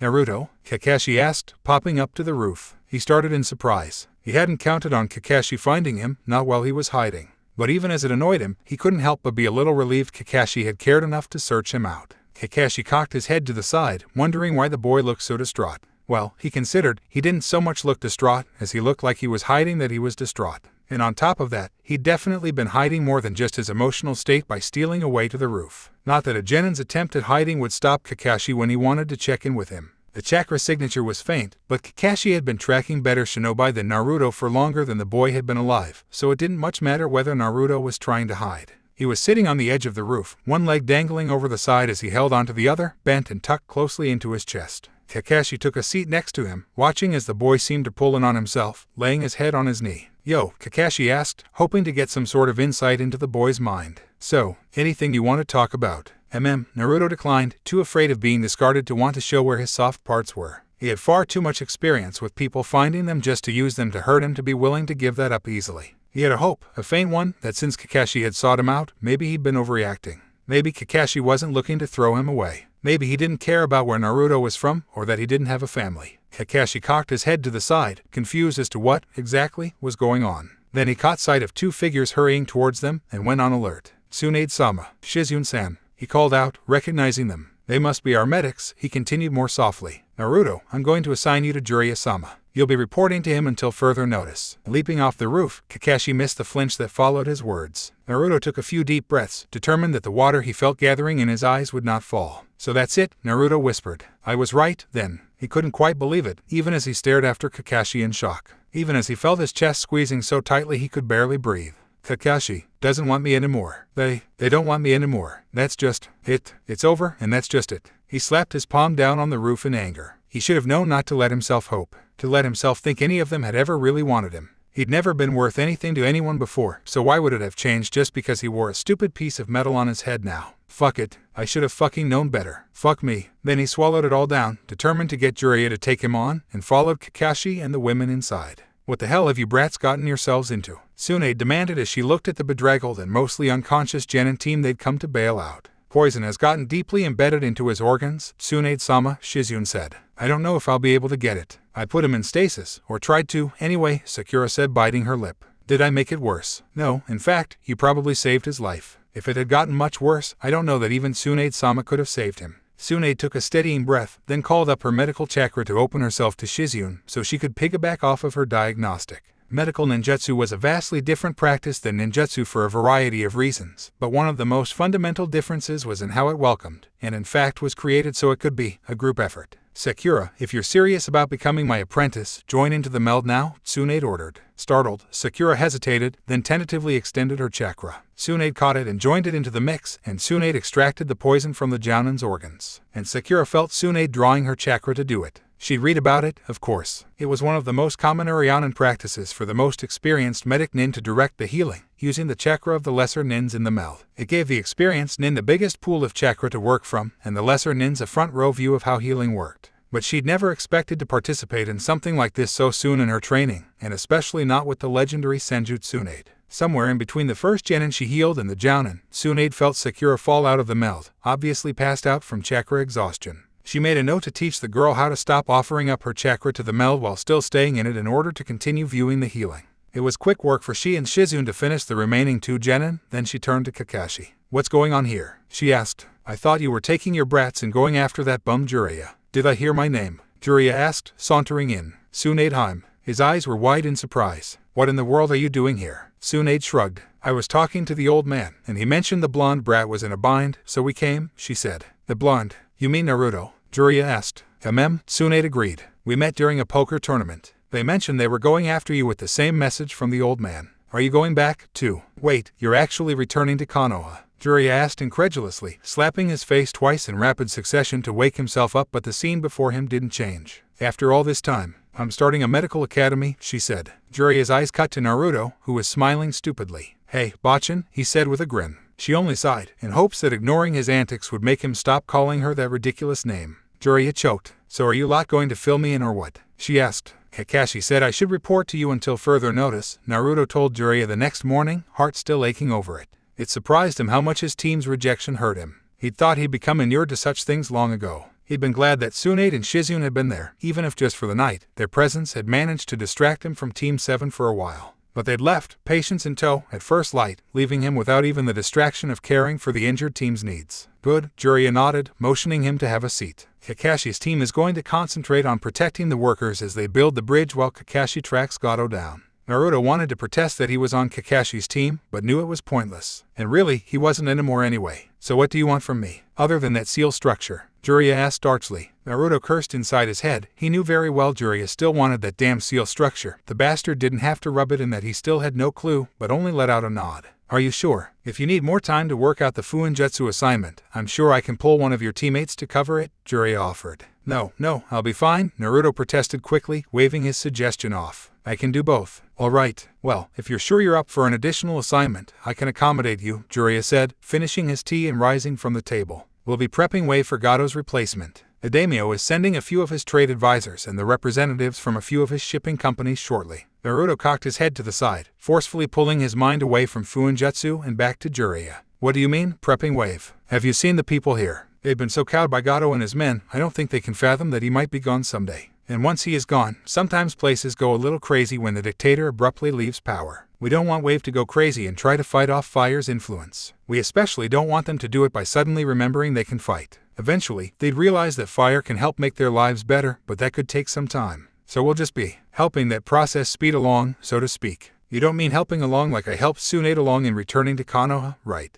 he asked skeptically. "Because that'll be, well, really expensive." "What?" Jiraiya asked, blinking in surprise. "You mean bribe them? Wait, you were serious before. You mean you actually bribed Tsunade to get her back to Konoha?" "Of course not," Naruto scoffed. "That never would have worked. I had to buy off her debtors and blackmail her to go back to Konoha." "You blackmailed her," he said, dazed. "You really blackmailed her?" "Well, technically, she lost a bet," Naruto admitted. "The blackmail was just to make sure she actually followed through on her end of the bet." Jiraiya just shook his head. "How in the world did a kid manage to find her debtors in the first place?" he asked. Naruto froze, then decided that this time, he was going to lay it all on the line. If Jiraiya was going to discard him when he found out about his origins, then so be it, but he wasn't going to go through what he had with Team 7 again. "I'm a gutter rat, Jiraiya," Naruto said seriously. "A child of the Red Light District, and a Kaisenko. I grew up with thieves and murderers and whores and conmen, and the Yakuza. Finding the people who held Tsunade's debt wasn't the problem. Making sure they'd leave me alone after I got what I wanted from them was." Jiraiya stared at him for a while, as though uncertain what to make of him. "Since Kakashi's handing me off to you after this mission is over, I thought I'd put it out there," Naruto said with a nonchalant shrug that didn't betray the tense nervousness he was feeling.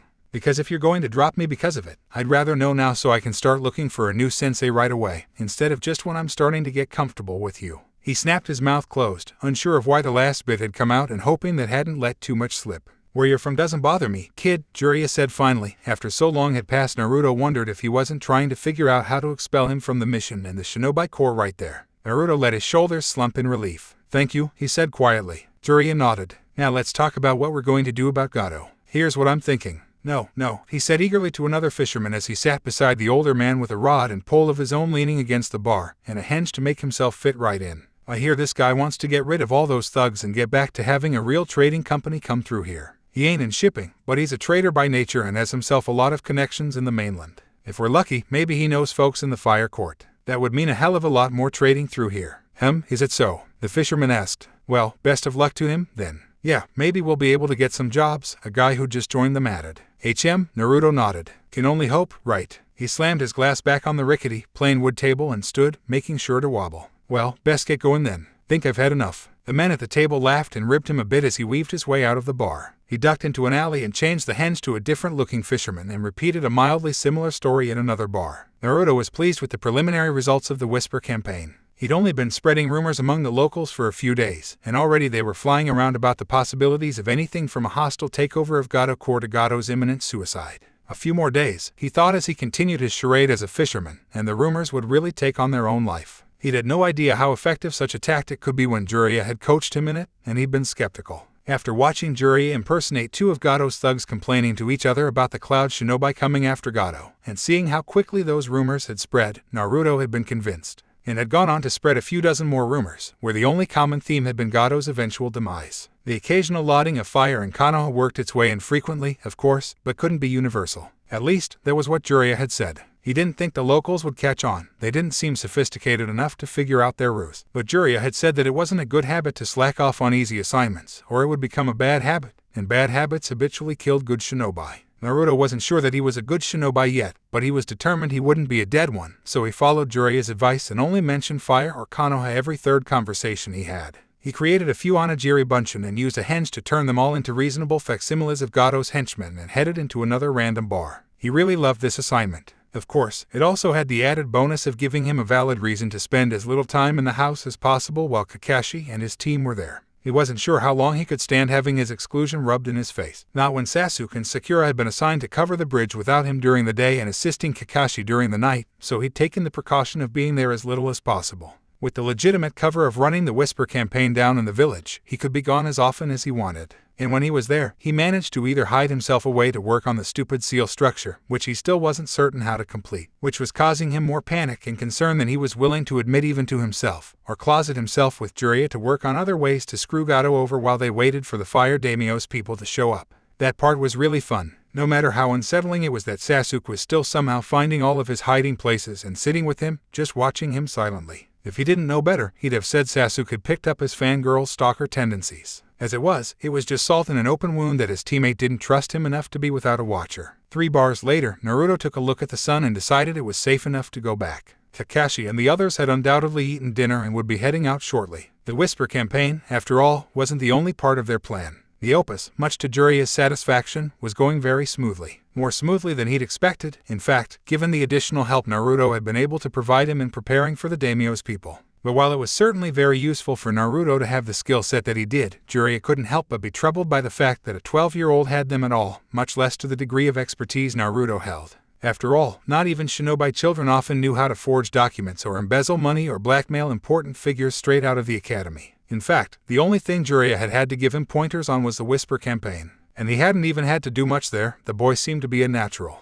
He knew a lot of those skills came from being a self-proclaimed gutter rat. But that had only caused Jiraiya even more consternation, as he knew well and good that Naruto should have been no such thing. So that he'd apparently grown up in one of the rougher neighborhoods was very troubling to him. And he hadn't missed the familiar way Naruto had acted at the brothel in Hifu. The other 2 brats had been uncomfortable and antsy when he'd finally emerged from the lady's tender mercies. But not Naruto. No, he'd been playing that crazy card game he'd often seen the house girls play, and Naruto was playing it as though he'd been doing it for years. Added to the fact that Naruto had called the girls Nichin and the brothel's mistress mother, and, as he'd found out when he'd settled with the mistress, had known to slip her some cash to keep her happy instead of helping Jiraiya slip out the side way. Jiraiya had a good idea that Naruto spent quite a bit of time in Konoha Excavation when he was growing up. Which wasn't just another rough neighborhood, and definitely not a place anyone would want a child wandering around alone and without guidance and protection. The whole thing raised far too many questions for him, and Jiraiya planned to grill Sarutobi about it extensively when he returned to Konoha. But for the moment, it wasn't something Jiraiya could spend too much time focusing on.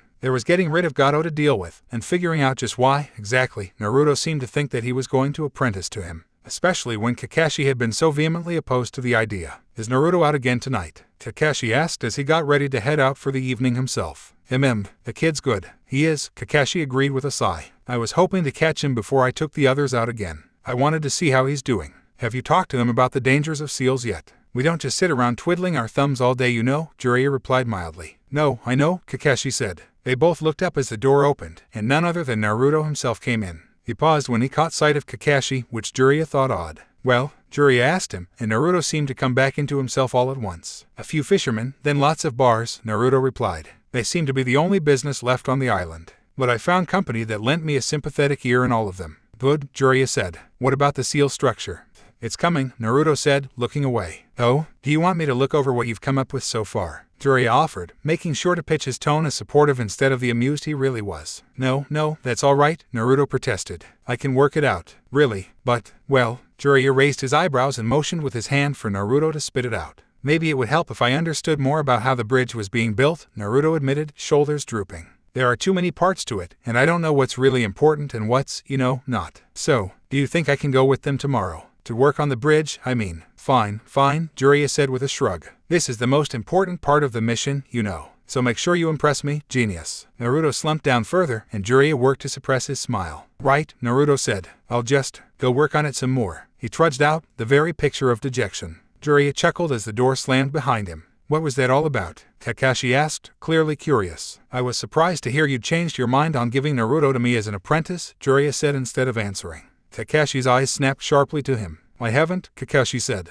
Oh, well, you may want to clarify that with the brat, because he sure thinks that's what's happening. Naruto walked through the small house, carefully controlling his every movement for fear that if he didn't, he'd wind up destroying something. And not stopping. He was screwing up the mission. He was losing his chance to get a new teacher, and Kakashi hadn't even bothered to acknowledge him once. His life was falling apart around him, and he had no idea what to do to fix it. So instead of destroying Tsunade's home, Naruto decided to leave. He'd hoped to catch some dinner before heading back out, but if it meant avoiding his entire team for the rest of the evening, he was fine with going hungry. It wasn't like he didn't have experience with that, anyway. As he stepped outside, he cursed himself, seeing Sasuke and Sakura clearly waiting there for Kakashi. Naruto turned, trying to duck back into the house, but was blocked by Sasuke and Sakura. What's wrong with you? Sakura asked, stepping in front of the door so he couldn't pass without moving her. Look, let's just leave it, Naruto tried. We both have things we need to do tonight. I've barely even seen you in days, Sakura said. Yeah, well, it's for the best. Naruto kicked a bit at a lump of dirt, and at least she wasn't following him around to make sure he didn't steal anything like his other former teammate. What the hell, Naruto? Sasuke demanded, which was more than he'd said to him the past 2 days combined. Naruto just gave him that implacable look. What? Sasuke yelled. You guys are such assholes, Naruto said derisively, unable to hold it back any longer. Sasuke's fist rammed into his jaw with enough force that his head snapped back. Fuck you, Naruto said as he rubbed at it and spit out a mouthful of blood. Sasuke, Sakura scolded, reaching out a hand covered in green medical chakra to Naruto's jaw. Here, let me. Naruto slapped her hand away. She stared at him, her mouth opened in shock and her brows drawn together in confusion. Look, I get it, okay. You guys are done with me. You don't have to make believe anymore that you ever actually wanted me around. You've made it clear you don't want me, and you don't trust me, so fine. Same goes. Kakashi's found me a new sensei, which I suppose is more than I should have hoped for. So you guys can go fuck off and leave the dirty little thief to his gutter, Naruto said viciously, letting his anger at their betrayal lash out. I'm sure you wish I'd never sullied your presence in the first place, but you won't have to worry about that much longer. And he was gone, leaving Sakura and Sasuke to gape after him. Then Kakashi was there, and was clearly frustrated and annoyed, which, given his usual lackadaisical nature and the stoicism he showed the rest of the time, was more than enough to throw Sasuke and Sakura even further off kilter. Put it out of your mind for now, Kakashi ordered. This is one of the most difficult yet most important things you'll learn as ninja. The mission comes first, and personal problems must be put aside until you're through. We will deal with this when the mission is over, and we will deal with it. Now let's go. Then Kakashi did his best to follow his own advice, no matter how much he wanted to go after him. It was morning when Naruto had finally cooled off and come back to Tsunade's house, and then he'd immediately begun crafting experimental seals for his assignment from Jiraiya, and completely wrecking them. Damn it, he muttered as the third one in a row exploded, getting more and more frustrated with himself, because if he started screwing up seal spreads, Jiraiya would have no incentive to take him on as a student. And with Kakashi not wanting him anymore, that would leave him back where he started, alone, with no teachers, no friends, no one at all. Damn it, Naruto yelled, slamming his fist into the ground. He gleefully set the remnants of the seal paper on fire. He wasn't sure why the idea of being alone again was so disturbing to him. He'd done it before, and he could do it again. He found he didn't want to. He liked the closeness he'd developed with his team, and the thought of it being taken away. Naruto forced himself to stop. It was over and done with, and wishing things were different wouldn't make it so. And besides, the rapport among them must have been an imagined thing. Because if they'd really cared for him as much as he had for them, wouldn't they have accepted where he came from? He sighed and rubbed his eyes in frustration as another seal caught on fire. This time accidentally. Fuck, he muttered, clearing the disaster away and getting a fresh paper to start over cleanly. Then he heard the sounds of people outside the house and knew his team, no, he told himself, Kakashi's team, was coming back. And he'd have to spend the day with Sasuke and Sakura if he wanted to see the bridge building in action. Which he had to if he had any hope of figuring out what to do with the whole seal problem. With how he'd left things last night, he didn't hold much hope of it being a smooth day. Kakashi wasn't sure where it had all gone wrong. They'd left Konoha one of the tightest teams he'd seen in a long, long while. And now, less than 2 months later, they were splintered almost beyond recognition. Of course, it didn't help that one of them had been holed up working with Jiraiya. No matter how glad he was the man was taking time to work with Naruto on his sealing. And no matter that it was his own idea in the first place, it was annoying that Naruto was gone from the team so often. And it had put a rather unfortunate crimp into his tentative plan to tie his kids together and lock them in a room until they'd worked it all out. So he was surprised when Naruto walked into Tsunade's house as they were all eating breakfast. Naruto, you're back, Sakura said, voice cautiously happy. I need to go to the bridge with you today, he said, not looking at any of them. Jiraiya said it was all right. I'll meet you out front when you leave. Kakashi frowned. Sit and have breakfast with us. Naruto scoffed, turning back towards the door. I have things to do. And right now, that's sitting with your team and eating dinner. Kakashi's tone left no room for argument. When Naruto's back straightened incrementally, he knew he'd made his point clear. Team, Naruto asked, still facing the door. Team, his voice was low and angry, and bitter. Kakashi had never heard someone so young sound so bitter. You've all made it clear I'm not a member of your team. So fuck you, that's not. You're a. Sakura and Sasuke had both stood and started to yell. But Kakashi had had enough. Stop. Sit. Do not speak. This is an order. Kakashi turned to his other 2 students. You, too. They looked from Kakashi to Naruto and back again, then sat. We're going to fix this right now, Kakashi said.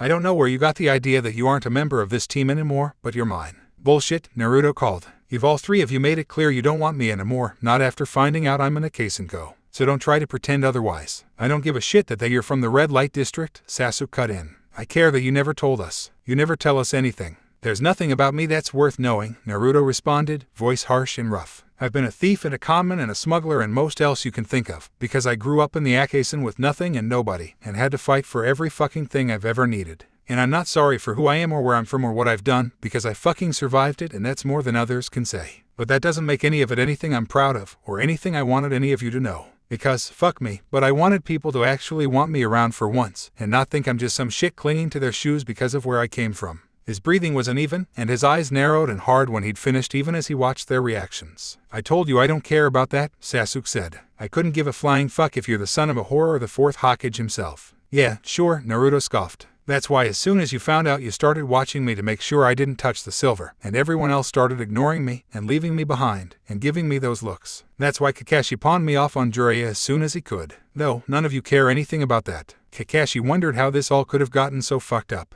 He was about to interject when Sakura spoke for the first time. Naruto, Sakura started, only to be cut off when Sasuke's fist connected with Naruto's jaw. Naruto spit, and Kakashi saw blood. Then he turned his head back and worked his jaw as his eyes stayed on Sasuke. You fucking asshole, Sasuke yelled, losing control of his voice along with his temper. It wasn't about that. It was never about that. I care that I've told you everything I am, and that you've kept so many secrets I don't think I even know who you are. It was about you telling me you believed in me, that you believed I could accomplish my goal, and then telling me I couldn't even walk down the street without you fucking holding my hand, you jackass. Naruto gaped. I didn't. That's exactly what you did, Sasuke said viciously. And I wasn't watching you so you didn't steal anything. I was trying to fucking be there for you so you'd know I didn't care about the whole red light district thing. And so you'd know you could talk to me about the rest of your fucking secrets, you idiot. Naruto was frozen in place, jaw slightly dropped in shock as he stared at them all with a poleaxe look on his face. Kakashi wondered whether it was time for him to step in or not, before things imploded even further to the point where there might be no return. But then, this could turn out for the best, he thought. Like the lancing of a wound, letting everything come out in the open. So he waited for 1 heartbeat, then 2. And then Naruto began to speak. I'm not good at much, Naruto said, looking down and away, voice soft enough they had to strain to hear. My taijutsu is still screwed up from what Mizuki did, my genjutsu is even more non-existent than my chakra control, and it takes me ages to learn most ninjutsu. And you guys, you're smart, and you're good. You're gonna go on and be Jonin, and then the next legends of the shinobi world. Fuinjutsu and my experience with the shady side of life are really just about all I have to offer, I know that. And I know this is just about as far as I'll ever get. If I'm lucky, I'll sneak through to Chunin, but I'm realistic about my chances for even that. Naruto, Sakura reached a hand out for him, but Naruto didn't even look up. I know you're both capable. Fuck, you're better than I am in every way you can be. Well, you're the only thing I've ever had that's close to a family, and I know the Excavation and everything goes on in it better than anyone would ever want to, and I wanted to keep you safe from it and out of it. And, even if you hate me for it, I'd do it again. Because yeah, either of you could take on any of the yaks or the other fuckers who live there no problem 1-on-1. Even 10-on-1. Even 100-on-1. But that shit shouldn't even touch you, shouldn't ever touch you. There was a period of silence then, as Sasuke and Sakura both watched him without any idea of what to say. Kakashi couldn't blame them. He didn't even know what to think. So I'm sorry you're upset about that. But I guess, Naruto said, turning all the way away to face the door. I guess we won't have to worry about any of that anymore. You won't have to deal with me again after this. Jiraiya-sama is being generous enough to take me on for a while, so you'll be able to move on. For what it's worth, I'll miss you. I'll go now. I have to get that fucking seal done, and... He didn't get 3 steps towards the door before he was tackled by Sasuke and Sakura both. You don't get to say things like that and then leave, Sakura was saying, smacking his arm with one hand even as her other gripped him tightly enough to leave bruises. You don't get to leave at all, Sasuke agreed.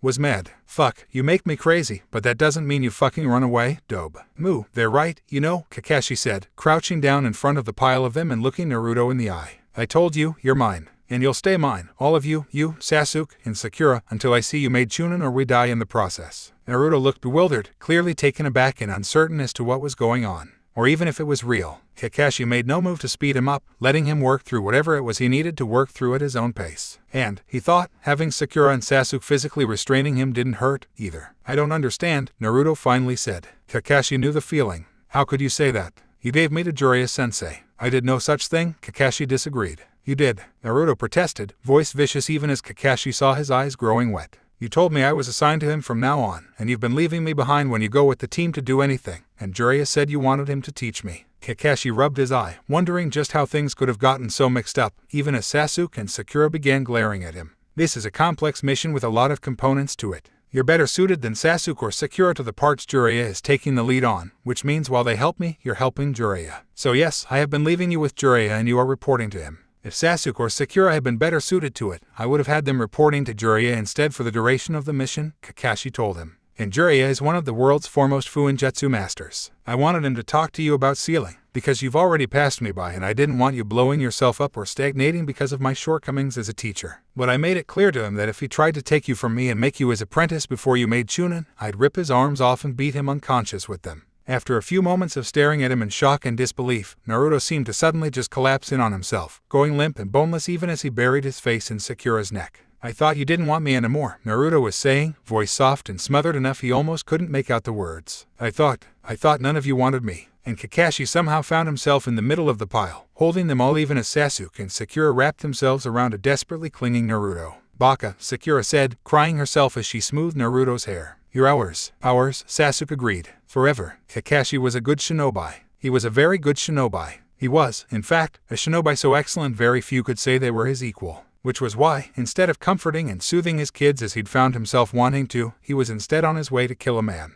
A task he was probably both better at and more suited for than cosseting children. He wasn't sure what that said about him. No, he did. It said he was a very good shinobi. They'd gotten word that the Fire Daimyo's people weren't far off, and things had to be ready for them when they arrived, regardless of the personal state of the shinobi assigned to carry that out. Which meant Gato had to die, not only to get him out of the way, but also so that wave was tipped into just this side of chaos, leaving just enough time for everyone to begin panicking but not enough time for anyone to suggest a solution. Then, when the Fire Daimyo's men arrived, they could graciously solve all of the problems, earning waves and dying gratitude. At least, that was the plan. So it was time for Gato to die. Which meant it was time for Kakashi to go to work. He sighed, taking care to be invisible as he slipped through wave towards Gato's floating fortress. Probably an unnecessary precaution since they had confirmed Momochi's Abusa and the rest of the missing nin Gato had hired had long since fled and the only ones left to guard him were what could optimistically be called mercenaries, but would more accurately be described as idiots with weapons and delusions of grandeur. But even so, his sensei had been strict about not slacking, even on the easy jobs, so he made sure not to be seen. Still, it was child's play for him to slink inside the ship that served as Gato's headquarters. Not a single one of the hired hands had a lick of chakra and they had even less sense. He was tempted to use a genjutsu that would let him walk right through their midst. It would be so much faster and Kakashi was eager to get back to his kids, but there was always the tiniest possibility one of the guards wouldn't be caught by it. He estimated that possibility to be less than 0.001%, but just grit his teeth as his sensei's voice about bad habits killing good shinobi looped through his mind and kept him from speeding this up. When the coast was finally clear, he flew over the side of the ship and headed straight to Gato's office. The man was an idiot to have an office with so many windows when so many people wanted him dead, and even more foolish to have one of them open, but Kakashi wasn't going to complain about somebody making his job easier. He fingered the knife, measuring its weight one last time as he waited for Gato to get into position instead of wandering around his office. It wasn't designed to be thrown, but that hardly mattered, and they wanted the slightly rusted switchblade as a prop more than they cared about how easily Kakashi could kill a man with it. Kakashi could kill a man with almost anything, anyway, except maybe a tissue. Of course, he hadn't tried yet. Then the Mark took a folder back to his desk, sat in his chair and tipped back in it, perhaps to consider some bit of information in the file he'd just retrieved. Kakashi didn't much care, except that it put him in the optimum positioning for termination. He pinched the blade between his fingers, then let it fly. It struck true, not quite hitting his heart since a direct score would be far too suspicious. So instead it pierced his chest too far up and too far right, where it would instead cut through a few of the arteries. It wouldn't kill him quite as cleanly or quickly, but it was close. Blood spurted as the heart continued to beat. The target's hands jerked, whether reflexes or an attempt to clutch the knife, he wasn't sure. Kakashi watched it all with jaded eyes that had seen it 100 times before, and waited for his Mark to finish bleeding out so he'd be certain the man was dead. It wouldn't do to walk away only to find out later someone had performed a miracle rescue of his target. Talk about embarrassing. And he was sure all the other assassins would make fun of him. When the blood stopped pooling under the table and his Mark hadn't drawn a breath for a count of 100 of his own, Kakashi bypassed the security and headed back to his kids. Sasuke watched as Naruto flitted around the bridge, somehow everywhere at once without even using shadow clones to help him. His own attention should have been on the client, of course, and watching the surrounding area to make sure there weren't hostile elements creeping up on them to take out the client in the 11th hour. And he tried, really, but there hadn't been even a hint of a threat for the entire time they'd been guarding the bridge builder. And Naruto, with his red-rimmed eyes, was a much more compelling subject to watch than the empty span of trees behind him. Sasuke refused to admit his own eyes might match. Though, if pressed, he would rather own up to that than his thoughts that Sakura's red eyes clashed horribly with both her red dress and her pink hair. The former would only dent his pride, after all. Sakura would dent his head, or accidentally burn off his eyebrows when she practiced medical jutsu on him. Again, he caught sight of Naruto looking back at him, and realized his dereliction had been noted. He jerked his eyes away, back to the tree line. Naruto, he knew, was still keeping secrets. But at the end of the day, a reticent Naruto was better than no Naruto at all. So he just had to wait. Because the only no Naruto at all option had come far too close to being reality for comfort. The soft pops and puffing sound of Naruto creating clones grabbed his attention back to his teammate, who was much closer than he'd been a few moments before. But then, Naruto always had been surprisingly good at stealth. The clones began swarming the bridge, painting seals on every surface imaginable. War continued Naruto's quest to ask everything that came into his head of everyone on the bridge all at the same time. Yet more clones, he saw, were working on actual construction. He smirked as he saw a Naruto fall face first into freshly poured concrete, legs and arms flailing in an attempt to get himself out of it before another Naruto whacked him with a hoe and proceeded to smooth out the Naruto-shaped indentation. Sasuke was relatively sure the Naruto who plopped down next to him was the real Naruto. Then again, Naruto's clones had been known to get bored and fool around. So, really, it was for the good of their mission that he make sure. Motherfucker. Naruto shouted loudly enough all work stopped long enough for everyone to turn and stare at them. What was that for? Naruto rubbed his head where Sasuke's fist had aided in the efficiency of the mission. Making sure you're not a clone, he said with a shrug. That excuse is so wearing thin, Naruto muttered. Oh, then we'll just have to come up with some other way to show you we care, Sakura teased, sitting next to him and dangling her feet off the edge of the bridge. Sasuke snorted. I thought you were working on a seal structure for Jiraiya-sama, Sasuke pointed out, changing the subject far away from any mention of demonstrating emotions. Naruto just groaned and laid back, throwing his arm over his eyes. Sakura poked him in response. Can't you see I'm in agony here? Naruto lamented. Really? Sakura asked, far more cheerfully than was entirely appropriate. What hurts? I'm sure I can fix it. Sasuke edged away. Damn it, his eyebrows had just finished growing in and he knew Naruto was somehow going to get out of this and then she'd turn on him and, not that kind of agony, Sakura. Naruto peeked out from under his arm, but Sasuke noted he kept it positioned to strategically defend his eyebrows. He nodded in approval. Smart man. Oh, Sakura deflated in disappointment as the green chakra she'd gathered in her hand dissipated. Sasuke sighed in relief. Well, if it isn't medical, then you just have to talk about it, Sakura pronounced. Right, Sasuke? Sasuke just blinked in response, not quite willing to disagree. Because, really, if it had been up to Sasuke, he would just grunt at Naruto in acknowledgement of his presence, then wait for him to finish his brood, with the reserve option of kicking him off the bridge if he got too annoying. Watching him take a 50-feet plunge into choppy water would certainly elevate at least one of their moods. Right, Sakura agreed with herself for him. So spill it. When she poked his ribs again, Naruto snatched at her wrist and pulled, somehow managing to twist enough to knock the three of them all to the ground. Sasuke made certain his knee found its way to Naruto's kidneys, and that he didn't come anywhere close to pulling Sakura's hair. She got mean when her hair was pulled. After they'd horsed around long enough to be out of breath, they came to a mutual truce and laid in a tangled pile as they panted. "So, I'm not a genius?" Naruto said, as though he were admitting some horrible sin. "This is news," Sasuke asked. "Sasuke, be nice," Sakura scolded. Naruto just snorted in amusement. "It's just, with everything Kaka-sensei said about my seals, I thought maybe I really was good." Naruto sighed. "Don't be an idiot," Sasuke said. "You're a prodigy and you know it." "But I'm not," Naruto insisted. "Jiraiya gave me this assignment, right? And he keeps saying that if I'm really as good as all that, I could do it. But I can't." He sounded so agonized over that last bit, Sasuke decided Jiraiya was now officially on his list. Not the list, but Jiraiya did make it on the list, the one that included the child welfare official who had accepted a bribe to place Sasuke with a family he hated, the patriarch who'd paid the bribe, and the official who had signed off on the plans to demolish the Uchiha district without his consent, among others. "Well, what does that Jiraiya bum know anyway?" Sakura demanded. "He's just a drunken lech who didn't even bother to help you at all, so how dare he try to judge? And besides, our sensei knows what he's talking about, and if he says you're brilliant, you're brilliant. And if that Jiraiya disagrees, then obviously it's because there's something wrong with him, and..." She trailed off of her rant as Naruto pressed his face into her stomach to muffle his laughter. "Hey, this is no laughing matter," Sakura scolded him. "I'm being perfectly serious here, Naruto." "Naruto." She smacked his shoulder, trying to get him to stop laughing. But she was smiling as she did it. Naruto had decided that he had to tell Jiraiya that night. There was no point putting it off any further, not now that the bridge was almost finished. Not now that he'd come to the conclusion that he'd failed utterly and completely. He'd waited until they'd finished eating dinner, in the hopes that Kakashi and Sasuke and especially Sakura would all head off somewhere, anywhere, so he could let Jiraiya berate him in private. Because this would be humiliating enough without their presence. And because he was a little worried Sakura would try to kill Jiraiya, and that Sasuke might not hold her back. Of course, Jiraiya wasn't aware of any of this, and so of course he ruined Naruto's carefully constructed fantasy of how this would all play out. "So tell me, genius," Jiraiya said, pouring himself a drink as he sprawled over 2 chairs in Tsunade's dining room. "Are you ready to apply the seals to the bridge yet?" Naruto bit his lip. Getting Jiraiya's approval didn't matter nearly as much as it had before. Not now that he knew he still had his team. But he still wanted it, still wanted to be good enough to deserve it. And failing was galling enough without that added disappointment. "I've already applied modified durability seals that should make the bridge last at least 10 times longer than it would have otherwise, given normal wear and tear. I don't care about that." He waved it away with his saucer of sake. "What about protecting it from assaults? You're supposed to be the greatest thing since the ink stick. Where's my seal structure?" Naruto paused for a moment, considering his reply. Failing still hurt, no matter that he had people to fall back on. It hurt enough that he didn't notice Kakashi sitting up and setting down his saucer of sake to give Jiraiya a heated stare. "I can't do it," he admitted.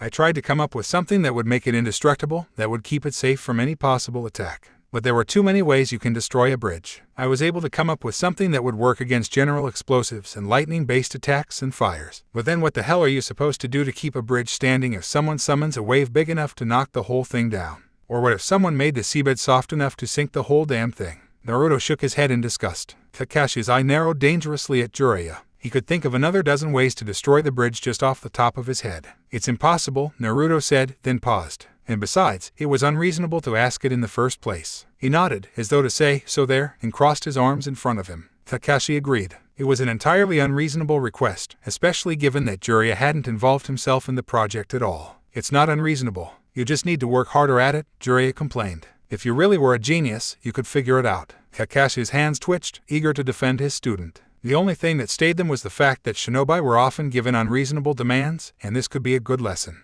That didn't mean he wasn't planning on telling Jiraiya exactly what he thought of this whole thing as soon as they were alone. "I'm telling you it can't be done," Naruto argued. "There are so many factors involved it's impossible." "Are you certain?" Jiraiya arched a brow in question, lazily sipping at his sake. Naruto nodded once, definitively, then looked away. "Yes, call me a failure or whatever, but this can't be done." "Good." It was Jiraiya's turn to nod as he set his saucer down with a light click. Naruto's head snapped back to Jiraiya at that.